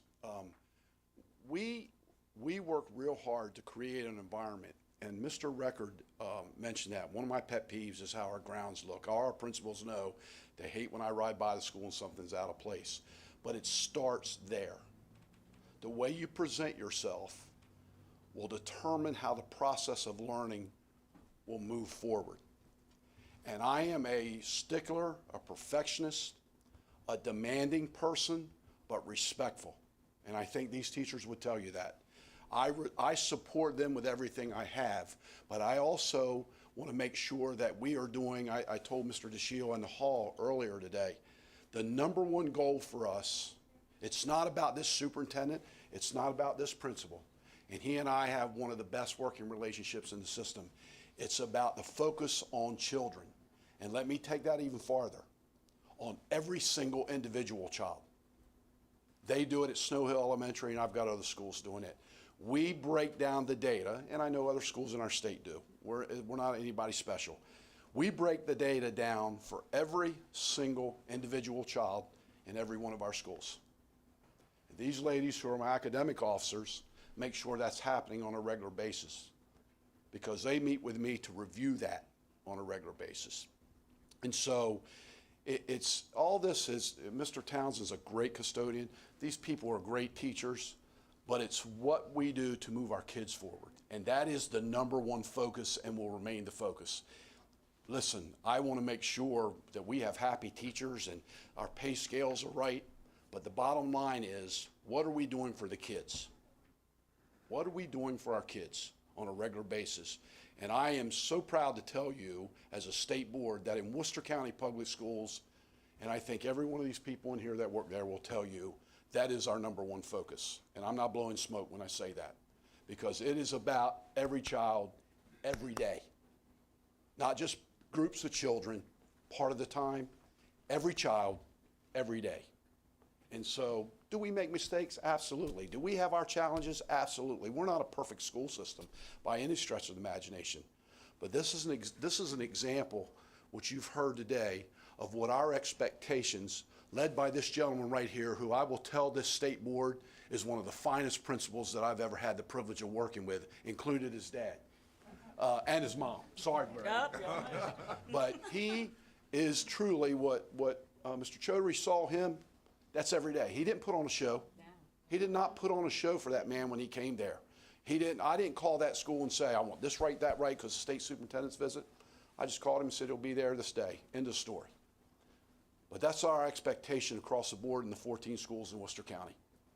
And sometimes we have bumps, but it's got to be a focus on the data. It's got to be a focus on improving instruction to meet the needs of our children. Not proving instruction just to improve it. What instruction do we need to meet the needs or the desires of our young people? And you've heard a microcosm of that today. Thank you, Mr. Taylor. Thank you. They don't want to give me a mic. I'll go sit down because I get fired up about our school system because I believe in it and I believe what it does.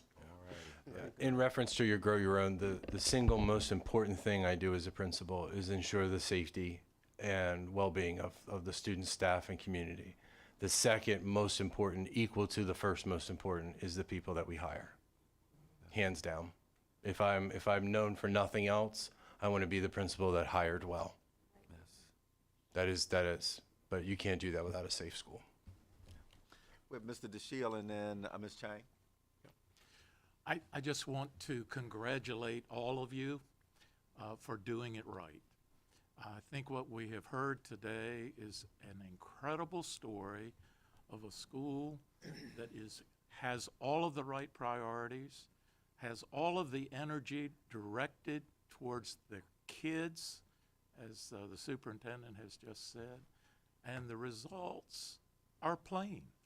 It's a secret sauce maybe, but hearing what you all have described today as how you do what you do and how much you love doing it, that's why the results are as they are.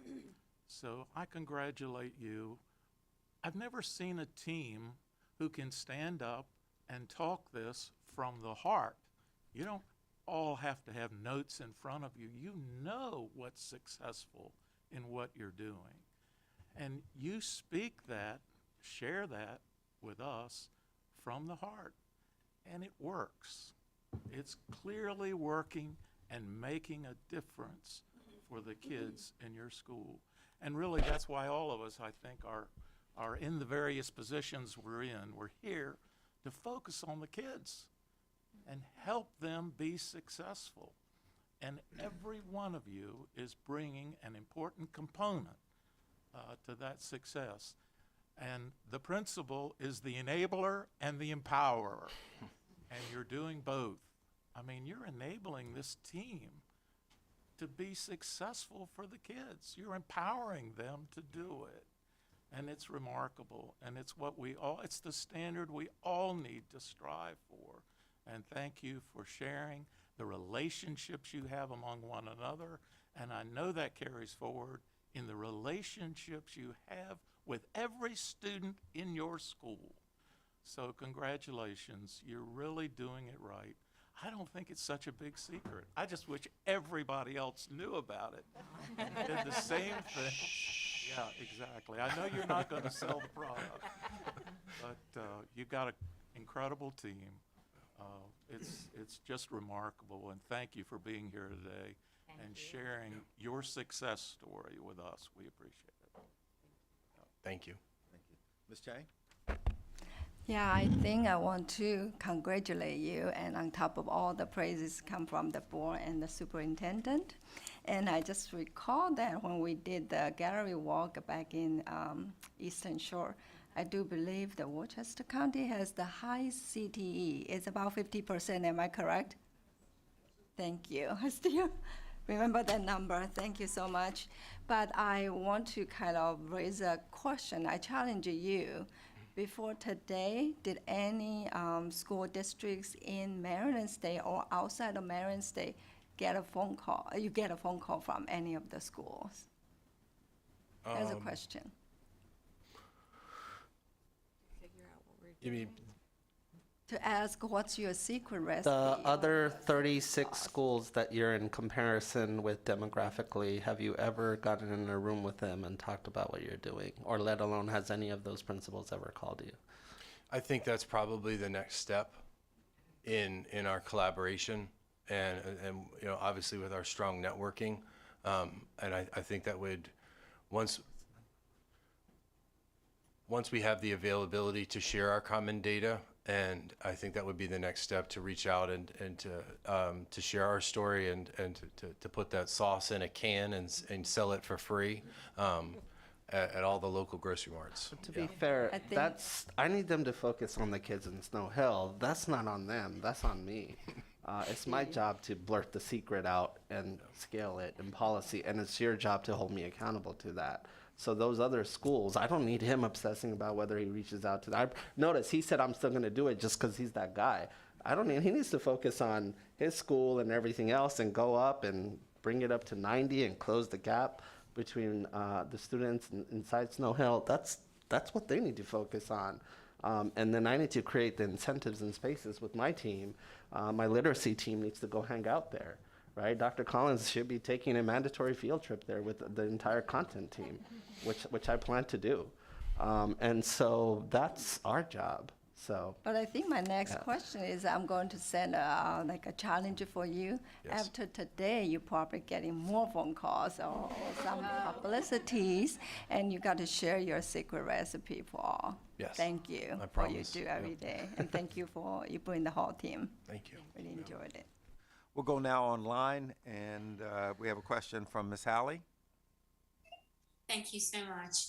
These are always really exciting presentations, and I agree, your phone's going to be ringing because I think there's going to be a lot of people who want to visit your school and see the magic.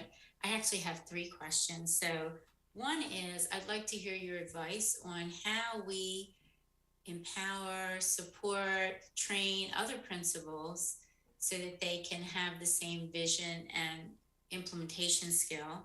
And then the other 2 questions are more logistics. One is, I wanted to know about, do you have a lot of students who try and transfer into your school and, they're not beginning in kindergarten or the 3 or 4-year-old programs, but they're transferring in and coming in behind grade level? And then my last question is about, just a clarification, when you talked about your Tiny Time program, you said transportation's not an issue.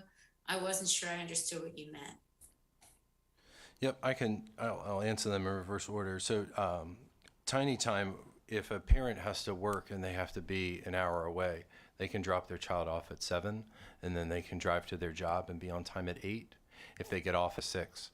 And that Tiny Time allows those opportunities for our working families, single parents, or any type of non-traditional setting. As far as transferring in, we do have our enrollment is increasing, and some of that is students that are transferring in. The other piece is that with the growing housing market, there is some fluctuation, but it's not anything that would be comparable to a larger metropolitan area. But our enrollment is increasing. And in reference to empowering future principals, I'm going to put my vice principal on the spot, Mrs. Matlock, and she can speak to that. Thank you. Yeah, we are willing to share our story widely. We're very proud of all of the work that we do at Snow Hill Elementary School. Mr. Record is an amazing leader. He's an amazing mentor, and even within our school, we talk about grow your own, that type of thing. We have several of our teachers who are actually in leadership programs, and they're learning from us every day. And then I just heard Mr. Chaudhry say that it's going to be on, the burden is going to be on him and his team as he starts to, open up our schools to other schools who need to come and see what we're going to do, what we're doing. Speak to the pipeline. Thank you so much, and congratulations on your fine work and outcomes. Dr. Green? Good afternoon, and I add my congratulations to my colleagues. You're doing a great job. I had a couple of questions. Could you talk a little bit more about your team approach? I like how you talked about how you have a team approach to deal with behavior, similar to the team approach you deal with academics. Could you talk a little bit more about that? Yeah, so when you think about multi-tier systems of support, we have PBIS. We're a PBIS school, so PBIS is our driver for our whole entire school, and so our matrix covers all of our areas. So classroom, hallway, bathroom, all of that, lunch and recess. Those are those general practices that we use for every kid. But then, if you're having a kid who is displaying some unexpected behaviors, then you can fill out a form and reach out to the counselor and myself and our school social worker and behaviorist. And what we do is that we go in and we start to collect data. Just like we do when we say, oh, we think that there's a student who's below grade level, you collect data. So we start to collect data and look at, where are they having the most difficulty. We kind of pinpoint one thing, and then we put in an intervention for whatever issue that they're having, if it's calling out or whatever it is. And so you will see our school counselor, Mrs. Cray, she will actually go into the classroom and work with that student on whatever behavior they need to replace. Because we know that our kids, as far as the behavior is concerned, they are displaying these behaviors because there might be a lack of motivation, skill, or ability. And so the counselor goes in, or the social worker goes in, or the behaviorist goes in, and they use that data to pinpoint the skill or the motivation or the ability that is missing. We design a plan, and just like in academics, we look at that plan, we continue to collect data, we put in replacement behaviors, we track those replacement behaviors, we build in incentives for the kids to see what they'll work for, and typically that works. That's excellent. That's excellent. And it's obvious that you're having some success. My last comment has to do with just thanking you for sharing your secret sauce. Unfortunately, there are many times we educators sometimes look at everything as a competition, and I can't tell you what I'm doing because you might, do better than I can do. But I'm glad that you're here, that you're sharing, that you're not like some cooks. They'll give you a recipe and they'll leave out a certain ingredient. You have included it all, and I thank you for being here. Excellent presentation, Snow Hill, excellent school, and my congratulations to all of you. Thank you. Thank you, Dr. Green. Thank you very much. This has been outstanding.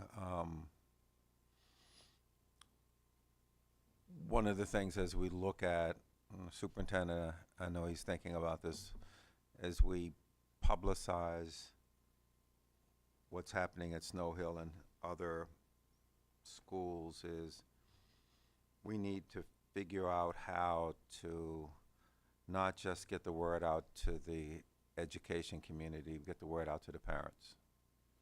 Sometimes we tolerate what goes on because we just don't think there's another alternative. This is where it's always been. Schools have always been poor. And we just sort of accept that. I think one of the powers that as we look at the report card and other things that we're doing is begin to get information into the hands of parents that begins to give them information about what's possible so that they can begin to ask questions and put pressure on all of us to do better. Your secret sauce is pretty similar to what we heard a few months ago. School came in, talked about data, relationship, leadership, high expectations. That's what it takes. That's what it takes. So again, thank you so very much for everything. Thank you for traveling to be with us. What I'd like to do before you get away would be to see if we could get a group picture. Thank you. Wonderful. Maybe have you guys come stand behind us and the board can sort of squeeze in a little bit and we'll see if we can get a wide angle. And also, bring your mom. And the superintendent, please. And yes, people, please come, everybody. Yeah.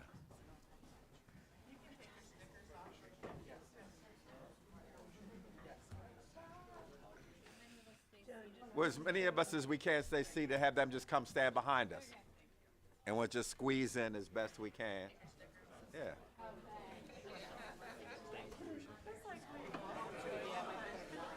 Come on up. Cheryl, you want to join us? I'm going to take pictures. Okay. All right.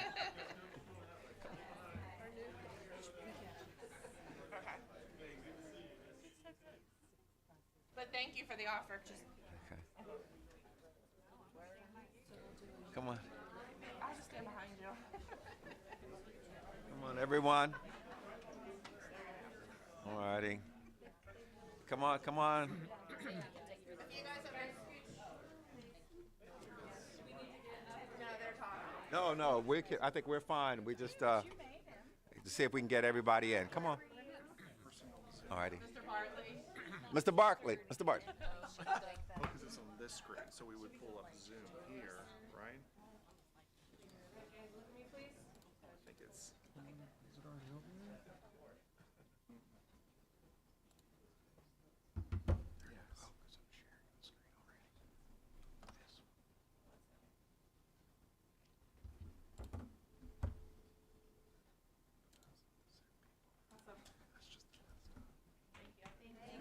Thank you very much. Thank you.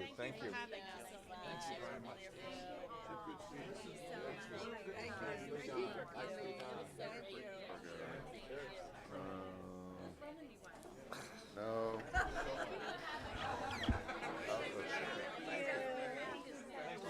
Turn off that screen.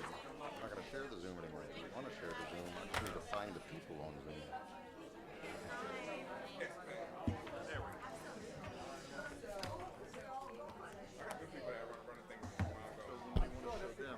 Thank you for having us. Thank you for Nice coming. seeing you again. Thank you. Let's try. Thank you, good to see you. Yeah, Thank I you. know we'll see you again. Thank you so much. Thank you so much for Thank you. inviting Of us. course, thank you for coming. Yeah, she witnessed some real high success. She was my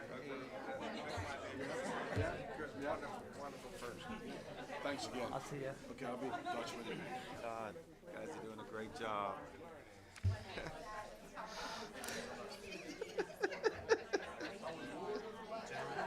Good to see you again. Do you remember me from Coconut Meadow? Yeah. I look a little bit older. Okay. Longhorn has been.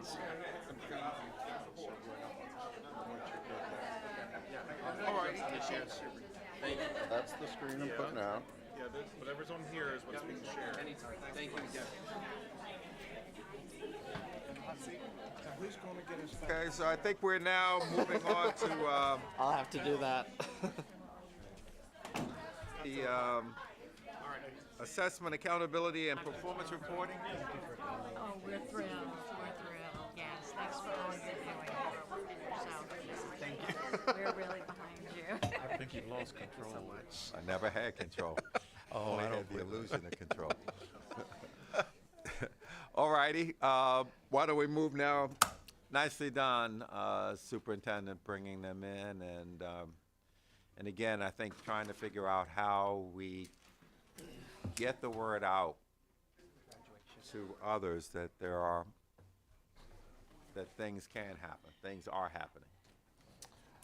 Great. Yes, let's go ahead. Can we do the graduation data next? Yep. I'm going to have Chandra come up and we'll get the presentation up.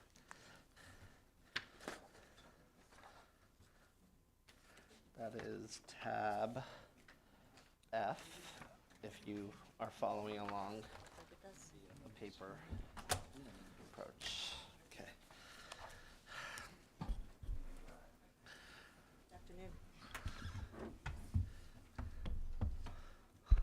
Okay, good afternoon.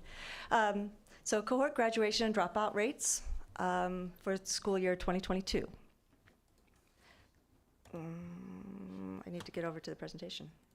There we go. So 3 items that will be highlighted today are high school completers. So these are all of the students that exited high school last year. Cohort graduation rates, we measure 4-year and 5-year, and then cohort dropout rate. So this slide provides some context in regards to our students that actually exited high school. Some take 4 years, 5 years, 6 years. We had 59,735 students that met the state and local graduation requirements. That's been fairly consistent over time. It has trended up over the last few years since 2017. Some of our students receive a certificate. This is awarded to students with disabilities who cannot meet the requirements for the diploma. We have about 616 students that exited in 2022 with a certificate of program completion. So highlighting that some of our students meet specific programs completions. Here we have 56% of our students met the high school high school completers met the course requirements for the University System of Maryland. 8% met only the CTE program of study requirement, and we had 18% of our students that actually met both of those. So looking at those students in regards to how long it took them to graduate from high school. First, an overview of what a graduation cohort is. It's a group of students who begin as first-time 9th graders in a particular school year. So what we are reporting on today is the Maryland measures for a 4-year and 5-year cohort graduation rate. That class of 2022 for the 4-year cohort were first-time 9th graders in the school year 2018-19. In the class of 2021 is the first-time 9th graders for 5-year cohort were first-time 9th graders in the 2017-2018 school year. So just some context in regards to who these students are and their experience in high school. The class of 2022 entered high school as 9th grader in school year 2018-19. Students in this cohort were impacted by the COVID-19 pandemic for most of their high school experience. School year 2019-2020, as you all recall, the schools closed in March of that year. This would have been their 10th grade year. Many of them received limited virtual instructions for the remainder of that school year. For the 2020-2021 school years, the schools in Maryland were primarily virtual. That would have been their 11th grade year. In the 21-22 school year, which is their senior year, many of the schools were impacted by quarantine and absenteeism.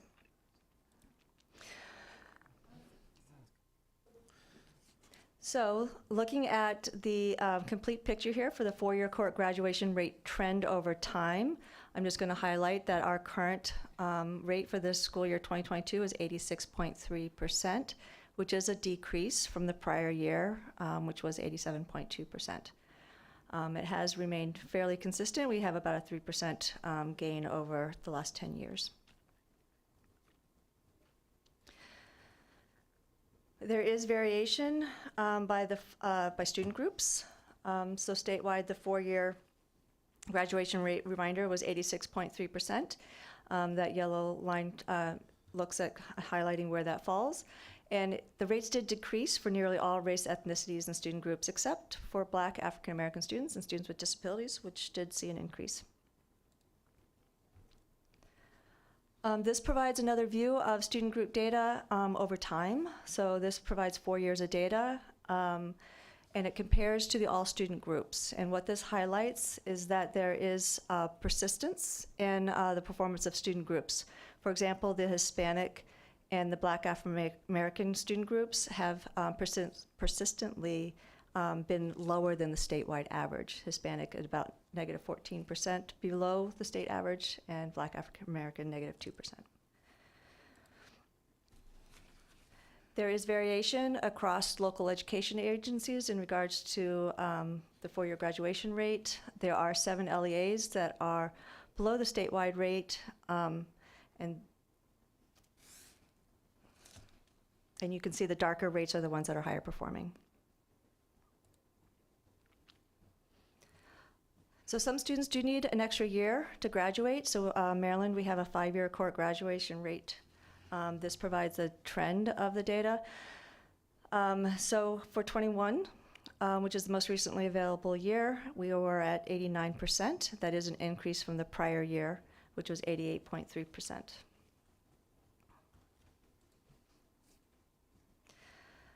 Looking across student groups, there is variation. Across most of the student groups, they primarily stayed constant or had some slight increases when looking at the prior year.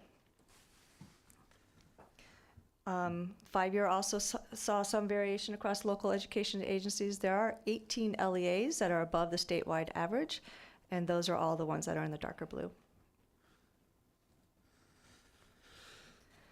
So looking at the cohort dropout rate, the dropout rate did increase in 2022 when we compared it to the 2021 school year. We're at 8.5%. It does return to a similar rate to what we saw pre-pandemic. A quick look across local education agencies. There are 7 LEAs that are higher than the statewide rate. Those are the ones that are in the lighter colors of blue.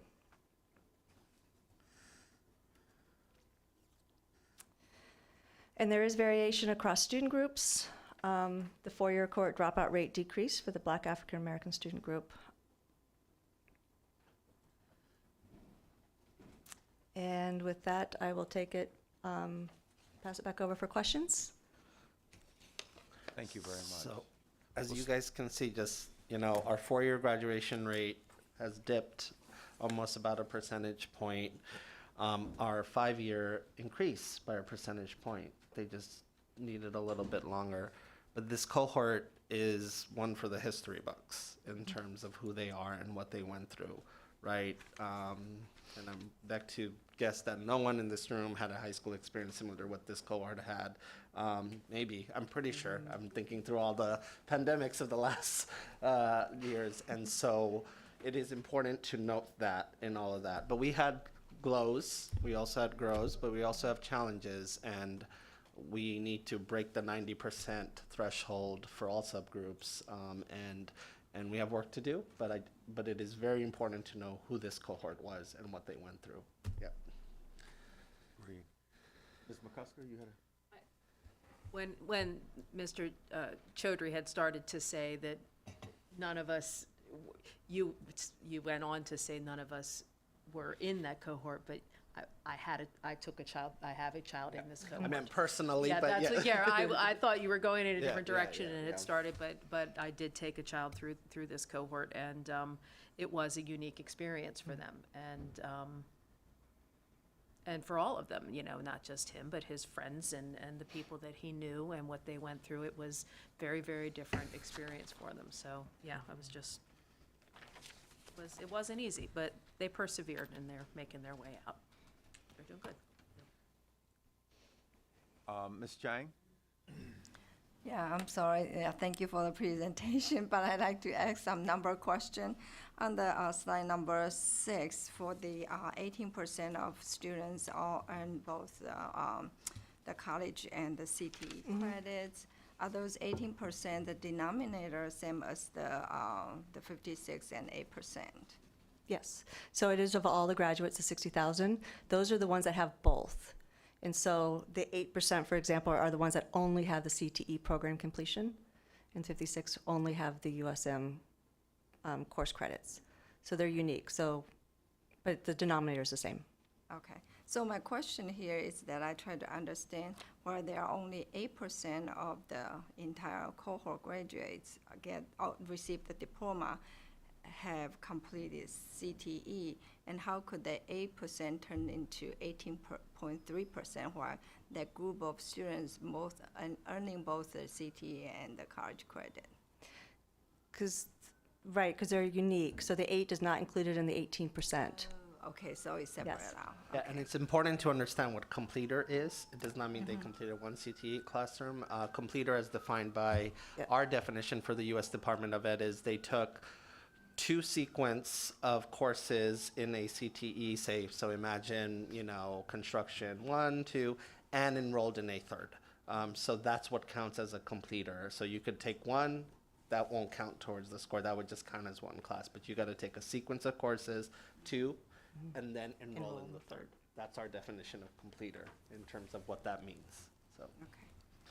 Thank you. And the other question I have is about what's the number count that you pick up for the 5-year cohort? The number count? Yes, I know the number of diploma counts received for the 4 years, less Number than of the kids that 5 took 5 years. years. And how do you, I thought there's the same cohort, they're just the same group of students, but portion of it kind of needed the 5th year to complete their high school. So the 5-year cohort is actually a different population. So the 4-year cohort looks at those students that were first-time 9th graders in 18-19, and the 5-year are those that started school in 17-18. Okay. So it's a So you different group counted of the- students. So they actually, right, and so then they left in 21 or 22. And the 4-year actually includes summer graduates, whereas the 5-year does not. So they have different stopping points. Okay, thank you very much. Let me just check online. Dr. Green, Ms. Halley, Ms. Thomas. Hearing no question. Oh, Ms. McCusker. Just a quick question about the students who graduated with their certificate or program of completion. It was kind of a big drop from 21 to 22. Do we have fewer meeting the standard or fewer number of students? Does that? Do we not know? I mean, it's No, they could still be in school. Okay. So they could be. Do we know what percentage of kids who are working towards a certificate or program completion actually make it? That's something we can, and it may actually be in our next slide deck today, as far as the Really? I don't numbers. remember okay, I will. Okay, thanks. Yep. Thank you. Thank you very much. Next one. We good I had with a the comment, go- President Oh, Crawford. did I hear something in the virtual? Yes, Vermel Green. Okay. Dr. Green, yes, please. Yes, first of all, I want to thank Mr. Chaudhry for disaggregating the data, and I just want to point out to my colleagues, our boys, high dropout rates, low graduating rates, boys of all colors compared to our girls. And that's something we must learn to address. Thank you. Thank you, Dr. Green. Okay, we will shift over. This data is going to be accessible in our Maryland State Report Card that will be updated from 2019. We are going to shift over to the report card, and big deal because we have not updated our state report card going back to 2019 because of pandemic reasons, and now we are back into the thick of it, and so Chandra will be presenting that presentation as you queue it up in your devices. So few things to note as a reminder, and she'll review this again. We won't go fully into it. It's in the last presentation that we gave in the last meeting. The one-time shifts that we have to make, right? Chronic absenteeism was off the chart last year.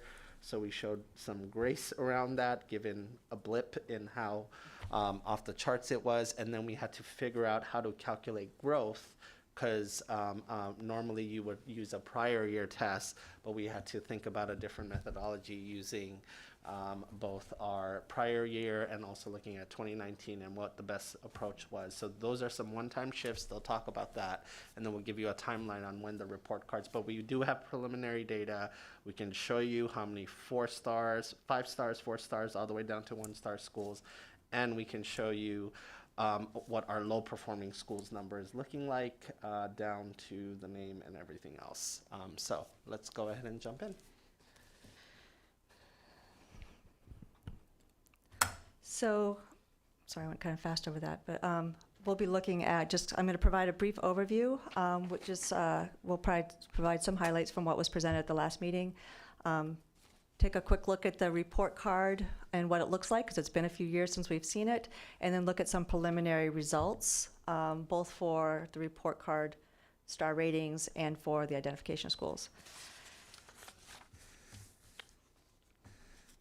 So the Every Student Succeeds Act signed into law in 2015. Each state submitted a plan on how they were going to hold their states accountable, or how the schools accountable for student performance. I just want to highlight that that was a major initiative where we had listening sessions and tours and went around the state, had parents, teachers, principals, superintendents, community leaders, advocacy groups, state board, and MSD staff really worked collaboratively to create an accountability system with the intent of measuring relevant, actionable aspects of school performance. The state plan was approved by U.S. Department of Education in early 2018. The first Maryland school report card was released later that year.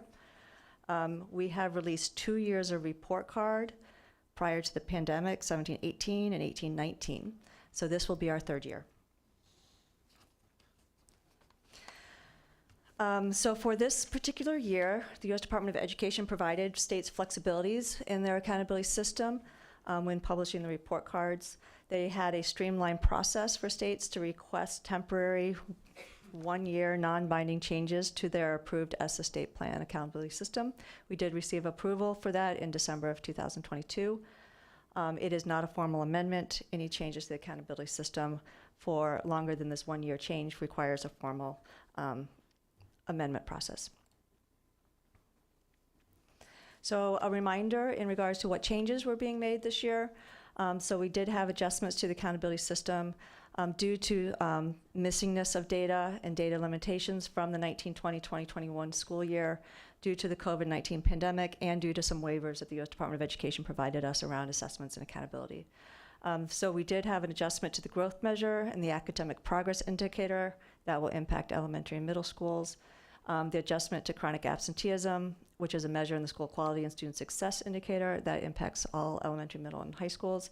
And then we did have an adjustment to interim and long-term targets, and that primarily impacts the school identifications. So why do we have accountability systems and school report cards? Accountability systems and the report cards provide valuable information on the performance of students in a school and key measures and indicators. It's available to the public, and it's an important mechanism for really looking at how schools are providing for their students. One of the things that is important is the differentiation of schools, and that provides the opportunities to better target resources to accelerate the learning for all students in Maryland. So considerations when looking at the data itself. The accountability system measures should be actionable, and that was part of the conversations when we developed the system. The accountability system measures should differentiate between schools, and that's one of the things that we've been looking at very carefully with some of the changes that were implemented for this year. And they should be statewide measures, and they need to be valid and reliable. So how are accountability system results reported on a school report card? The Maryland accountability system is based on 100 total possible points, with schools awarded stars based on the % of total earned points out of their possible points. So there's 3 summative data points that someone can look at. The first one is that total earned %, and that is each school's total earned points divided by its total possible points. And here's an example. If a school earned 55 points out of a possible 85 points, that the school's total earned percent is 55 divided by 85, or 65%. The awarded stars is driven by that total earned percent. So each school will be awarded stars based on that percent. Example, if a school earns 65% of the total possible points, it will receive 4 stars. And you can see that over to the table on the right. That 4 stars range is greater than 60% and less than 75%. Another way that you can look at a school is by a percentile rank. Each school receives a percentile rank, which will compare its overall performance to other Maryland schools of the same grade span or level. Elementary schools are compared to other elementary schools, middle schools to other middle schools. So an example is about 77% Maryland elementary schools earn less than 65% of their total possible points. An elementary school with a total earned percent of 65% is in the 77th percentile. So it performed better than 77% of Maryland elementary schools. So the Maryland School Report Card will look very similar to what was reported in 1819. There are several pages that are for view or will be for view on the Maryland Report Card website. It's a downloadable PDF. Each school's results are compiled on this, this print report here. It has disaggregated data showing how each student group performed, and the Maryland Report Card website, again, is there to highlight a variety of measures and indicators. So I'm going to step through kind of the major points of what is on that report card. The first section is an overall look at the school. So how did my school do overall? And what you'll see is that the indicators are over to the left. And then across the box, you will see the possible points that could be earned for that indicator. You'll see the earned points, so what that school actually earned on that indicator. If there was a target associated with that indicator, for example, meeting percent proficiency, it will be highlighted there with a green check if they met it, or a gray X if they did not. And then we're also still continuing with the improvement so that a school will be able to see if they improved as compared to their 2019 report card. So each of the indicators is then listed below that summary box. So how did a student perform on state tests? Every school has an academic achievement indicator, and this provides information on how that school, or how the students did in that school in regards to state tests for the English language arts and mathematics. For elementary and middle, it's 20 points. For high schools, it's 30 points. And there's 4 measures. And just to orient you to what's available is that you see a nice visual in regards to the progress the school is making on the total points in that blue there. This particular example has 21.4 earned points out of a possible 30. You have the indicator, or the measure that's within the indicator. The results are shown, and also how they earn their points for that particular measure that totals up to their total points for the indicator. So how did students perform on other academic and growth measures? This is for elementary and middle schools. There are 35 total possible points in the accountability system for this measure for elementary, and 31.5 for middle schools. This growth measure is for math and ELA. There's also 2 additional measures that are other academic indicators. One is the percent proficient on science, as well as the credit for well-rounded curriculum. And just as a reminder, that's where we had the 1-year adjustment for the growth measure, is in that particular indicator. So for high schools, we also have an indicator that's our students graduating on time. So we have the 4-year and the 5-year. The 4 year is worth a possible 10 points. The 5 year is worth a possible 5. So you can see how each school did on those 2 graduation rates. English learners making progress towards English language proficiency. This is for all schools, elementary, middle, and high school. If they meet the minimum threshold of students in their school, it's a possible of 10 points, and they see how well their students are learning, are progressing towards learning that English language on the WIDA access test. So how many students are on track for success at Touch High School? This is a measure for our high schools for a total of 10 points. This looks at, are the students on track in 9th grade who are earning at least 4 credits in ELA, math, science, social studies, or world language. And then there's also a credit for completion of a well-rounded curriculum, which measure is a percent of students completing a high school and earning credit for a series of benchmarks, academic benchmarks such as earning a score on an SAT or an ACT or earning an ASVAB assessment as well. So this is for all elementary, middle, and high schools. This is the school quality and student success, the school success indicator. So this is the non-academic indicators that is measured in the accountability system. There are 3 measures in this for a total of 35 points. Chronic absenteeism is the first measure, which is a total of 15 points, and it actually measures here the percent of students that are not chronically absent, and this is the one that we made a 1-year adjustment into how the points are distributed for schools.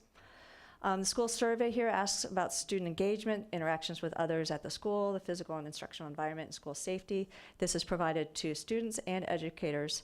The results for those school survey results are split out for students and educators, so you can see the results on the report card.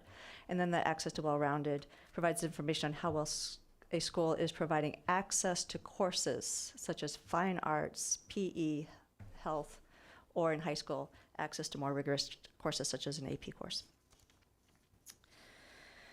So other data that is available on the MD report card, all the school report card data is disaggregated by student groups, so you can see how particular student groups performed on each of those different measures and indicators. There's also an equity calculation, which takes a look at the indicator level, the gap between a student group and the non-student group. And there's also information on progress towards meeting targets, which has the intent of closing achievement gaps. And then, again, the improvement from the prior report card is provided. All right.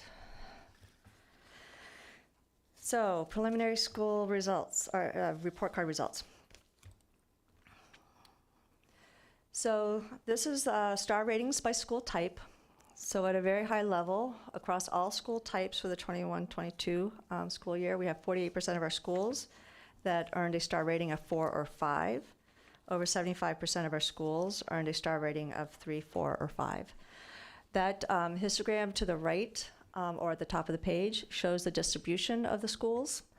The green is 3-star. I think that's periwinkle or blue is 4-star, and then that light purple is the 5-star. Yellow is the 2, and the orange is the 1-star school. So you can see the distribution of the schools and the counts in total and where they were. At the bottom, it breaks it out by grade span. So the all schools is the first column here in the middle, and where you can see that 32% of the schools were 4-star, 16% were 5-star, and that adds up to 48%.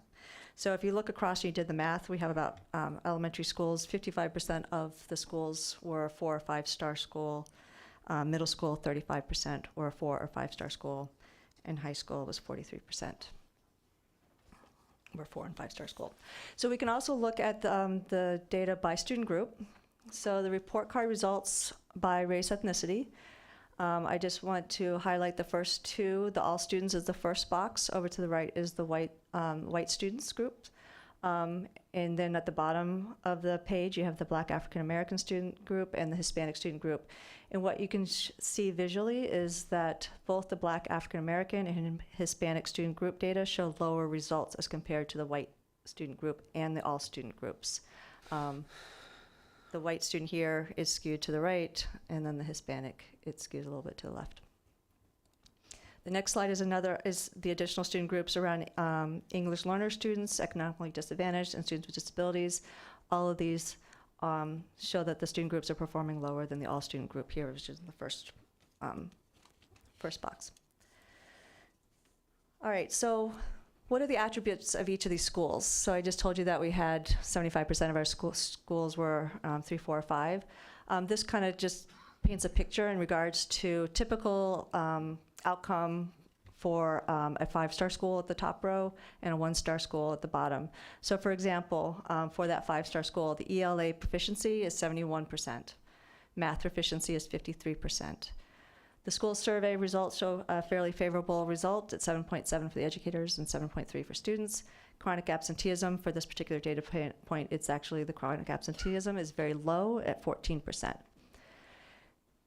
Going just to 3-star, ELA proficiency increases, or it decreases to 35%. Math proficiency decreases to 13%. School survey results is lower at 5.8 and 4.9.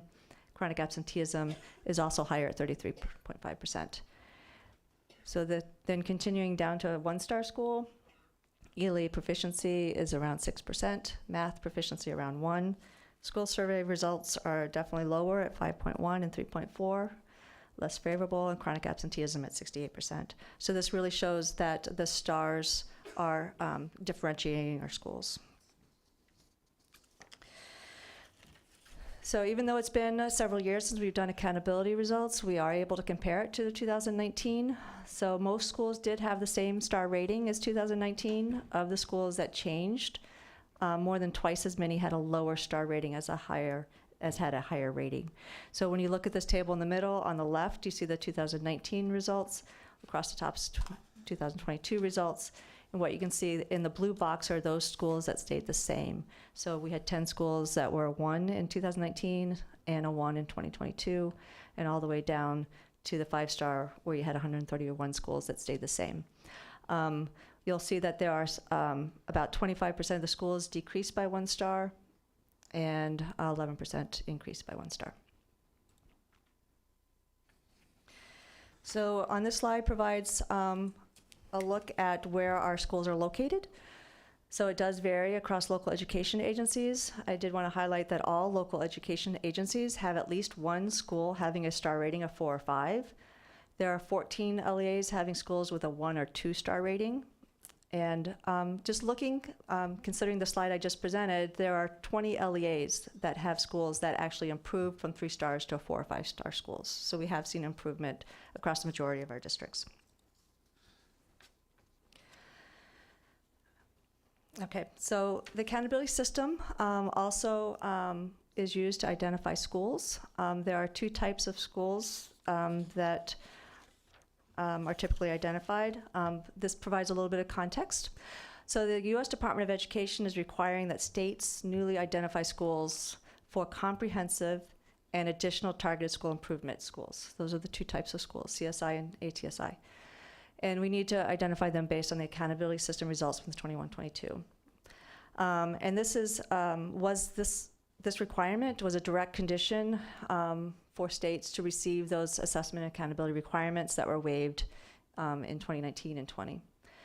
The waivers did require states to continue the school identification designations. So many of the schools that we identified back in 18-19, they have continued the same designation. Schools will now be able to exit from that school identification designation with these newly calculated results. And I did want to highlight that our criteria for school identification will remain unchanged. So not only will schools have the opportunity to exit, we will also be identifying the new schools. Okay, so there's quite a bit of information on this slide. So this is a slide on the schools, the identification of schools. So the comprehensive school improvement schools are identified every 3 years per our state plan. Schools may be identified as lowest performing CSI or low graduation rate CSI schools. There are some schools that are actually identified in both, so the total at the bottom may not add up to the 2. So over to the far right is cohort 2. So these are the new schools that we are identifying with our data right now. Is we have 28 schools that will meet that CSI lowest performing Title I school. We've identified 19 high schools that are graduating less than 2/3 of their students.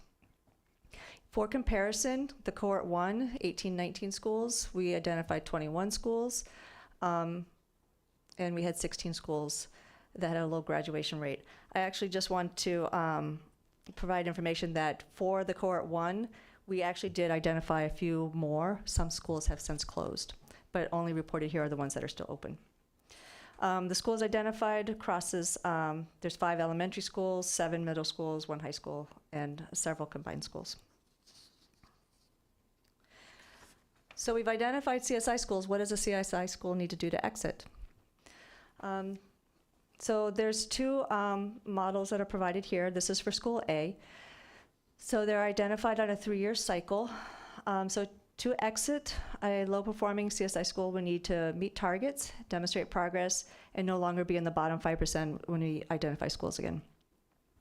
A CSI low graduation must graduate greater than 2/3 of their high school students.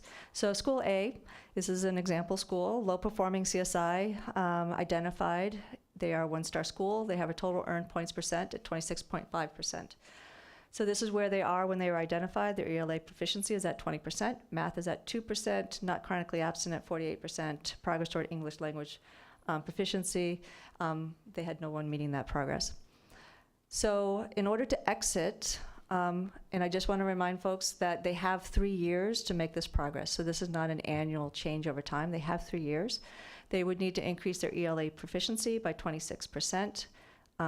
Increase math proficiency by 24%, improve the not chronically absent from 49% to 74%, and improve the progress for ELA learners to 25%. In school A, or the middle blue box, is where they would end up. They would then be a 2-star school, and their total earned points percent would be 35%. So another example, because there are several measures in the accountability system. So this is one in which we're looking at, again, a CSI low-performing 1-star school. They're actually at 21.9% of the total earned points. ELA proficiency, they started out at 22%, math at 5%, not chronically absent at 59%. And this one we're looking at science. They started out at 20%. So what would a school need to do to exit? Increase their ELA proficiency by 8%, increase math proficiency by 20%, and improve not chronically absent measure from 59% to 75%, increase science proficiency by 10%. And so they would end up in the middle blue box here is where they would end up at a 2-star school, and they would just meet the 30.1%.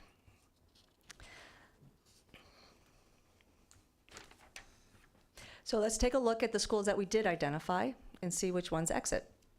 So to exit the cohort 1, a lowest performing CSI school again needs to meet their targets, no longer be in the bottom 5% of schools.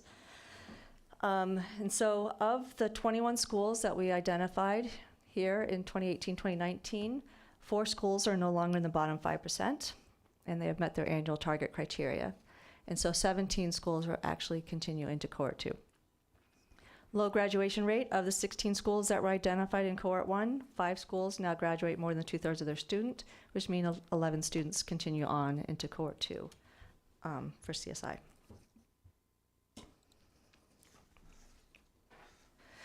So that was the first student group that we identified. The second one is TSI, Additional Targeted School Improvement Schools. These look at student group. So this is also identified every 3 years. It's an identification regardless of Title I status. It's for any school in the state. And a school is identified if they have at least one student group performing as low as the lowest performing 5% of Title I schools, or that CSI low performing cut point. So in cohort 1, we had 376 schools that were identified. For cohort 2, we have 442 schools identified. Over half of the 376 schools, 63% from cohort 1, continue to have at least one student group performing as low as the lowest performing Title I and are continuing into cohort 2. So there's a new student group that we are required to identify this year, and it is a student group called Chronically Low Performing Student Group. This is actually a new CSI designation. And this is for those schools identified with a student group that have not exited and continuing on. So specifically, any Title I TSI school that does not exit from cohort 1 will be part of this new cohort 1 of the CSI chronically low performing student group. So just taking a look at the 376 schools, of those, 154 of those are Title I schools, and were identified again in cohort 2, and a total of 112 of the Title I schools were identified for the same student group, and that's one of the criteria. Some of the schools may have been identified for a different group. They were originally identified for students with disabilities. That's no longer low performing, but now they were identified for a new student group. They are only considered chronically low performing student group if it's the same student group, and we have 112 of those schools. All right, so when is this data going to be released? So all of this information is going to be publicly available on March 9th. I know that's, normally we would publish it on the same day that we were presenting it to you. One of the challenges this year was that data came in late for assessments. And so all of this data will now be available on March 9th.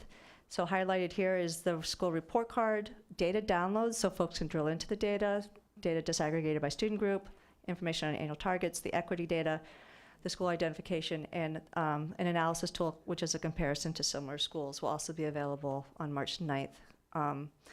We will obviously be continuing to enhance this data to make it even more, for the geeky person, more fun to drill into the data. As Mr. Chody has indicated, we're working on enhancing the reporting. So the location is the same. There's a, it's on the Maryland School Report Card. There's a website, the URL link is provided at the bottom for folks that need it. And with that, I will turn it, sorry, I forgot about the slide. I also just want to highlight that through this whole process, we've been doing a tremendous amount of engagement with our local accountability coordinators. There have been one-time changes. This is all new to them, so we have had a lot of engagement, particularly these dates that are noted. We've reached out to assistant soups so they understand the, as well, presented to them, and we're going to be working with PIO officers as we prepare for the release. The same information that's going to be available previously is going to be available again in regards to what the information means to assist users in using the information. And now I will turn it back for questions. Thank you, very nice. Let's go online first. Dr. Green, Ms. Howley, Ms. Thomas? Yeah, I have a comment. I cannot see Superintendent Chaudhry, but I imagine that he's jumping out of his chair because I hear him saying that return to normal wasn't good enough. And as we look at these results and see how many students are not proficient, it comes through again. So I wanted to just hear the superintendent's thoughts about how we've set these 5-star ratings. If what we were doing isn't good enough, are there schools that are receiving 5 stars? Did they get grade inflation? All right, sure, happy to talk about this. So, so I didn't set the rules for how Maryland develops is 1, 2, 3, 4, 5 stars. That was a fight that was done before I arrived and ultimately landed where it landed. That went all the way to Annapolis. And so it's different here. I will say, more of the weight is other things beyond academics. And you can debate. I don't want to start that debate today.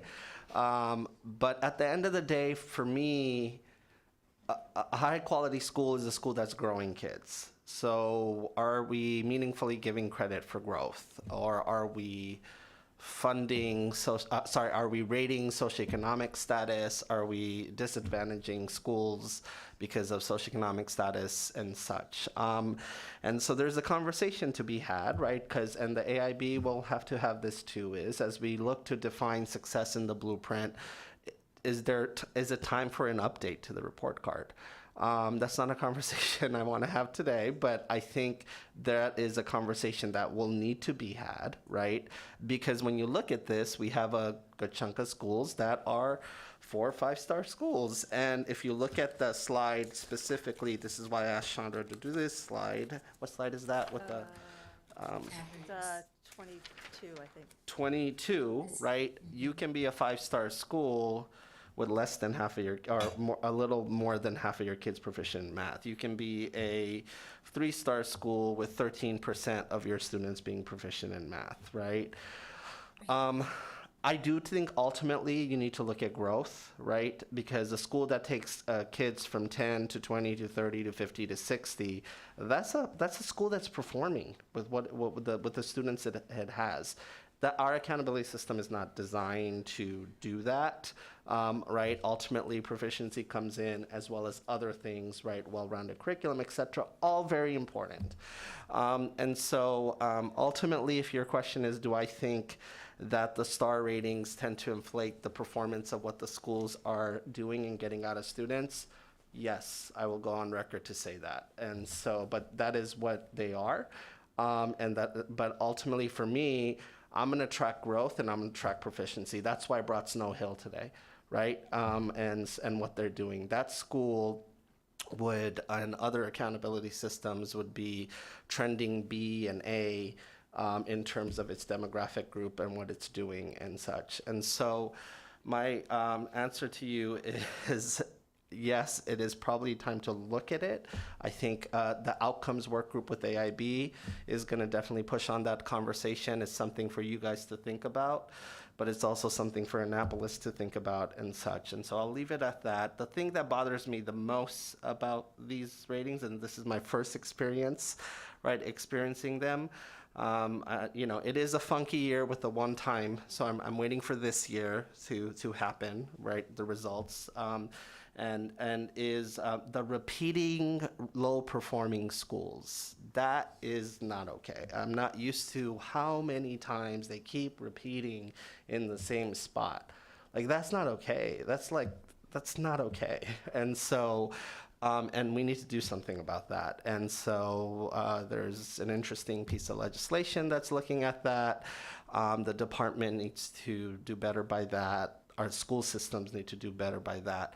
The seeing repeaters, like the number of, you will always have low performing schools by the nature of the game, right? So at a certain point, as more kids become proficient, at a certain point, it would be a great problem to have if our low performing schools were 50% proficient, because that's a new relative baseline, but that's not even where we're there. We're talking single digits and double digits. But the repeaters are not okay. That means it takes 3 years to turn around a school, if not sooner.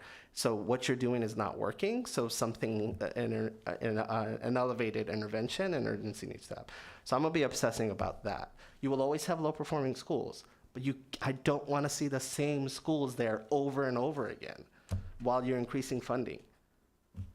I am comforted to hear what you've said. I also just want a clarification. I think this is Chandra's. There is a point at which if a school does not improve, the state has additional authorities to become involved. Can you refresh my memory? Not very strong. Through the federal Title I process, the comprehensive and targeted school process, we require an improvement plan and such. But the Title I dollars are pennies compared to state aid and everything else that's going on. But yes, we are revamping our Title I process. That is an office that I had to restart, frankly, and we are going to do that. Dr. Collins was in charge of Title I in Montgomery County. She knows that is one of the #1 reasons why I told her to come here. And so, but yes, we do have a hook through Title I, the federal process. It's pennies compared to the vast majority of other dollars and everything else. And as we can talk about in legislative check-in, there is a bill that's looking to bring in the whole aspect of it in terms of what to do there. Thank you very much for your comments. Just from a transformation standpoint, it's rare that the team that was leading in a underperforming environment are going to turn it around. I mean, it's just that simple. It rarely ever happens. Mm-hmm. And it rarely ever happens with minor, around the margin kind of stuff. I mean, we just wasted money and we're hurting kids. So I think figuring out what we need to do, and I understand the politics of it, I got that, but if we really want to see something different, we're going to have to do something significantly different from what we've done, which will probably make a lot of people uncomfortable, but that's okay. I also had a comment, President Crawford. Yes. First of all, I can join my voice to Ms. Halley and commending you, Mr. Chaudhry, for your words about not allowing schools that have been chronically underperforming for years to continue. That is definitely, as you said, not okay. I want to address something that I've mentioned a few times since the task force on our Black boys, and that is in regards to the report cards record of equity. Equity on the last report card gave a false view of equity because it was not disaggregated by gender. And if we truly have equity as a priority for all Maryland schools, then I believe measuring a school's success in closing the achievement gaps between male and female students, that should be part of the report card. And so when you go to equity on the current report card, it lumps together all students, all Hispanic students, all white students, all Black students, and it gives that equity number. But if that is teased out additionally by gender, it really shows that equity, there's an equity gap, an achievement gap between our male and female students. And I think if we are tracking growth, shouldn't we also be tracking the success that a school or district has in closing that achievement gap between their male and female students? So this is Chandra. So your comments have been heard loud and clear since we were releasing the report card several years ago and through the task force. So you'll be happy to hear that we have gender throughout our accountability system, and we will be able to disag all the measures and indicators by gender, by race, and do all the crosstabs. Can you also give the God honest truth about what happened when there were attempts to try to use how student groups were doing into the report card ratings and that conversation? Yeah, so when we were looking at creating how the summative scores were calculated for the accountability system back in 2017, I'm trying to remember if you were here, actually, Elliot. You might have even weighed in on this one. The decision was made that we could not include the student group results into the determination of the final score. So that's just... that wasn't you. I couldn't remember who it was. We had the AAG weigh into that one. So the final summative scores of the report card is based solely on all students, the performance of all students. And so looking at student groups such as the race, ethnicity, economically disadvantaged, and even gender now is not considered or part of the determination of the final summative score. However, it is reported on. So we have the ability to report on the results by gender and by race, ethnicity now. Closing the achievement gap. And closing the achievement gap. Is not something that shapes the star ratings. Yes. Because it's not That allowed. is excellent. That's an excellent beginning. Thank you. You're Thank you, Chandra. Yes, your voice has been heard, so we've done that.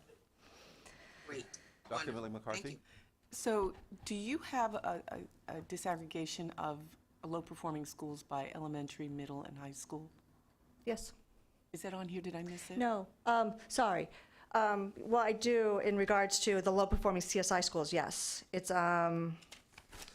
Page 27? No. I did one bullet with the breakdown.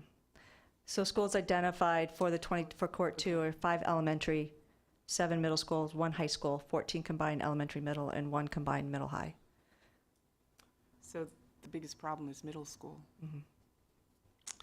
Middle school is, I've been talking about gearing up for this. Yeah, we do not do middle schools well. Our suspensions rates are also off the charts there, and we see big drop-offs, hence why we have that ready for high school measure and looking at the ABCs. But yeah, middle schools where we see the biggest drop-offs.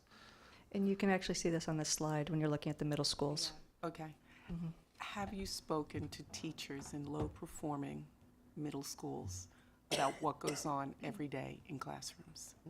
Well, I was a teacher in a low-performing middle school for almost 10 years in South Central Los Angeles, the gang capital of the United States. So definitely understand, but also work to transform those schools. I've talked to colleagues in the state who have worked to, yeah, it's a challenge.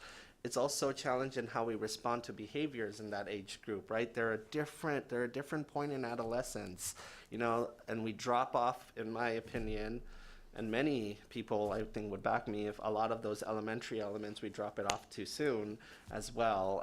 And in terms of structure and everything else, but also how we respond, we think that they're fully independent right away. No, they're not. They learned the accelerator. They don't know what brakes are yet. And so there's that as well. But yeah, middle school is, we need to do something around middle school, definitely, in terms of reconceptualizing what that looks like and that experience is, and how we respond to that level of adolescence and development. We're going to hear from Ms. McCusker and then one last question from Dr. Green, and we'll continue on. Thank you. I think one of the things that we need to think about when we're talking about middle school now as opposed to middle school maybe even just 5 years ago is the advent of social media and how that is, and the research that's now going into how social media is affecting kids' social emotional development, and they're starting to get devices much earlier. And while I'm not giving an indictment of families and when they choose to give devices to their children, but I think if we ignore that piece of it, that we're missing something. And I think we're also, COVID. These kids were at a really pivotal time in their development when they were secluded. And I think when we are trying to figure out how to revamp middle school and make middle schools work better for middle school children, we'll miss an opportunity if we ignore those couple of things as we do it. And I had another completely unrelated quick question. Just let me say, Yeah, I but- agree completely with you, but middle school has been a problem It's historically. how it has, Just absolutely. worse. So- Absolutely. I think those were just aggravating factors that even just in the last 5 years have made it an even more salient issue. And I had a quick question about chronic absenteeism. So we took it out for this year. No, it's in. We It's just in. readjusted. It's in, but it's adjusted for this year. yeah. And while the current year is not near what last year's chronic absenteeism is, I would venture to say it's still going to be pretty high. Even though we don't have like 10-day quarantines and that kind of thing anymore, kids are still out for a good 5 days when they have COVID. And so I'm just, as we look forward to next year, I take a look at that rate as we try to figure that in. It might be We will something look that at bears it. watching. Absolutely, we will look at it. There's still a lot of kids out. I definitely own even, I owe Susan a deep dive presentation on attendance and what that looks like. And so we will look at it. And yeah, if the U.S. Department of Ed opens up to allow some grace on that again, then we'll Right, yeah, I mean, seize if that they up. don't open it up, they don't open Yeah, it yeah, up. I was just yeah. kind of throwing it out there. Okay. Dr. Green, you have one quick one. We're trying to continue to keep the agenda moving. We have a number of topics to cover. So Yes, Chandra, I think you mentioned something about, there's going to be a release of data on student groups that are chronically lowest performing. Did I hear that Yes, correctly? so there's a new to this year student group that's chronically underperforming student group. So Is that these, gonna be our black males? no. So this would be, so the identification is still based on what is in our ESSA plan, which is the primary, the 7 racial ethnic categories and EL students with disabilities and economically disadvantaged. The black males is not a student group for school identification, but it is going to be reported. In order to include them into the accountability system, we have to go through an amendment process with ESSA. But we've added it to all of the reporting. So we'll be able to know which schools have the underperforming black males. Great, thank you. You're welcome. Ms. Halley, quickly, so that we can keep moving. I just wanted to know, again, a question for the superintendent. As you look across these improvement plans, do you see any trends or themes that need to be addressed from a policy point of view? Yeah, there's a couple of things. These schools do not recruit the most seasoned teachers. That they have lower seniority rates. So that is one of the secret sauces of to use the word secret sauces. That's the word now of the day or phrase of the day. So that's one. They tend to have, attrition that's higher. They tend to have turnover that's higher. They tend to have lower seniority rates, right? You really have to, have the right set of incentives and structures and supports to bring the best teachers and principals there and keep them there as well. So that's one element. The other thing is, and I'm having the team audit them and look at them right now, is it's a compliance exercise. And we're going to talk about special education later, and I have strong opinions about that too, something called CCEIS for over-identification. You can literally write your way to over a decade and just not move much and just be fine and get your money and do that. It's just a compliance exercise with buzzwords and everything else. The team will go deeper today because I asked them to, but we have to really shift away from that, and you have to be able to say revise. Not going to approve it until it's revised, right? And then hold your ground on those kinds of things. So yeah, there's that. There's the staffing challenges, and also just the plans themselves and how deep they are. We're going through that right now with the blueprint implementation plans in the districts, and there's wide variation, and we're trying to support that level of depth and detail as well. So those are some things I would say. I could talk about this. We'll do a deep dive on low performing schools. As soon as it's out, we will have a conversation. And I do want to pick a school that has come out of that status and invite them here as well too. And we can talk about what enabled that to happen. So school profiles open up the whole world to us now, and this team can run all sorts of data. So I'm excited about that. Okay. Thank you. Very nicely done. Thank you. Thank you very much. Okay. Do you want to take just a short break now, or we keep going? Keep going? Keep going. Okay. We'll go right into the deep dive on special education part two. Part Finally. Yes. We pushed it back twice. I was like, long awaited. Yeah. I was like, I'm going to kick Justin out today. We're not doing that if we don't get there. So let's go ahead and have the crew come on in who will help me present. Lots of work went into this presentation. If you have questions about what we went over in the past, they'll be ready to answer that. It's been a while since we did the part one. It was a big presentation. It was very extensive. And so I'm happy to talk about those things.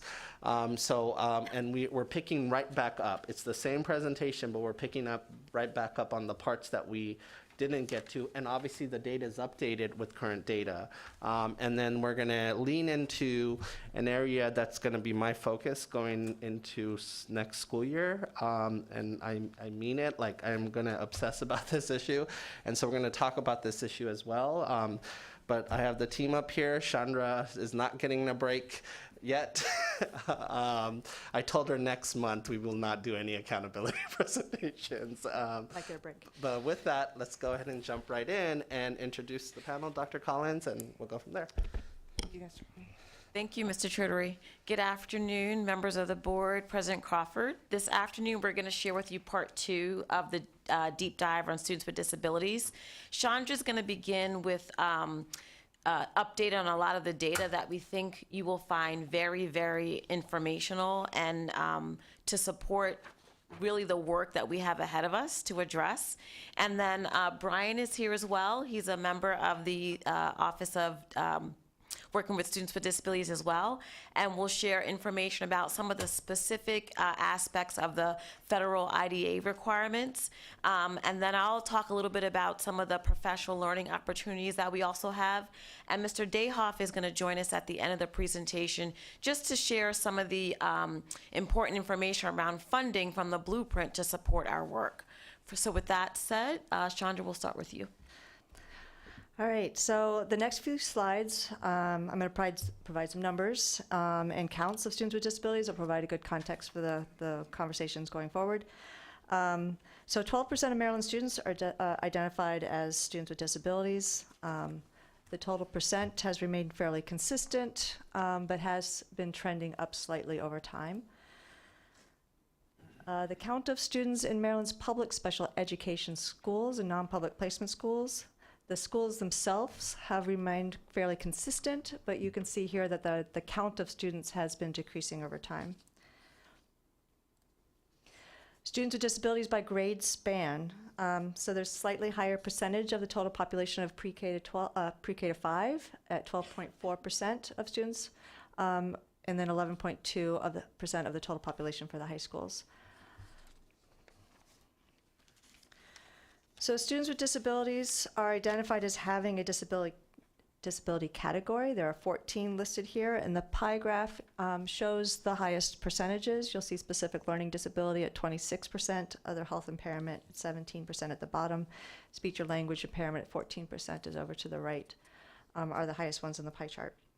So drilling into some of the disability categories, so this is a look at the disability type by race, gender, and eligibility for free and reduced meals. On this slide, you see specific learning disability and emotional disability. I do want to orient you to the bottom. There is a bar that actually shows the percentages of our total population so that you can use this for comparison. For example, our white students, there's 33.9% of our students statewide are white. And you can use that to compare the identification of students in each of these specific disability types. So for when looking at specific learning disability, you can see here that primarily they are male at 59%. They are primarily free and reduced meals at 56%. And you also see that for the Black African American, they are 38.4%, which is higher than the Black African American for the total demographics of the state. Emotional disability, a very similar story here. Male is 70%, farms at 56%. They're primarily those two. And then you can see for the Black African American, 50% of the students with emotional disabilities are in that student group.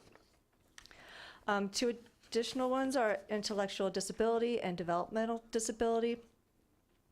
So for the intellectual disability on the left, you can see that the Black African American percentage is 57.9%, definitely higher than the state demographics, primarily free and reduced meals and primarily male. Developmental disability, also similar in that 39.3% are Black African American and also male. A little bit less on the economically disadvantaged in this particular disability type. So autism, students identified as having autism are more likely to be male, not eligible for free and reduced meals. The breakdown of the demographics still remains fairly high for the Black African American students.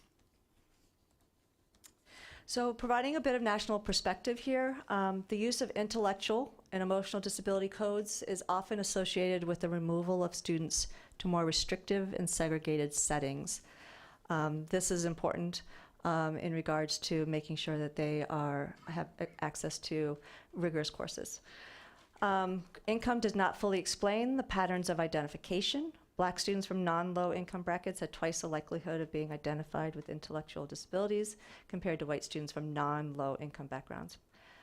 Placement decisions exacerbate achievement gaps. And then the Black students in the middle, Black students with disabilities spend more time, that much more time in general education classroom. Sorry, I started in the middle. Only a third of Black students with disabilities spend that much time in a general education classroom, compared to 55% of white students with disabilities spending 80% of their school day in general education classroom. A study in Massachusetts found that students with disabilities taught in fully inclusive environments were 5 times more likely to graduate on time compared to other students with disabilities. And the students of color often receive harsher punishments in school for the same behavior when compared to the white counterparts. Discipline disparities are even more apparent for students with disabilities. Among students of color with disabilities, 1 in 4 boys and nearly 1 in 5 girls receive an out-of-school suspension. Black males from low-income backgrounds receiving special education services are suspended at the highest rate of any student group. And students who are suspended or expelled are more likely to be held back, drop out, or into the juvenile justice system when compared to their peers. So going back to the total count of students with disabilities, most students with disabilities are in Montgomery County, Baltimore County, and Prince George's County. So this just looks at the total count of students. Similar, this slide is similar in that it looks at the percentage of students with disabilities and where they are located. So most students with disabilities are in Montgomery County, Baltimore County, Prince George's County. As a percentage of the LEA total student count, so there are 8 LEAs that have a greater percentage of students with disabilities as a percentage of the total student population. As a reminder, Maryland statewide is at 12%. And so you can see that there are 8 LEAs in the dark blues that have a higher percentage as compared to the state. Change over time. So just looking at 2018 to 2022 and the change of students with disabilities over time, statewide there is a 2.9% increase. There are several LEAs that have seen a higher percentage than that, and they are in the darker blue. Students with disabilities by race, ethnicity. This is looking specifically at 2021, 2022, comparing students with disabilities compared to all students. And you can see that Black African American students are disproportionately comprise the students with disabilities population compared to other race ethnicities. You can see they are at 39.7%. Again, the statewide average is 33%. So looking at a trend of students over time by student group, students with disabilities who are also English learners or economic disadvantaged have increased at similar rates as compared to their peers. The percentage of male students with disabilities continue to trend more than double that of female students with disabilities. You can see that over to the right. Additional students with disabilities by race, ethnicity. Similar students across time. And you can see that there are persistent student group gaps by the race ethnicities. All students, again, just highlighting, are the all students. The blue is the students with disabilities. And you can look at the Black African American students. The blue is above the gray, which is different than the other student groups. So this slide highlights the students that are long-term EL. These are students that have been identified as English learners for a long period of time, 6 years. And they show that if they are a long-term EL, they are more likely to be identified, 4 times more likely to be identified as a student with disability as compared to the non-long-term ELs.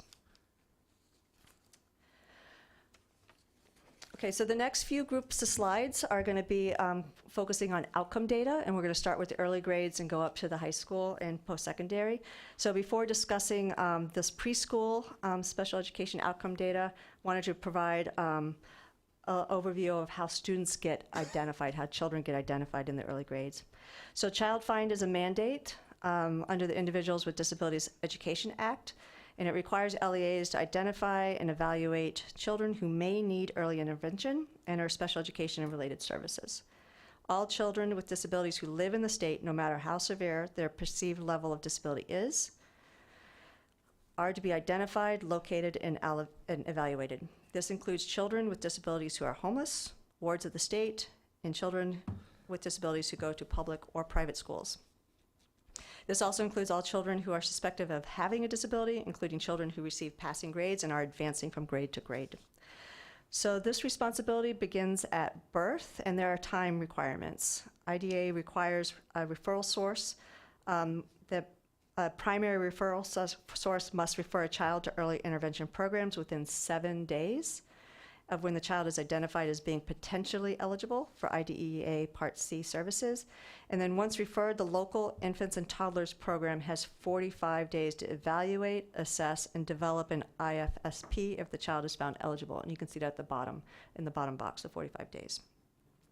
So on the right side, looks at once a child turns, after their 3rd birthday. So once a child turns 3, the child is no longer eligible for early intervention services. The referrals are to be made for preschool special education services. Once a student is referred to Child Find after the 3rd birthday, the LEA has 90 days to conduct an evaluation assessment. Once a student is determined eligible, the LEA has 30 days to develop an IEP. So looking at outcome data, so the percentage of children ages 3 through 8 who are functioning within age expectations in each outcome by the time they exited the program. So these are for students with disabilities in that pre-K program and their outcomes. There are 3 outcomes that are measured: social emotional skills, knowledge and skills, actions to meet needs. And you can see this data is disaggregated by student group. And if you just look across the top, you can see that the white students over to the right are outperforming the other races in regards to those three particular measures.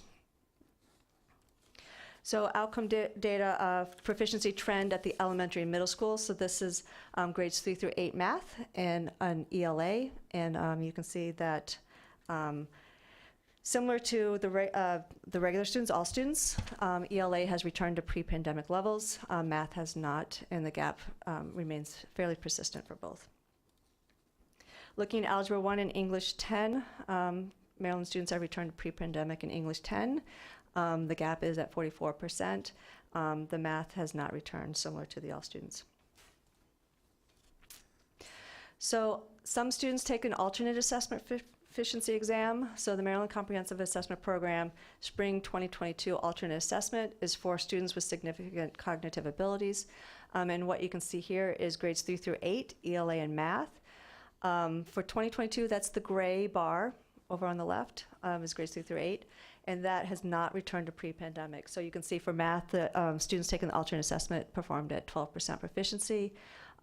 Pre-pandemic at 2019 was at 41%, so it's not returned to pre-pandemic. Similar for grades 9 through 12, which is a high school measure. The gray bar is the current year. We're at 23% for ELA and 21% for math. Students with disabilities in career and technical education. So this is the percentage of high school completion, CTE completion, and career research and development enrollment for the school year 2021. And you can see for high school, so for the CRD, 30% of the students for 31% of the students for 2021 were in the CRD, or sorry, I said that backwards. In the CRD program, 31% of the students were students with disabilities. In the CTE, 10% of the students were students with disabilities. And for 2021, 11% of the students were students with disability that graduated high school. So looking at the high school completion students with disabilities by race ethnicity. So as a reminder, which I actually just presented earlier, about 11% of the students earn a certificate here. Seems weird, but okay. So of the 5,605 students with disabilities completing high school in school year 2021-2022, 89% graduated with a diploma and 11% graduated with a certificate. That is actually true, that's right. And then looking at those students that earned a certificate, the breakdown of the demographics. So 43% of the students earning certificate were African American, the white students were 33%, Hispanic were 13%. And again, over to the right, you see the demographics for all students, so you can make the comparison there that Black African American students graduating with a certificate is higher than the Black African American students for the demographics for the total population. So cohort graduation rates, which was presented earlier, what I want to highlight here is that for 4-year, there is a gap between all students and students with disabilities. It has remained fairly consistent over time. And at 5-year, there's a rate gap of 16%. It's remained consistent over time. Cohort dropout rate, students with disabilities is at 10.8%. There's a gap of 2.5%. College enrollment for students with disabilities. What you will see here is that this is towards the end. So we're looking at students after they leave high school. So students with disabilities, 35% enroll in post-secondary within 1 year of leaving high school, as compared to 63% of students without disabilities.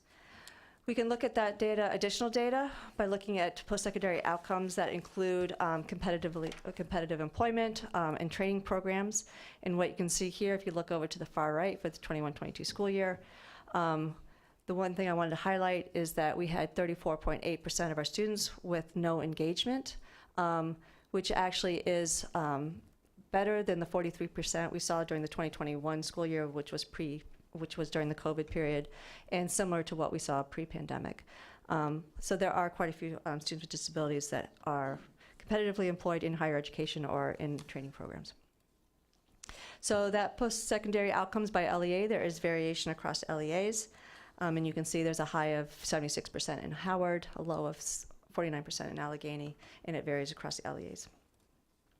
And this just is another look at the trend data over time. And you can see that over to the 21-22, It just breaks it down. That blue line is the percentage of students that are enrolled in higher ed, and then adding into enrolled in higher ed or competitively employed, that's the light blue. And then that gray bar at the top includes higher ed, competitive work employment, and training programs at 65%. And with that, I'm turning it over to significant disproportionality, and I think I'm going to have Matt come up.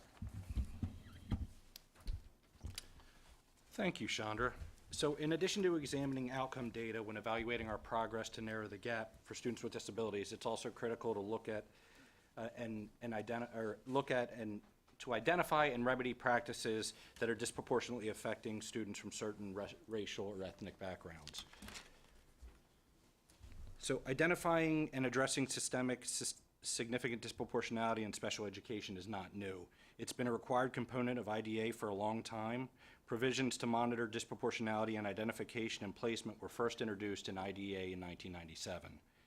In IDA 2004, provisions were strengthened to include disciplinary removal in the identification of significant disproportionality, and also the additional requirement of enforcement actions when significant disproportionality was identified. Revised federal regulations became necessary as a result of a Government Accountability Office 2013 report that showed that very few districts were being identified by their states as having significant disproportionality. In Maryland, in any given year prior to 2016, we identified between 2 and 4 LEAs, which is only 8 to 16%, higher than the national average, but still not good enough.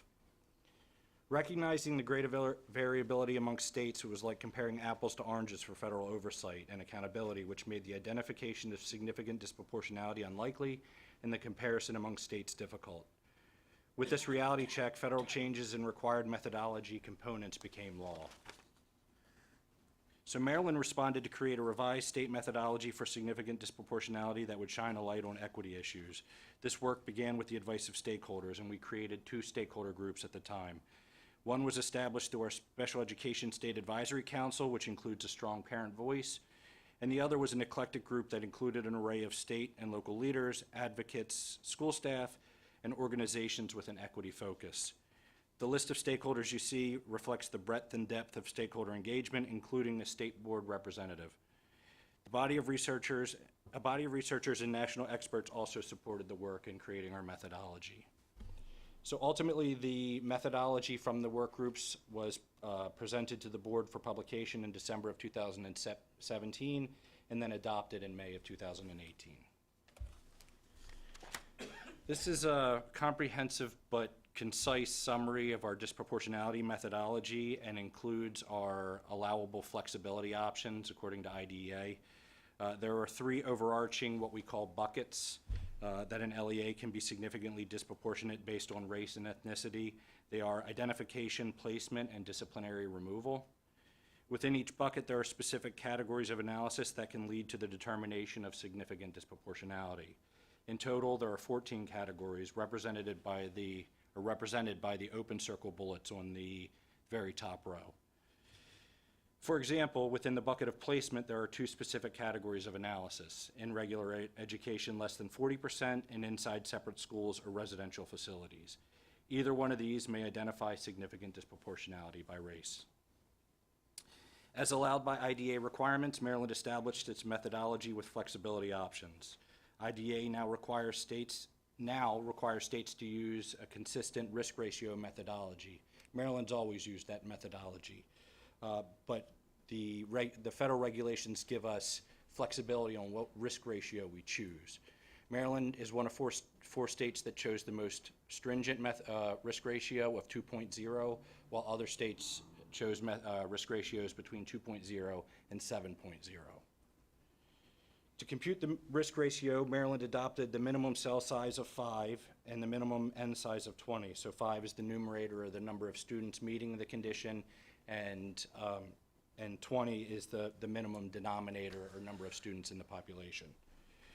The strict minimum population parameters are more responsive and allow for more precise decision-making, and we exclude less data than other states. Maryland also chose to adopt both the multi-year and reasonable progress flexibility options made available by the IDA, offering LEAs the opportunity to be recognized for improvement. It's twofold. We look at consecutive years of data, and then we look at reasonable progress. We generally expect reasonable progress of 0.15, but if a risk ratio is particularly high, over 4.0, we expect reasonable progress to be at least 0.5.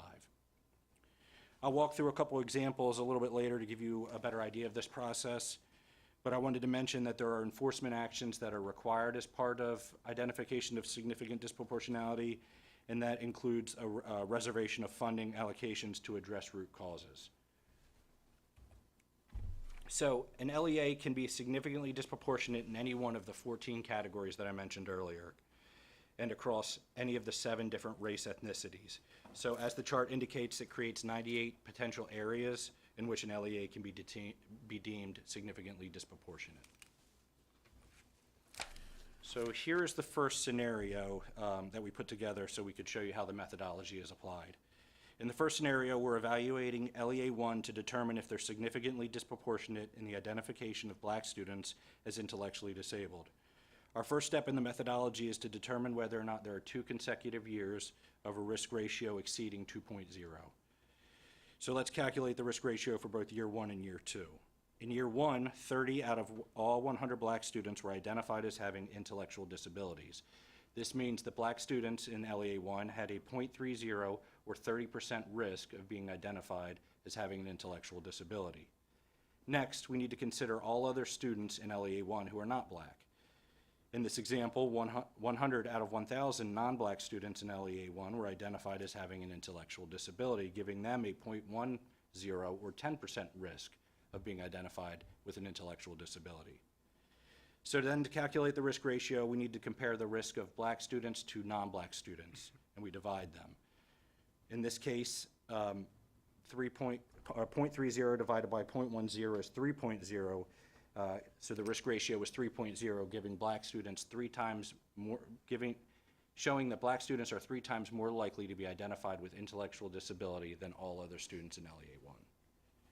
We next need to do the same thing for the following school year. So in year 2, 27 of all 100 black students in LEA 1 were identified as having an intellectual disability, giving them a 27% risk. And then 100 out of 1,000 non-black students again were identified as having intellectual disabilities, giving them a 10% risk. So the risk ratio being 2.7. Once we have risk ratios for 2 consecutive years, we're ready to compare them to make a significant disproportionality determination. In year 1, the risk ratio was 3.0, and in year 2, the risk ratio was 2.7. So LEA 1 has exceeded the risk ratio for 2 consecutive years. That meets the first step in the criteria. So meeting this criteria moves us to the next step of the methodology. Was the risk ratio in year 1 between 2 and 4? Or above 4, which dictates the amount of reasonable progress that they'll need to make. In this case, year 1's risk ratio was 3.0, which is between 2.0 and 4.0, and so the reasonable progress threshold is 0.15.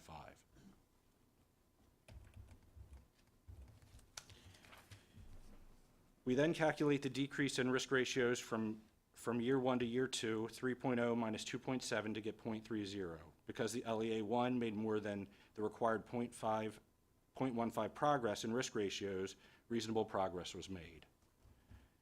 And as a result, this LEA would be determined not significantly disproportionate because they made reasonable progress from year 1 to year 2.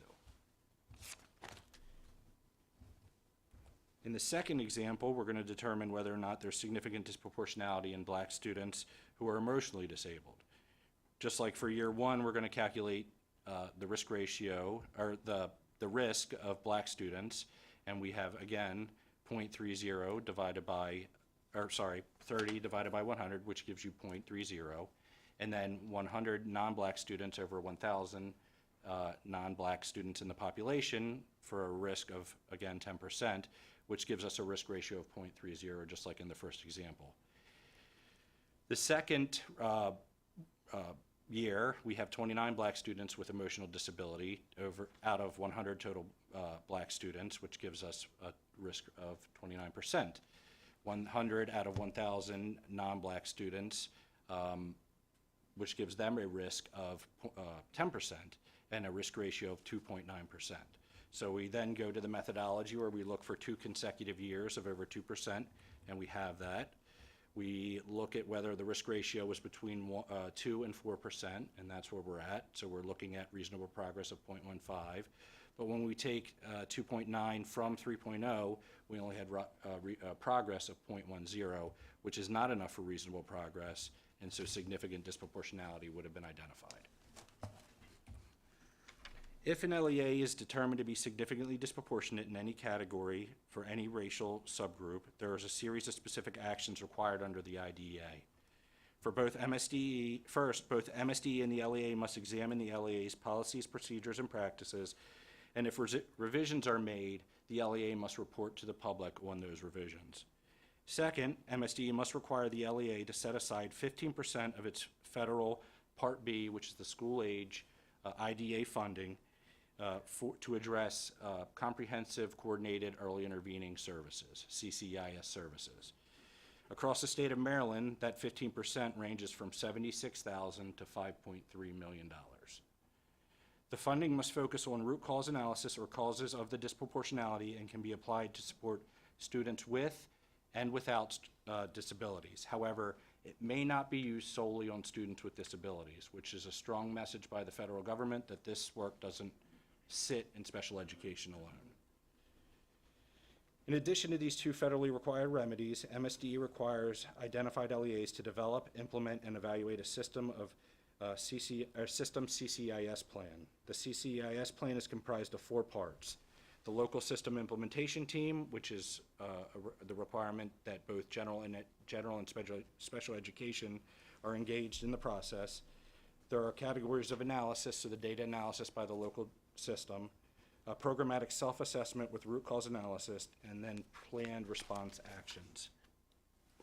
The LEA superintendent is required to sign the CCIS plan since the CCIS plan is the vehicle for LEA response.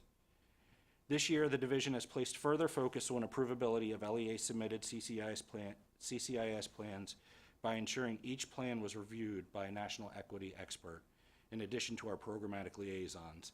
And of note, just like Mr. Chaudhry said earlier, we did not approve any of these CCIS plans upon their first submission.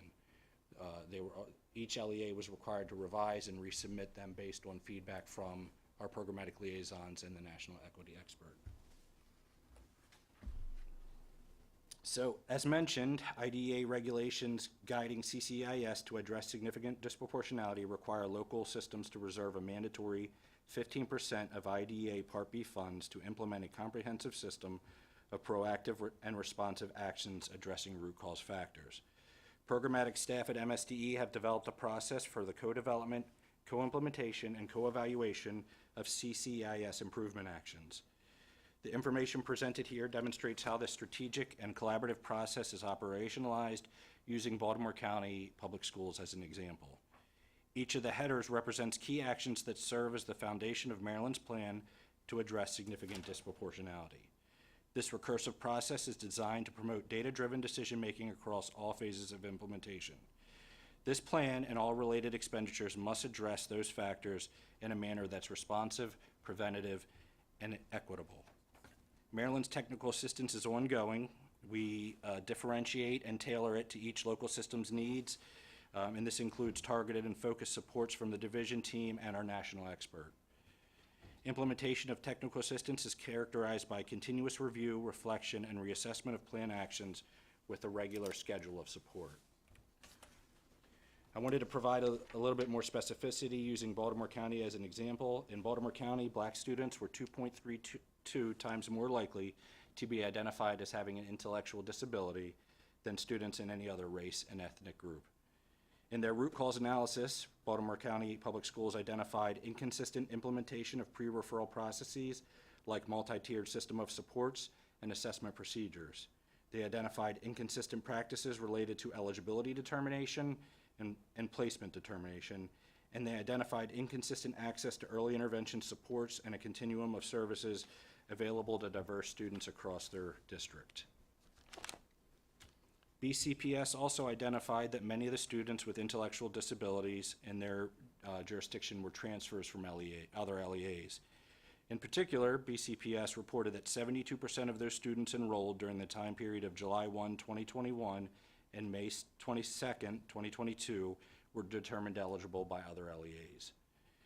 As part of their CCEIS plan, Baltimore County implemented the following improvement actions: system-wide implementation of an eligibility determination guidance document and intellectual disability worksheet, system-wide implementation of a self-monitoring process with automatic notifications relative to IEP decision-making related to intellectual disability notifications, and new system-wide monitoring of pre-referral and referral trends across race, ethnic groups, and school settings to target specific professional learning needs relative to the impact of potential bias.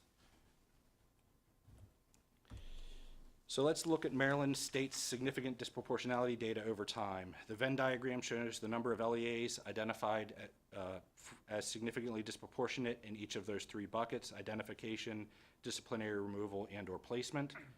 Overlapping areas show LEAs who are significantly disproportionate in more than one bucket. The number of LEAs identified as significantly disproportionate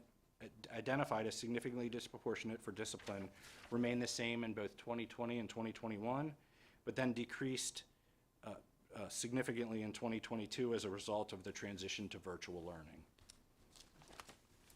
Many of the LEAs in 2022 were found to be significantly disproportionate in identification only, whereas in 2020 and 2021, LEAs were much more likely to be significantly disproportionate in both discipline and identification.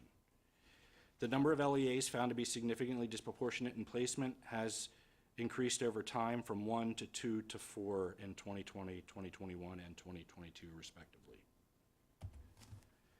In this chart, we've displayed Maryland State risk ratios in the blue bars between 2017 and 2021.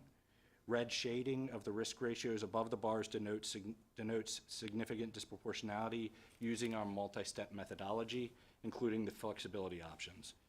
Over the past 4 school years, the state data shows that Maryland has demonstrated significant disproportionality in 2 of the 3 overarching buckets for Black students: identification and disciplinary removal.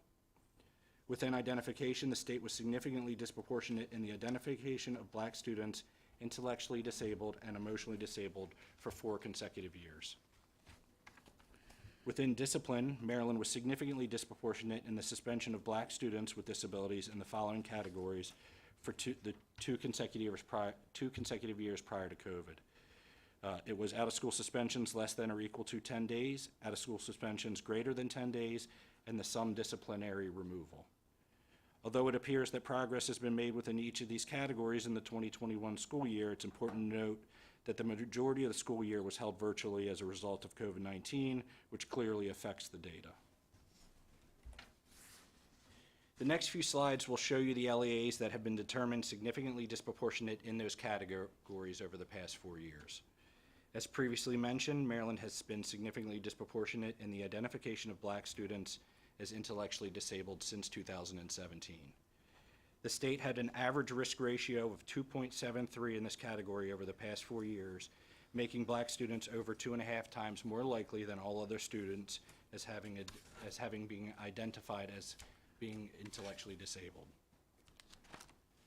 As you can see in the map on the right, 11 LEAs have been found to be significantly disproportionate in the identification of Black students as intellectually disabled at least once over the past 4 years. Like intellectual disability, Maryland has also been significantly disproportionate in the identification of Black students as emotionally disabled every year since 2017. The risk for Black students compared to all other students in Maryland of having an emotional disability decreased slightly in the 2021 school year, but increased slightly the following year. The state has had an average risk ratio of 2.12 in this category over the past 4 years, making Black students consistently 2 times more likely as being identified as having an emotional disability than same-age peers. 6 LEAs have been significantly disproportionate in the identification of Black students as emotionally disabled in at least one of the past 4 years. As a state, Maryland was significantly disproportionate in the out-of-school suspension less than or equal to 10 days for Black students with disabilities in the 2018-19 and 2019-20 school years, The average risk for students was slightly above 2.0 for between 2017 and 19, but rose sharply in 2019-20, in which Black students with disabilities became almost 3 times more likely to receive out-of-school suspensions for 10 days or less than non-Black peers. Since 2017, 13 LEAs have been significantly disproportionate in this category for at least 1 year. And it gets worse. Similarly, the state was also significantly disproportionate in the out-of-school suspension of Black students greater than 10 days in 2018-19 and 2019 school year. However, the risk ratios were substantially higher than those for shorter out-of-school suspensions. Black students with disabilities had an average risk ratio of 4.14 prior to the 2020-2021 school year, consistently making them over 4 times more likely to receive suspensions of greater than 10 days compared to same age peers.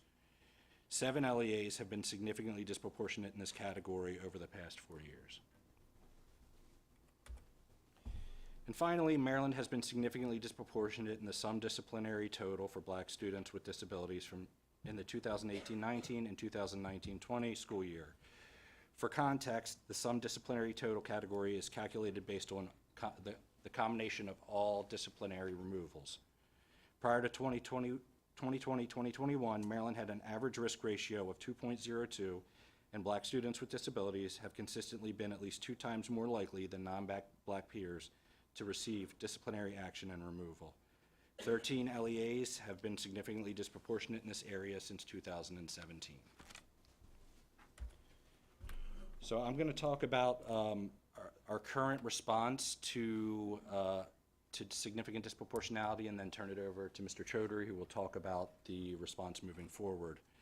So given this history, MSDE has elevated its response to significant disproportionality by building capacity through the hiring of an equity specialist on the floor and a national disproportionality expert, as well as creating regional liaison teams and cross-divisional general education and special education teams. This work, as I mentioned earlier, cannot be done by departments of special education alone. It's a mind shift and a culture shift of adult behavior across education. MSDE has increased the data-informed decision-making requirements to determine root causes for LEAs identified with significant disproportionality, including requiring LEAs to use the significant disproportionality tool within the Maryland Online IEP, which allows them to look at risk ratios all the way down to each individual school. We also require LEAs who are significantly disproportionate to complete a self-assessment.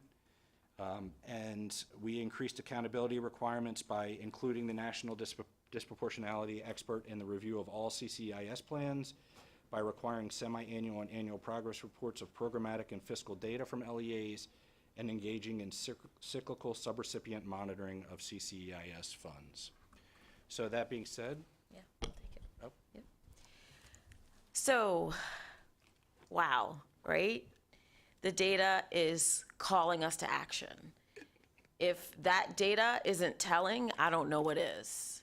And thanks to Mr. Chaudhary and his vision and our work with LEAs, we need to develop a clear response about how we're gonna do better for students with disabilities. So some of the conversations that we've had internally, and Mr. Chaudhary has said, is we really need to develop a robust, comprehensive, actionable, tangible plan to address the data.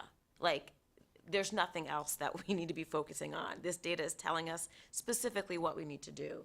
So that is the charge. We need to look across all systems and all demographic groups, especially African American students. We are charged with convening a work group on addressing over-identification of Black or African American students, not just to look at IEPs, but also psychological services. So that's something that Mary Gable and her team in student services, they've already started that work. But again, it cannot just be students with disabilities, special educators, or just student services. It has to be general education too. So we all have to utilize our collective IQ to address this issue and come up with solutions.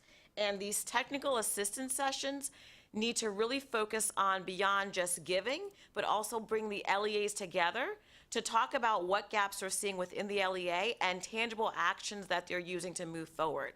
Something that we found to be very, very effective is as we've been pulling LEAs together to review their blueprint implementation plans, getting them together to talk strategically about tangible, actionable items has really been very, very helpful. Some LEAs are like, we don't know what else to do. We want to know what other good practices are out there. And so beyond sort of having the technical assistance where it's sort of stand and deliver and you talk, we need to start bringing people together to talk about action.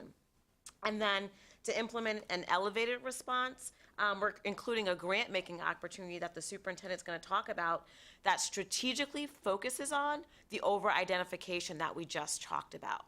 We need to do something that's more tangible and action-oriented, and this is how we're going to utilize grant funding to do so.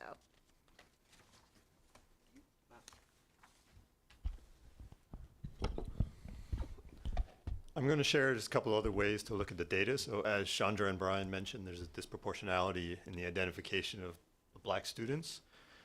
This figure shows that disproportionality has not changed over the past few years. The green line represents the enrollment proportion of Black students since 2020. We can see that's been stable at 33%, but also the rates of identification for Black students in both emotional and intellectual disabilities has been above 50% over this time and really has not changed over these years.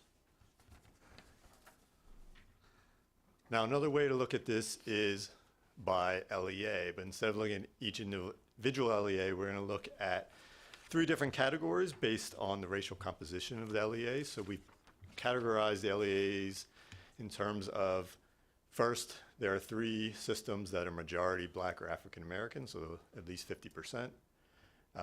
Then a diverse group of 7 systems where there's really no race or ethnicity group that has more than 50% of students. And then the remaining 13 systems are majority white students. And when we look at this data, compare the enrollment of Black students with the identification rate of Black students within these 3 categories, we see that there are still disparities. So first, for intellectual disability, we see for each category of LEA, the identification rate of Black students is higher than their enrollment rate. And we did look at it individually by each LEA. It's not shown here, but we found every system except one, which had a very low count of Black students, was over-identifying Black students for intellectual disabilities last year. And then similarly for emotional disability identification, we see that for each category of LEA, there's a higher identification rate for Black students than their enrollment rate within those LEAs. And for each LEA, about 2/3 of the LEAs have a higher identification rate than their enrollment rate for Black students.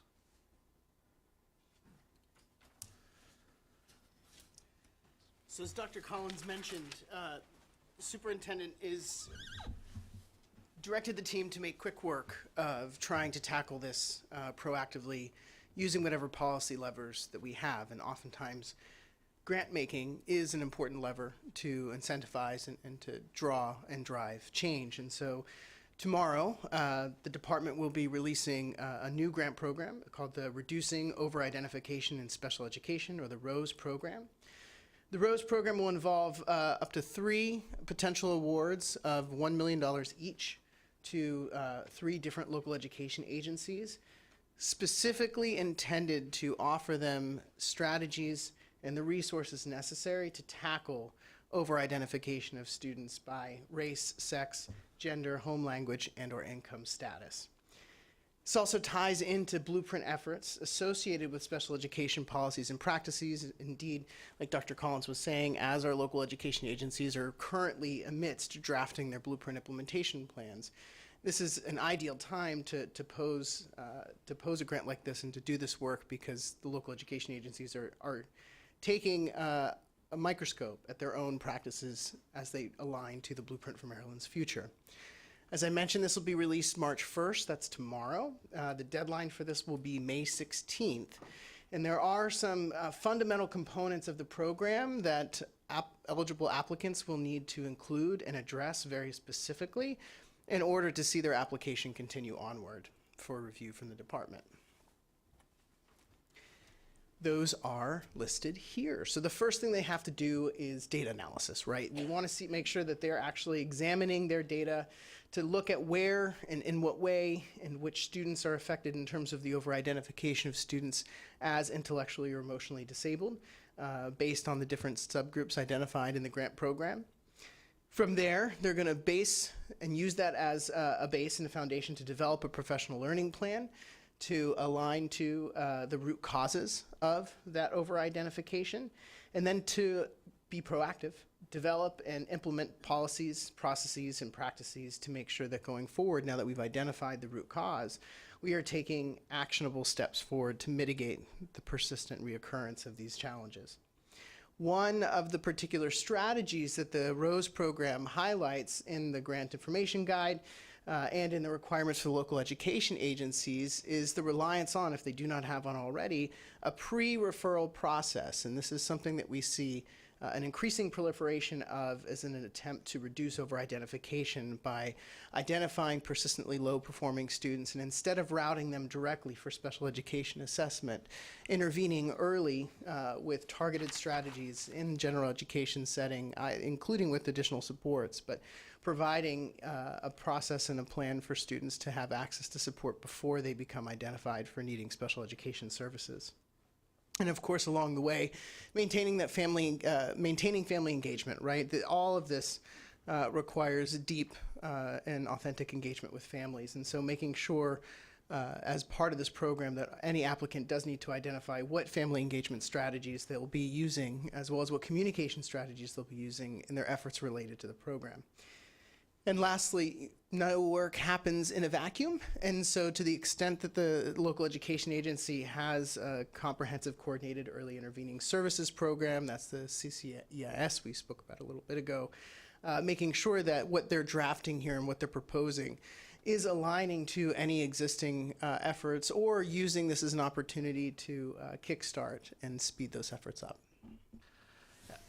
This is not a problem we have to live with. Right? The Rockefeller painting on Ruby Bridges. We are literally living with this problem. The districts I worked at, we had to get sued to fix this problem. Sorry, Elliot, but if that's what it's gonna take, this is an ugly problem and it looks at us in the face every single day, right? And we risk, to care about special education means being certain who it's for and what they need. We are misidentifying some students and many students. And this is not a problem for just majority Black districts either. That's why I had Matt run the data. So this is a problem coming out of the pandemic as people say, oh, something's wrong with Muhammad, so we tried our best. You heard Snow Hill, tier 1 is everything. And yeah, we throw out the word MTSs. This is a problem that we continue to live with and we don't have to live with. This is an ugly problem. And I don't see how we can't turn this around with all this money we're putting into education that I could only dream of in California, in Los Angeles, in Dallas, in San Antonio, in Texas. So we're gonna have to tackle this. If I have to be run out of town on this issue, I'll be run out of town. This is an ugly problem. And so we gotta do something about this.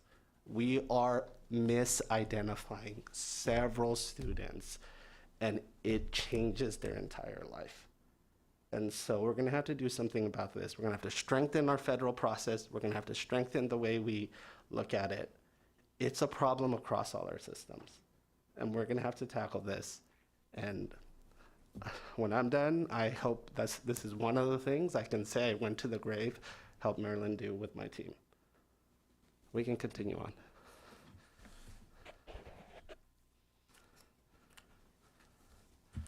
Mr. Superintendent, are there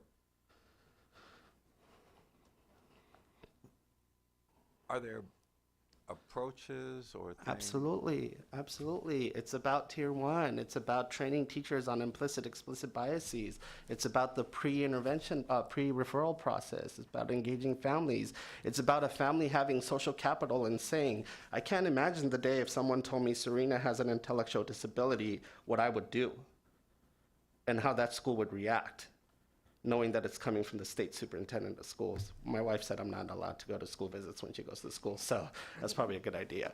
But it's about all those things. And so, you know, California is reckoning with this right now. In the grant guide, I provide case studies. Berkeley Unified doesn't get left and progressive as Berkeley Unified, right? And they are reckoning with this issue after they got in trouble. And that's a diverse district, right? Palo Alto Unified, affluent districts, right? Yes, there are. It's about good first instruction. It's about good intervention system. It's about being right. It's about looking at a kid and knowing that, yeah, they're just not grasping the concept, so I got to teach them better. I got to approach it differently. There are kids who have emotional disabilities and there are kids who haven't, but there are many kids who do not, who are being misidentified. And it's also a racial problem too, in all of our systems. Did you see the numbers for our diverse districts?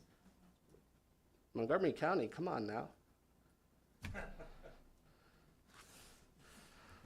All right.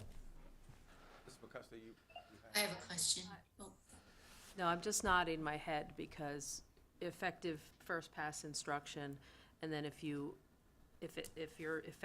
doing effective first pass instruction and you still have students that need intervention, you have to make sure that you're identifying the intervention. You have to be tracking your data, and if that intervention isn't working, you need to try another intervention. You know, you can't just pass kids through. Oh, this kid just can't learn this, he must be special ed, and you throw them into the identification process. Not only are we over-identifying students, but we're also bogging down the special ed process and making special ed teachers' loads much, much heavier. We already don't have enough special ed teachers to take care of the special ed load that we have, and if we're over-identifying, we're only exacerbating that problem. When if districts and teachers and teams of teachers are taking really hard looks at first pass instruction and working together to develop effective interventions and tracking their data, then we find out what works. Fix the problem is the wrong thing, but we find out what works. We bring the children up to par on whatever that skill is, and they're not thrown into and labeled as a special ed child when they aren't really. They just needed some extra support or intervention. And as he's going through this, I'm just nodding, going, because these are the things that we need to do in schools. But teachers need time to do it. They need to be able to meet and do these kid talking, and they need to be trained on how to do these interventions and trained on how to track data effectively and given the time to do it. Because we're bogging the system down and we're labeling kids who should not be labeled. You think autism is something that people well off get and people not well off get? We have a 60-40 split. Autism is non-economic disadvantaged students are more autistic in Maryland than economic disadvantaged students. Autism is a more acceptable disability sometimes. Yeah, that plays out too. Yeah, than intellectual disability. My kid is autistic, not intellectually disabled. Dr. Wilcoxon and Mr. Bartley.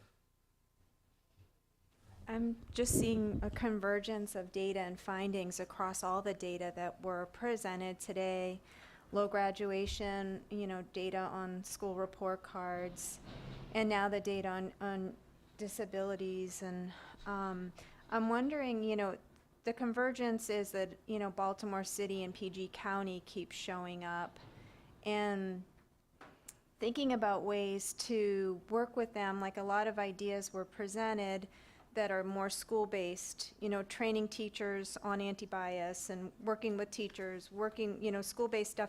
But I'm also wondering if this Rose opportunity could be something that bridges different systems, so like family navigators to help bridge across education, healthcare, social services, and will that type of an approach be something that could be considered by these grants? And, you know, those types of approaches could support families and, you know, and support students as well, having another adult who can help with various roles. And I'm just wondering if that could be something that's under consideration or not. If it's part of their plan, right, ultimately you take a holistic approach. So if it's part of their plan, I want to see, I just put out a design challenge for all 24 LEAs, $1 million. $1 million for you to rethink this and do better on top of your CCEIS plan.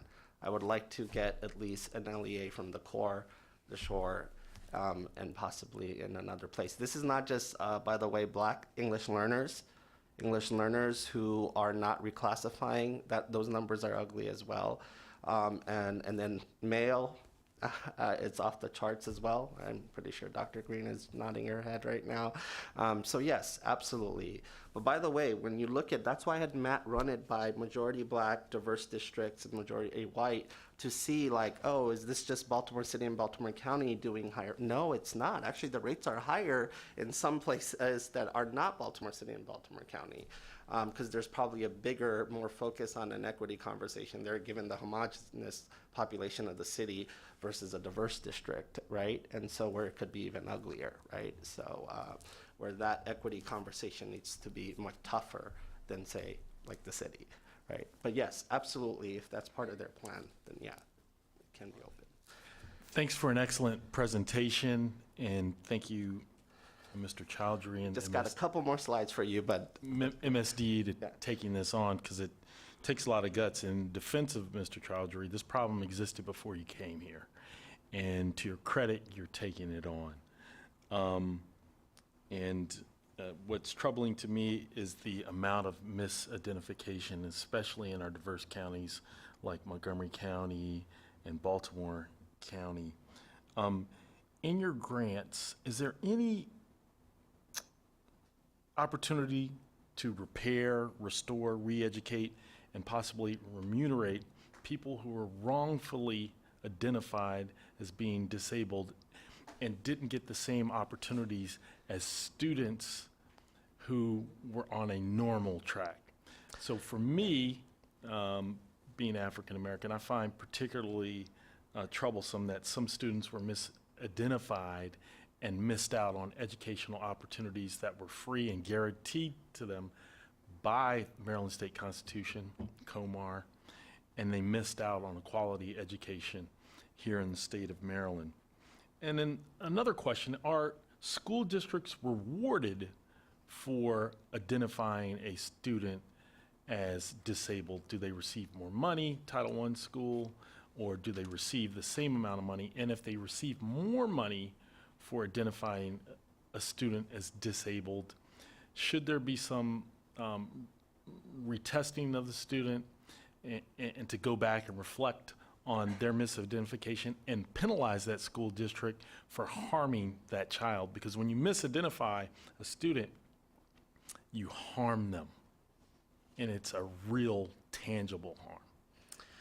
Once an IEP is on you, you update that, you visit that. I had, class sizes of 30 in Los Angeles, half of them had IEPs on most years. I was a great teacher because I followed those IEPs, but yeah, to take it off is just doesn't happen regularly. You can update it, Brian, correct me if I'm wrong, but to take it off, so it is like a sentence at the end of the day, and I will use that word. Everything you threw out there, I think all those things need to be on the table. They do. Right now, I'm using the carrot approach. Right, the grant is a carrot approach. All those Maryland Leads and Science of Reading, that's a carrot approach, right? You get stronger after that, right? And at the end of the day, this is not one of those things. I hope the carrots work, but I'm not gonna wait that long. When they told me, oh, we're doing a work group, oh my gosh, not another work group. I don't want another work group on this. I want something else. I want more action. And so, no diss on work groups, guys. I understand it helps stakeholders come together, but I'm not going to kick this can. We have the data. So you're absolutely right. So that's the last part you said. Yeah, they do get more funding for special education. So there could be perverse incentives and what that looks like. And it does deny them access to things. We have a whole legacy of tracking in our state. So you're not getting access to advanced courses, or you're not even considered, right? Because of what we look at. So yeah, we have to go. This is a full out assault on reducing over-identification and getting it right. Again, to care about special education is to care about for who and what exactly it's for, right? And so I'm gonna need your support and backing because it's gonna get hot. and so I look forward to the districts that hopefully step up to this design challenge and us doing it well. I'm going to mildly push back on you Sure.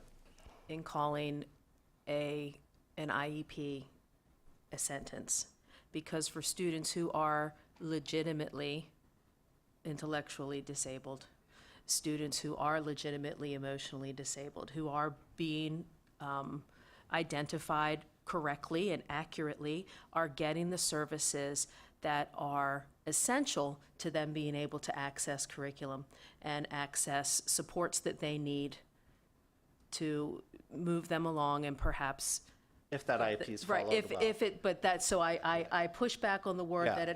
that the broad characterization that an IEP is a sentence, because if it is done properly, it's not a sentence. It is a legitimate, necessary support that allows a student to access what I would say is one of the most important things you can access in this life, and that's an educational process. But the ones you mistakenly put them in the process. I just want to, Yeah. I don't want to hit that broad characterization and say that this entire process is some sort of negative thing for every child, because it is an absolutely not. positive and in some cases liberating thing for a child. IEPs made me who the teacher I am, so I just wanted to.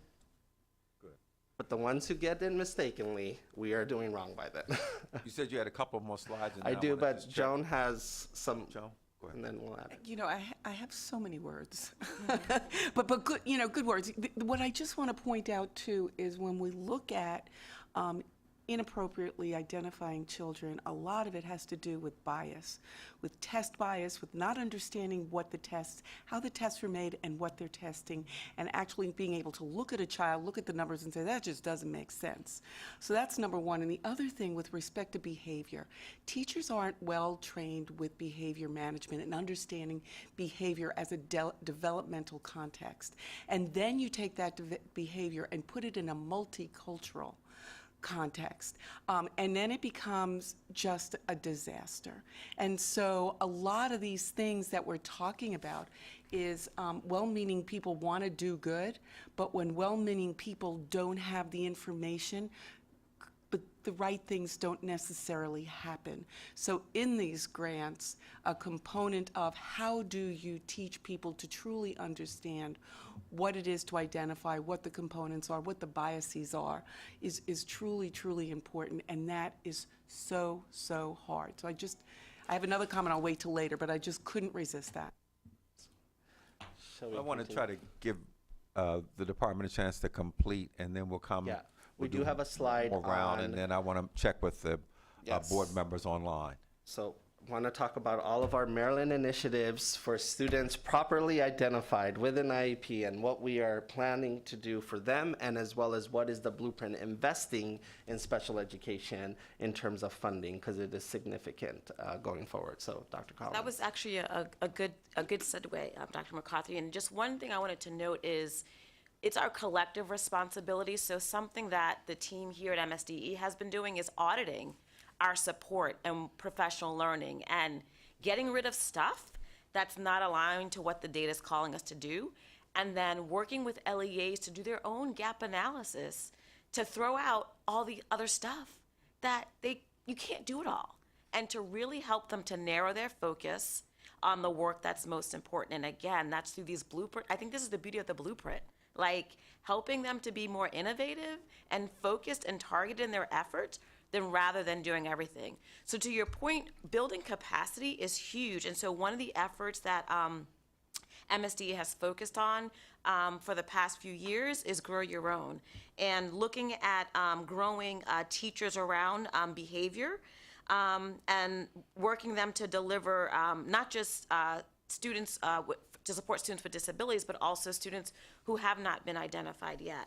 So there are 3 initiatives underway to build the special education workforce by working with professionals who have a commitment to building their capacity and getting certifications. 2 of the programs partner with Maryland universities to train teachers in the science of behavior and enable them to earn board certification as a behavior analyst. We've had a lot of feedback and conversations with LEAs that this is truly a need, and so these efforts are helping to grow that. These professionals will be prepared to support schools in developing individualized, proactive plans to meet the needs of children with challenging behaviors, reducing disruptions in education, and to support their progress. And again, it's intervening before, right, earlier on rather than after the fact. And so thus far, we've had about 40 graduates from the program. Also in Frederick County, through the Maryland Leads program, they've developed a Grow Your Own program, and that's the opportunity for general education teachers to obtain a special education certification, again, with a focus on behavior support. And they've been really focusing on growing the pipeline of teachers and other professionals, including support staff. Their goals are to train 16 current Frederick County teachers to be applied behavior analysts, including significant practical and critical internship experience. They will be licensed when they complete it. And to also train special education teachers with job-embedded experiences. And they have specific goals that they have implemented and will be monitoring. Again, the Maryland Elevates grant was really an innovative opportunity to be a game changer for LEAs to really address the behavior support that is needed in the LEAs. All of the 3 programs that I mentioned provide tuition support, and also participants in these programs must commit to working in Maryland once they've completed their program. Another initiative that recently has started in Maryland is a very exciting initiative because we're targeting 2 LEAs that we hope can serve as models across the state.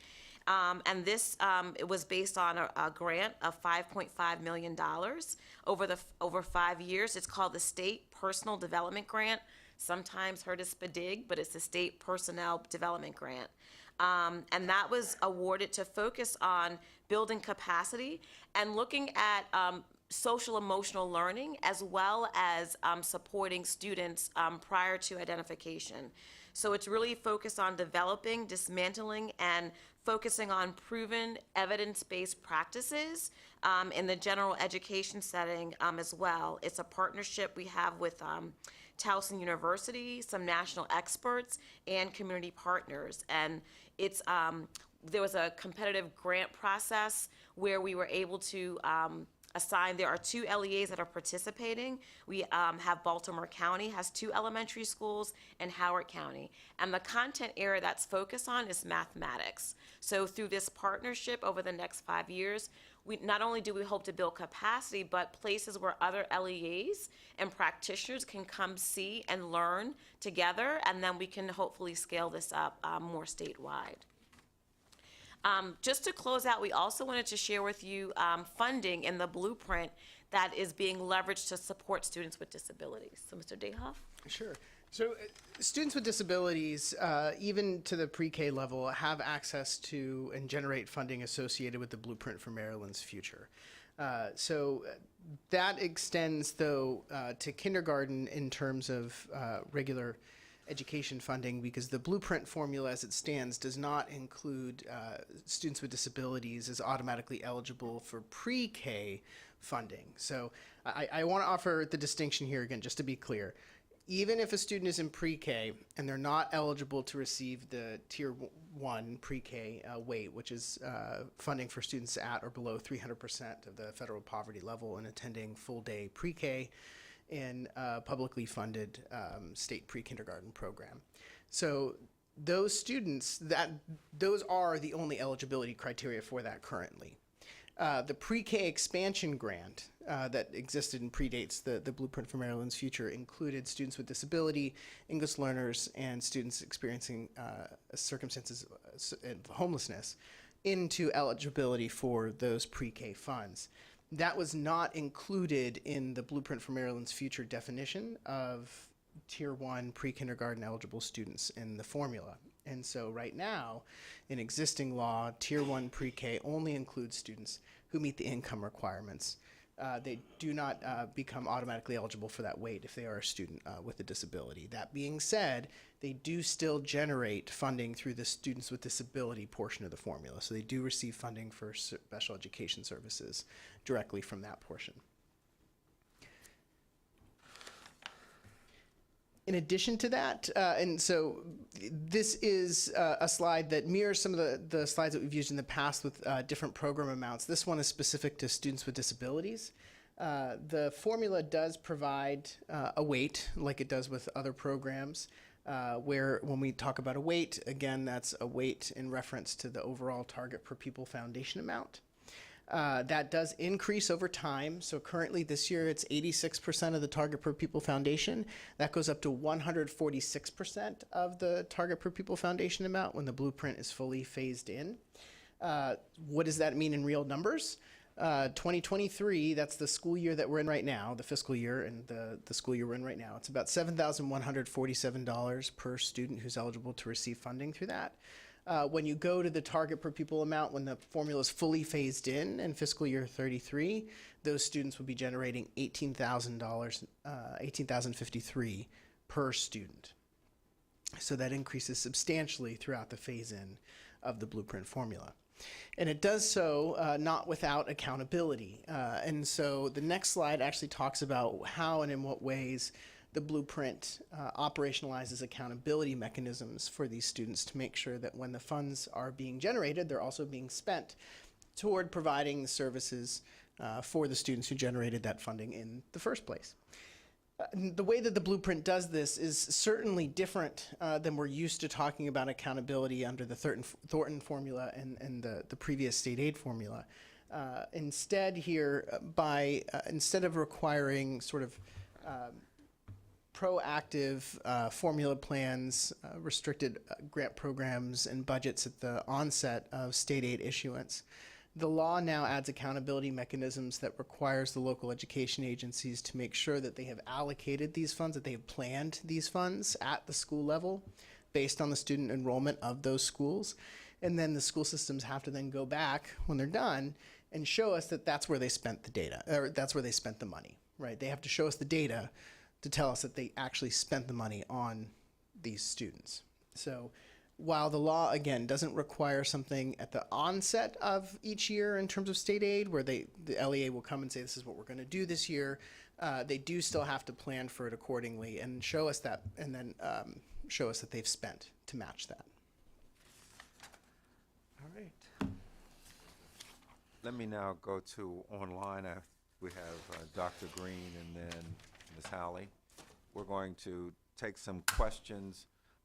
With your permission, I would like to see if we could, we're not going to solve it today. We appreciate the superintendent bringing this to our attention, but maybe try to conclude our conversation in about 10 minutes. We still have appeals and things to deal with, so I wanted to do that, and if we can. So Dr. Green and then Ms. Howley. I just want Mr. Chaudhry to know that I applaud him and his team for tackling this problem. And as Mr. Bartley said earlier, it did not start during his tenure. It started many years ago. And like I said, I've been in Maryland education since 1974. So, you know, it's been increasingly problems that's just been kicked down the road until finally it's gotten so big that it can no longer be ignored. I really like the fact that you are pressing for a pre-referral process and engaging the family. I think one other thing that has hurt our children in being labeled, overly labeled, and overly diagnosed in special education, another thing that has hurt us and I'm not sure it's something that we can solve or that the state can solve, is that there are incentives. You know, you touched upon that, you know, a little while ago. There are incentives to LEAs identifying students as special education. And a little known fact by a lot of people is that there's an incentive for parents to have their children identified with IEPs. I've known parents who were excited because their child would now be qualified for a Social Security check. So those kinds of things are inherent in the system that's kind of fighting against us. But in the meantime, we do have to help these babies because, and I know what you were saying, Ms. McCuster, that is not a sentence, but for, as Mr. Chaudhry said, for those children who are placed in this system because of the decisions of the adults around them, decisions that are not always in their best interest, it does become a sentence. Because once you're labeled special education student, you are tunneled. You have tunneled into a certain career or lack of careers that it's very hard. It's like a quagmire trying to get out of it. So well done. Well done, Mr. Chaudhry. You know, I'm going to put you at the top of my prayer list for this. This is wonderful. Thank you. Help the babies, please. Thank you. Keep praying, because it's gonna, yeah, please do. Ms. Halley? Yeah, I have a comment and a question. So my question is, do any of the grants that you have put out to the LEAs have a component that looks at students who have been labeled incorrectly, remediating that, having them that come off of their record and making sure that they are getting the services they need? That's one question in terms of the grant structure. And the other thing is, in terms of the additional funding that was at the end of the presentation, it was mentioned that there's accountability, that the funds will be spent for the students who are supposed to receive these services. Accountability to me is what you've been saying consistently, is that student benefiting, are they growing? So that's what I'd like to see in terms of a link with funding.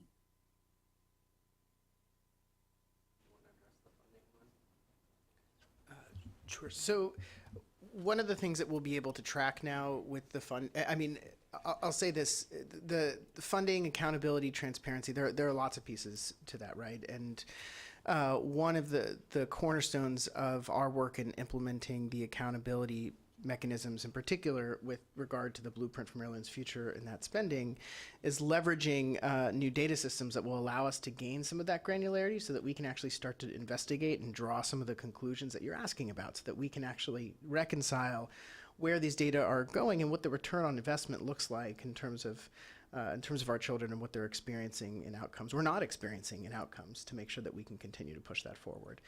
Part of that requires making sure that we have the data infrastructure in place to do so, and that's something that we are working on quite a bit right now with the new statewide finance and data system. Thank you. And with regard to the grants, is there any element in these grants that looks, they seem that you're looking to have better practices going forward and better education in terms of how model systems, but I'm wondering, is there any element that looks back? Yeah, I'm going to have Brian explain what the process normally entails to come off of an IEP, but in these grant making processes, you can definitely revisit that, and parents revisit IEPs in schools every year. The burden of the proof is ultimately on the parent, but you know, the process does enable them to look at it, but to come off is very challenging at times, and in order to do that. So Brian, can you share what that looks like? So eligibility for special education is good for 3 years. Once that 3 years is up, you have to reevaluate and assess to redetermine eligibility. What doesn't happen as frequently as it should is a redetermining of what disability category the student should fall into. So most cases, they're just looking to determine whether or not the student is still eligible, and then developing the IEP based on the student's needs. And if part of the district's proposal who wants to do this, they want to do that, definitely welcome that. That's why one of the things, as I dug more into this issue and I thought back through my career to date, The parent engagement factor was absolutely crucial. Parents have to know. They have to know. They have to know their rights. They have to know to ask the right question. They have to demand that, right? So that's very important. So that remediation also happens through the parents being armed with better information as well. So if a district wants to commit to that, we will fund that process, absolutely, through this grant-making process. I'm hoping 3 amazing models come out of this. That's my goal. Thank you. Ms. Jung, you had a question. Yes, I do have one question or clarification.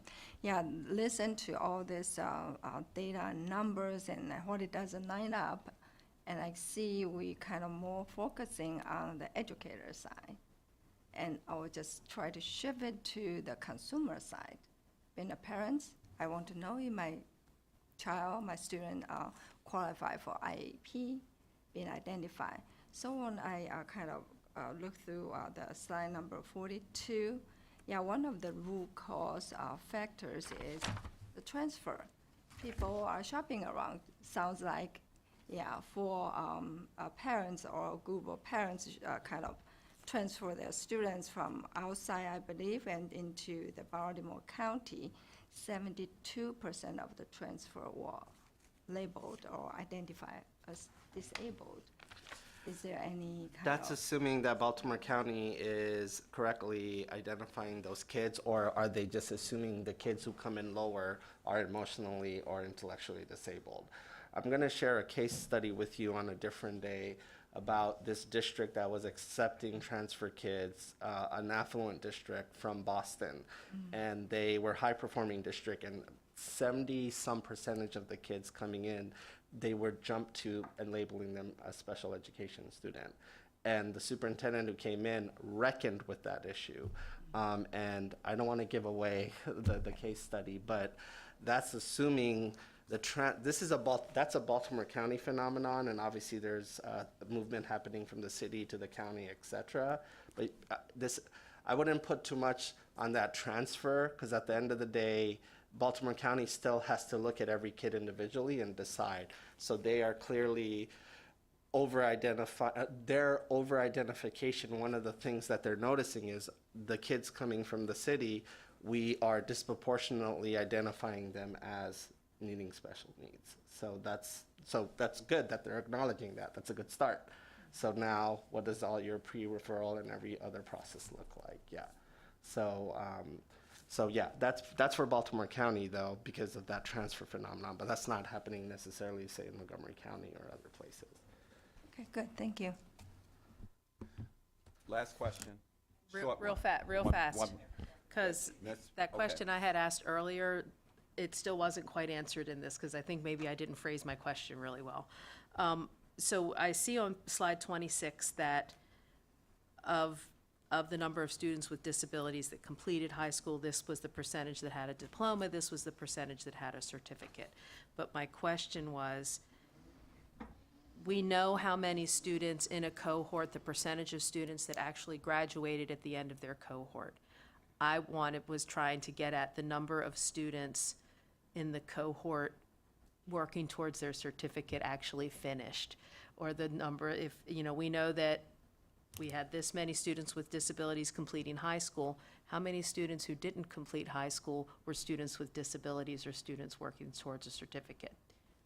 How many Do you know what I'm saying? What percentage? students who dropped out were students with disabilities? Right, or students who were trying to work towards a certificate and were unable to meet those requirements to get a certificate. And I'm not asking for the answer right now. I'm just curious to know. Yeah, we can get that. That doesn't seem like, as long as, Chandra, we can have. Yeah, we can run it. It was Yeah, just. it wouldn't be hard. The yeah. profile of the kids who are dropping out and give a Right, demographic. that's, yeah, breakdown. I think I didn't phrase it well Got it. first time around. Yeah, yeah. Thank you. But that's what it is in a nutshell, yeah. Comment. So thank you for this. I could talk all day about that, but I'm going to hit the stop button. But I do want to say that part one was delivered by Marcella Frankowski. I know that she had designed the bulk of this presentation, and it was modified a little bit. She was the assistant superintendent for early childhood and special education, and played such a large role in shaping the state of the systems put in place for special education and worked really hard. So I just want the board to acknowledge, even though she's not here, she has moved on to other things. I just want the board to acknowledge the years of hard work and the dedication that she gave to special education and early childhood in the state of Maryland. She was really a unique employee for the state. So I just wanted to let everybody know that. Okay, very good. General? I guess my question is, there have been instances where the system has not wanted to label the child or say they have an IEP. But then the parents, as one of our members, Dr. Green said, they want it, and they will go out and they will get attorneys, and then the federal government will come in and say you have to do that. And then a few jurisdictions that I've spoken to, and the one that I served with, it got to where it was just easier to say yes than keep fighting. So what do we do to help the local jurisdictions be faithful to the student and we need to have their backs when they say, no, this child really doesn't want that, because that's a little bit of why these numbers are up. That's what I found out in my local jurisdiction of Somerset. And we went back and started looking. We said, we need to play hardball. And we did get it down a little bit, but none of those children that I know of ever had their initial IEP reversed. They retained it through the rest of it, and the parents wanted it desperately. So we need to also tell them, how do you do this? How do you say no and be successful? Thanks. In short, you collect data and you exercise your system rights and say, because of these data, we don't see this child as eligible. And then when it goes to an administrative law judge or wherever it goes after that, the school system has those data to say, this is why we're in this position. And sometimes you have the data, but they still enroll with the parents.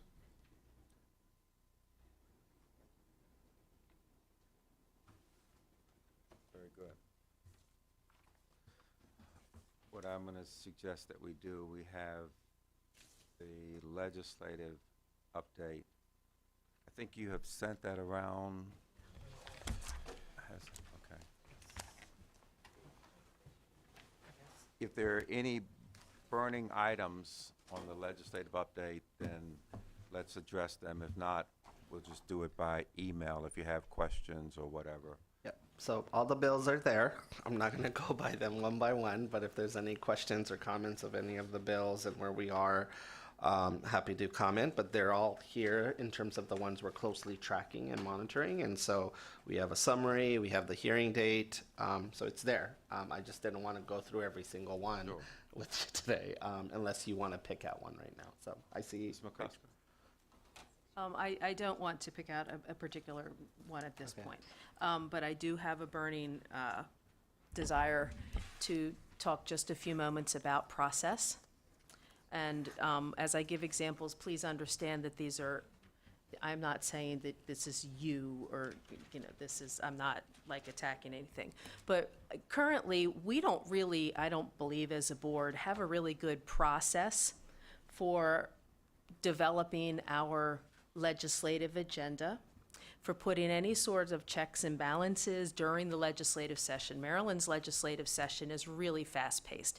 It's a hot 90 days, right? They're working on this stuff well before the session begins, and we are behind the 8 ball in a lot of, as a board. It is, and as a board, it is our responsibility, our charge to develop and regulate policy, education policy for the state of Maryland. And if we don't have a process in place to keep track of bills as the session's going, we might have 3 meetings. There are bills happening in between meetings. There's hearings. Bills are being presented. There's hearings. And we're not in a position to weigh in as a board on ones that may affect really broad and large policy issues. And we could be in a position where in the future where a future board might have one idea in policy and a future superintendent might have a differing idea, and that superintendent could simply go get a legislator to put in a policy. They could promote the policy, testify on the policy, and this board has no process in place to insert what they might be thinking on the policy. And so you may end up with converging ideas where a superintendent is moving in one way and a board was looking to move the other way because we lack a policy and a process on how we handle the legislative session and how we make sure that we are coordinated in our legislative effort. So I would just like to put out there that I believe our board needs to develop that process this summer so that next year we can hit a legislative agenda, hit the road running. It used to be that we weren't that involved in politics, but now education is a political flashpoint. And if we aren't leading policy as a board, then policy is happening to us. They legislate it, and it gets dropped in our lap, and we have no say. But if we are proactively developing a legislative agenda and working towards that legislative agenda in tandem with our superintendent, then we are developing policy as the board, which is our charge. That's all. The only thing I will say is if we go down this roll, I mean, last year you guys submitted testimony on a virtual bill. We were a little bit on opposite sides of that, not truly, but on some elements of it. So I would just say the notion of just being in tandem and lockstep all the time, I don't think that's realistic, but I would love that to be the case, but it's very possible. Even the way you guys take votes sometimes, you're not united, but the majority in the aggregate. But I would, I mean, at the end of the day, there are some bills that are about implementation, right? And so ultimately, I'm going to weigh in on those. You entrust me to weigh on those. But like, for example, next year we've been talking literacy bill, right? That's something hopefully we all come out swinging together, and it's a department and state board bill and such. But And there's I'm going not to be talking about every nitpicky little thing. Yeah, I'm just yeah. saying, in broad policy, Yeah. this board needs a process to be involved in the political scene in Maryland, and in a timely way, because it happens too fast here. And we don't monitor it. We got this, and we got one last month, and it's been a month. And how much has happened in that month that we may have, I'm not saying anything has happened yet, but I'm saying that we may have missed from a broad policy perspective. And I just suggest that we get some sort of process in place so that we are better prepared. As I mentioned to Ms. McCusker, Susan and I had already started talking to Zach about, during the summer, begin to really think about this. And I think about an agenda and how we'll handle that. And that'll be something that I think we need some time to think through as to what it would look like, also engaging the superintendent. This would be something fairly new, I think, or at least for recent boards to have really thought that through. But we now have the capacity to begin thinking about things like this, and we just think that thinking about this over the summer is an appropriate thing for us to do and figure out how we want to go forward as a board. I think would make sense. Yeah. And in the midst of all of this, always know that education bills come out all over the place out of the woodwork. Absolutely. I found out the day you found out for many, and so, there's a bill to give me a 15th boss, right?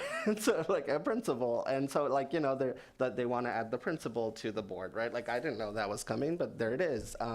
There's just different, that's the other thing to know about it. I'm also the pace of Maryland's legislative session is something else. We have to take all of that into account. Any one of the members can introduce a bill during that time, and that's just the reality. So we have to think it through and figure out we'll have to figure out a process and an approach. You can pass the blueprint in one session and change it the next session. There's no rules to the game, right, Zach? Ms. Moore. So I guess my question, and this can certainly be an email, this doesn't have to be live, but I think it would be nice to know if there are any bills that MSDE has specifically requested, testified to support or oppose. If there's any, I assume this is all the ones that we're tracking. This isn't necessarily These are the Like- vast majority tracking whether we have submitted letters of information or taken a stance on, or just watching and wait and see, and then weigh in other ways. There's multiple ways guess- to mess with a bill, right? So Yeah. I know that we submit a lot of information in like the fiscal and policy notes. Yeah. I guess I would just be interested in the list of ones that are either department requested and specifically like opposed or supported. If there's a shorter list of those Yep. via email or something, that would be fine. There is no like department bill this year. We have consultant on bills, so those I can, like the Educator Shortage Act. Tomorrow, the governor's doing testimony. I'll be there with them, with her as well. There you go. We'll be on a panel together. And so, but just an example of that, we've consulted on things. And just so you know, we get emails inviting us to join so many different bills and such. One thing I will say, the team told me to take that as a positive sign, because before they didn't even ask us. What I would like to do is, because you guys will jump on me when we conclude at about 6:30, because you'll say, we're still here till 6:30. Well, in part, we're here because we have a lot of great questions, good material. So with your permission, what I'd like to do is to read the statement that would allow us to go to executive session. And then from there, it's been a good day, a lot of good information. Pursuant to section 3-305B1 and 3-305B7 of the General Provisions Article of the Annotated Code of Maryland, the Maryland State Board will adjourn to executive session to discuss the following: 1 appeal, 1 oral argument, 3 draft orders, and then an update on personnel matters. At this time, the floor is now open for a motion to allow us to go to executive session. Is that Ms. Howley? Yes. Okay, and seconded by Dr. Millie McCarthy. Seeing no questions, let us vote. All in favor of adjournment to executive session, please say aye. Aye. Opposed? Abstention. We'll target come back in an hour. Okay, thank you very much, everyone.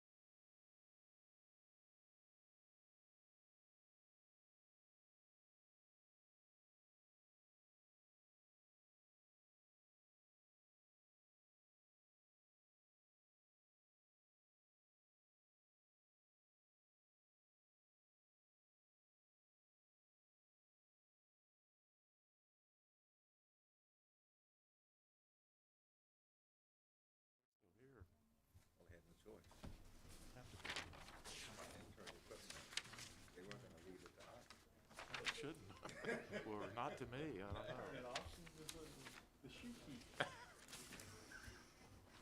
Good afternoon, or good evening, rather. We are now. Good evening. We are now reconvening from executive session. Want to now, with the board's indulgence, we're going to forego the board member report outs. Any board member that has a suggestions on agenda items, if you could send those to Zach, and we'll make sure that they are considered. At this time, I'd like to turn to Mr. Schoen to give the report out on the cases. Thank you, President Crawford, members of the board. We have several matters to report out this evening.